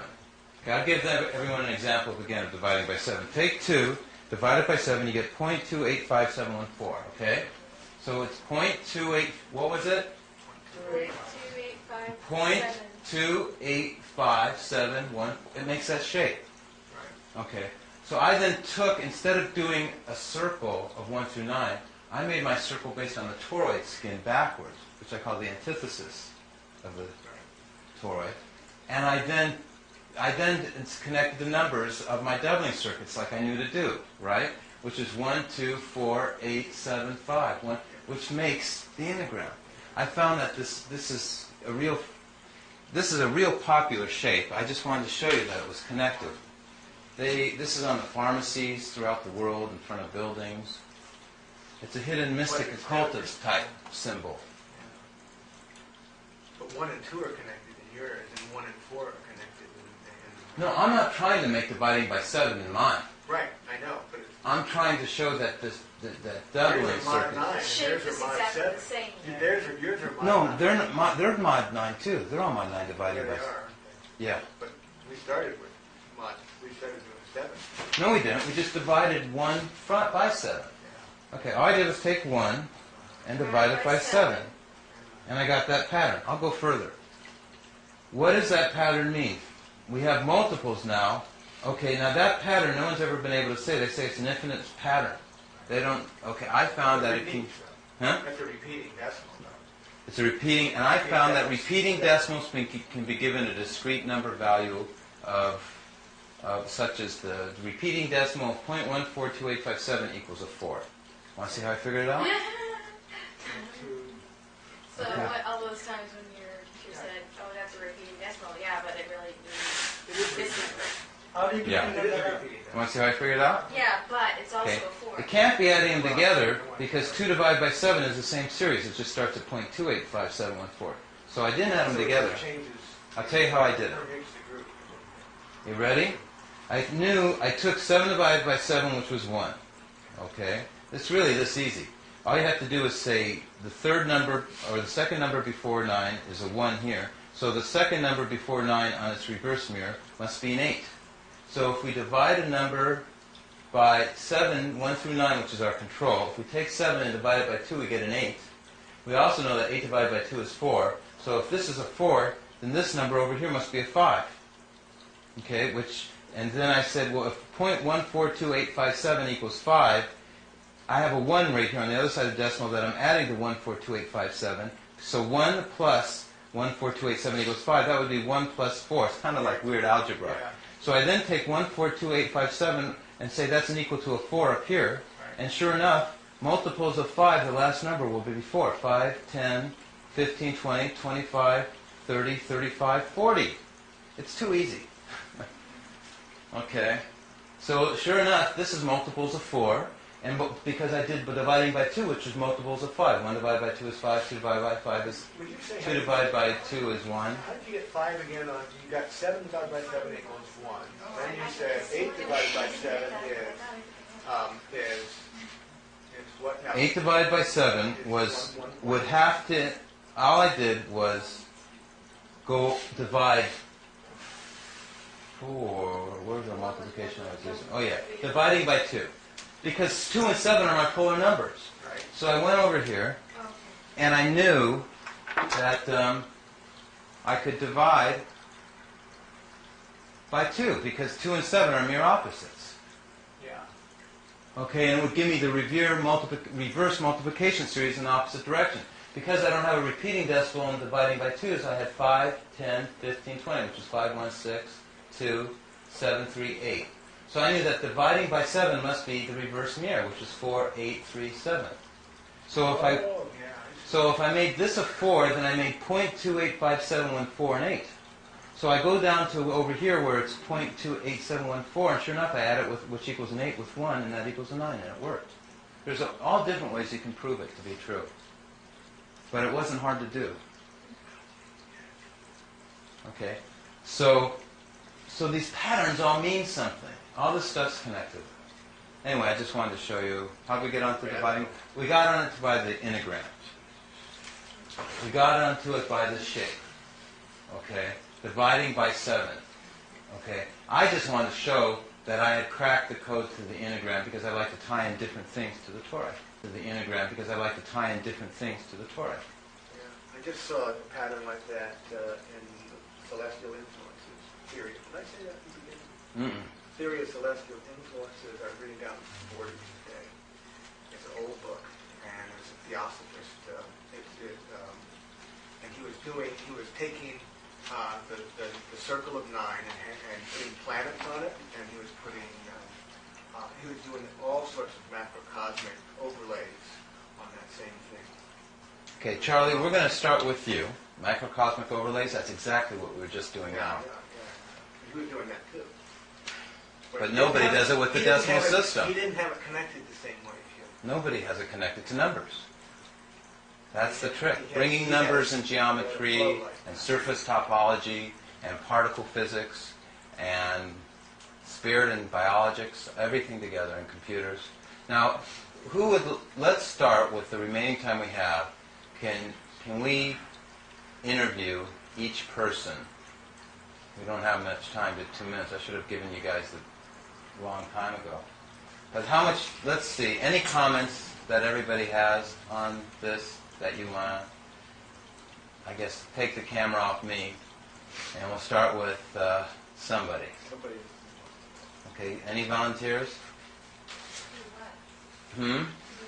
Give comments on what you understand or what you've seen, or how, just so that anything you want to say, I guess, to your relatives back on Alpha Sanctuary. We're going to blast everybody. What a long, strange trip it's been. Surely you have something to say. That's supposed to mean. Charlie said what? Get what Charlie What a long, strange trip it's been. Yeah, what a long, strange trip it's been. It's going to take a while for me to assimilate everything, but surely really intriguing. Very Yeah. exciting. Very mind-blowing. Yeah. This has so much richness to it. Really profound. Okay, you owe your comments because they're not to me, they're to the people who are going to be in I'll say something. the acetate world of the film. I'll say something about the kids I teach every day have to be subjected to the technology of math, which is so boring that I have to teach it.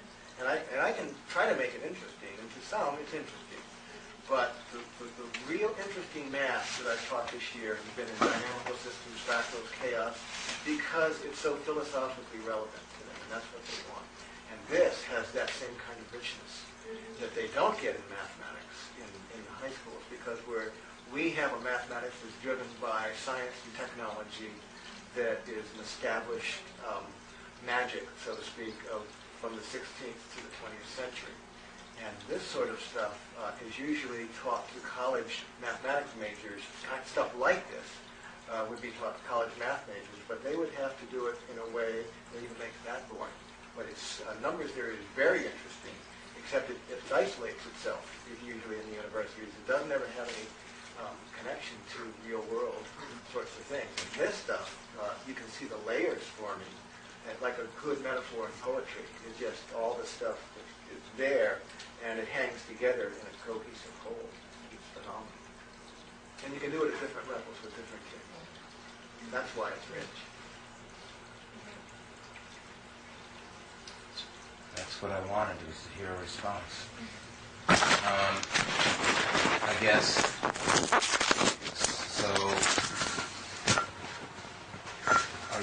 to continue with this? Are you going to do it? Yeah. Yeah, because I mean, this can make someone that's even just having a bad day feel great. You know? That's kind of it. It is, because when you think about it, it's like everything that you've explained to us gives meaning for our lives, for us as individuals, for everything that we see, everything that we do.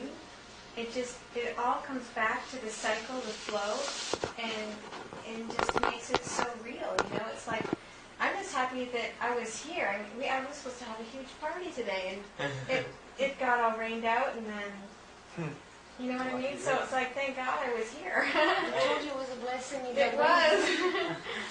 Your birthday? Yeah. Oh, happy Oh, birthday. Thursday. There you go. Happy birthday. So, I just think it's break it down. You can't explain it to people, you know. The concept of the flowing that you were showing us, you know, at the very basic beginning. And to me, that was the most important thing, just because it just showed how everything is connected, and it proves it. You know what I mean? Just proves it. Yeah, there's no point in warring when you're all connected, is there? You know, when you say this, I feel somehow innately at home, even though I don't even pretend to understand the math and the hard part of it. But innately, I own it as soon as I see it, and I see the pattern that it just like starts to fit in all the right places, and I believe that we're all born with that goal, that drive to go home to whatever this knowledge is, to truly know God, the name of God, the love of God, and to relate that to everything we do, and that it's out of that gift from God to us, we have everything. Nothing's been limited. Nothing's been kept from us in any way. That the whole universe is out there as a gift in every aspect that a human could conceive. I give everybody as a free present these books. They're mystical. You can't tell I got the math from it, but they're a present. Do other Baha'i people come to this? Yes. Yeah, we're all geniuses. I know lots of them. I think that the I'm going to nice tell them about thing you. about And what? I'm going to tell them all about you. You're going to keep a lot of my friends from going crazy trying to figure this out. I thank you for figuring this out without going crazy. Yeah, it's not in my blood to go crazy. That's my good side. Is that I don't burn out. I can't have a nervous breakdown. I can't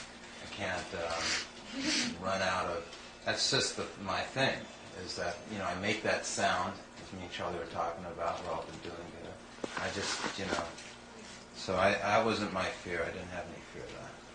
You know what's so strange is that you're telling us about all this and how this is going to finally work when the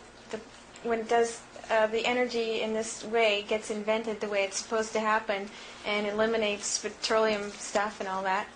And you're wondering how you're going to get the money for a whiteboard or whatever, and it's just like, that just blows my mind. That's like, you don't have to worry about that because it's all just going to come. Because you can't contain this now, like you've told too many people. It doesn't work that way. Yeah, it does. It does. I told It does. people when I was a little kid. Yeah, but it takes time. It takes 25 years to become an overnight success. Oh, yeah. And, It's all moving at the right speed. Eventually, it doesn't matter. It says over and over again in the writings that it's just the will of God that these things shall come to pass, and that we don't really have a choice. That the kingdom of God is going to be created whether we want it or not, individually. And this will be used because it's in harmony with the vibration of the Lord. So, thank you. And this Don't point, worry, your work won't be wasted at all. This is the foundation for building the whole new society. And he gave us the key, which is 9. It's vanished. If you think about all the billions of people that live by an oil lantern, how many whales were boiled to light people's rooms, it can easily vanish again. It really takes an incredible amount of effort to keep it alive. Don't you think this kind of stuff has been done before, or as you talk about the concept of circle, don't you think that Simba did it in The Lion King. somebody in the past must have done something similar to this nature, and it got Not even similar, they did it. it got vanished, and then I'm just picking up the clues at the scene of the crime. That's all I'm doing. But at least, the great thing about your work is at least you're seeing that until now, the mysticism was like totally detached, from ordinary masses, Yeah. But now you are combining those two things together, Right. and making it known to people, which is, really grounding. Like I whispered to you earlier when I said, You're making us feel like we're smart. Oh, thanks. That comes back. Well, just in this day and age, there's a growing movement that people can see to interweave science and spirituality, and it's due to the fact that, due to the duality, there's in this gap ecological, sociological crises that have escalated because of the misguided calendar, the misguided mathematical, numerological, astrological systems. And so what this is focalizing is, especially because the Baha'i faith is a faith that is not a particular faith, it's a whole faith. It's something that incorporates the teachings of all the religions. So what this that you're sharing today is doing is very clearly and concisely bridging that gap. And in that fulcrum point, which is where the 9 is the energy that you're asking us to, here's this gift, go and take this and apply this in whatever way you can, whatever way God calls you to share this with, because it's basically the science of the holy name, and it comes through in all of creation, and you're giving us the formula for what we already know, what already exists, so that we can take the seed and sow it.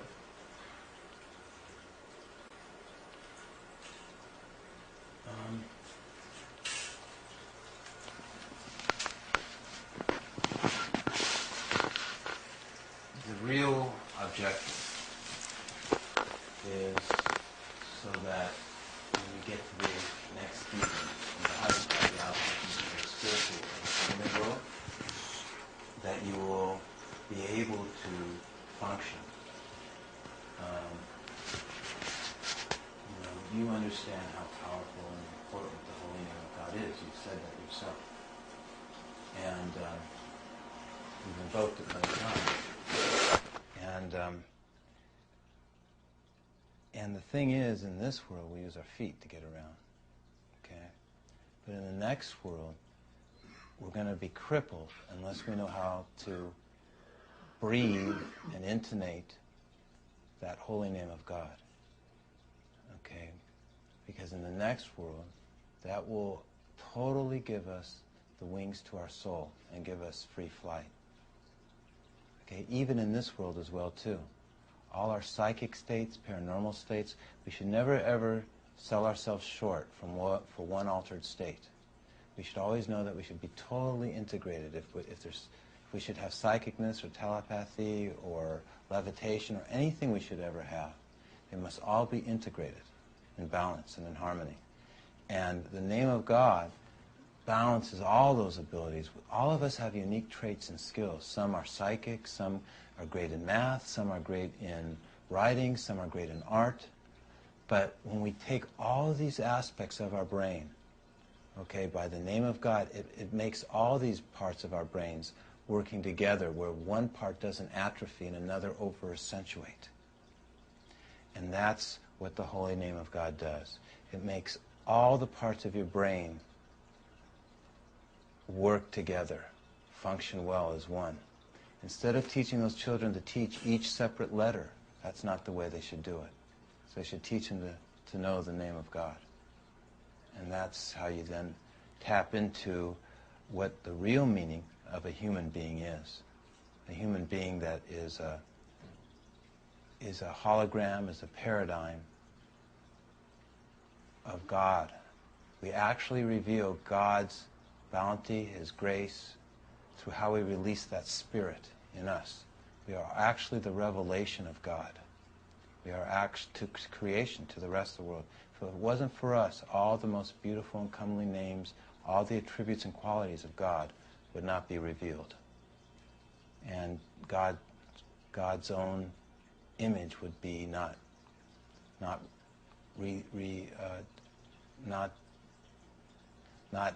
distributed throughout the universe. Not reflected throughout the universe. Thanks. How about this oil? If it doesn't have any resistance, why it only produces twice as much energy as It's much more. The reason is they're making out a filament strand and it's insulated. They're not doing it correctly. The next coils are supposed to be made out of glass, but it's very difficult for us to make them, and we're struggling, and it's expensive. And I've met with people to make them already, but they already tell me that it costs money to experiment. So this is a very slow process I'm going through. We're looking at months again, or years, before I get this off the ground, depending. Do you need some more investors? I know a couple millionaires you gotta meet.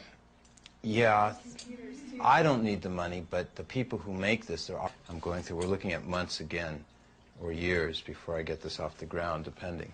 Do you need some more investors? I know a couple millionaires you gotta meet. Yeah, Computers too. I don't need the money, but the people who make this, there are real bills that they won't work for free. If we can't find people who will donate their engineering skills, if we don't know engineers and talented people, then we have to hire people.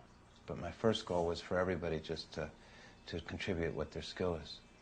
I've done it so far based on the no strings attached, free gift, participation type situation. If there's any investors that want to, I don't beg, I don't solicit for money at these talks, and I always continue to teach for free.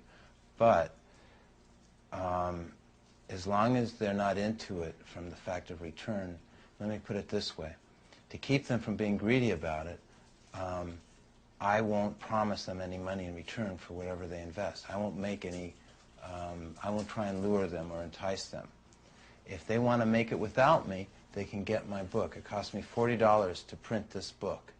And they can make it on their own, and they can even omit me, okay, if that's their desire.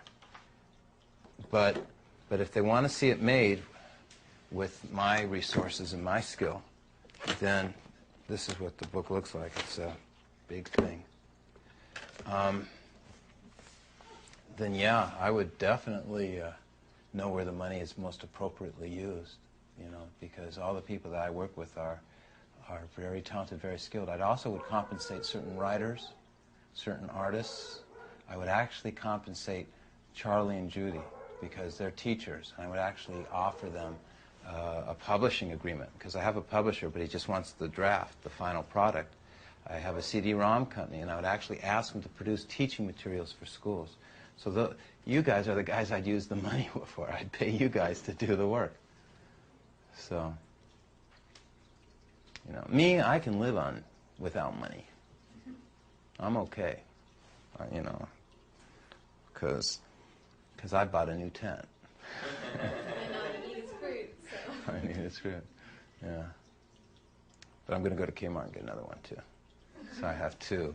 That way I'm expanding. Living room, bedroom. Okay. Just be like this. Thank you very much. well,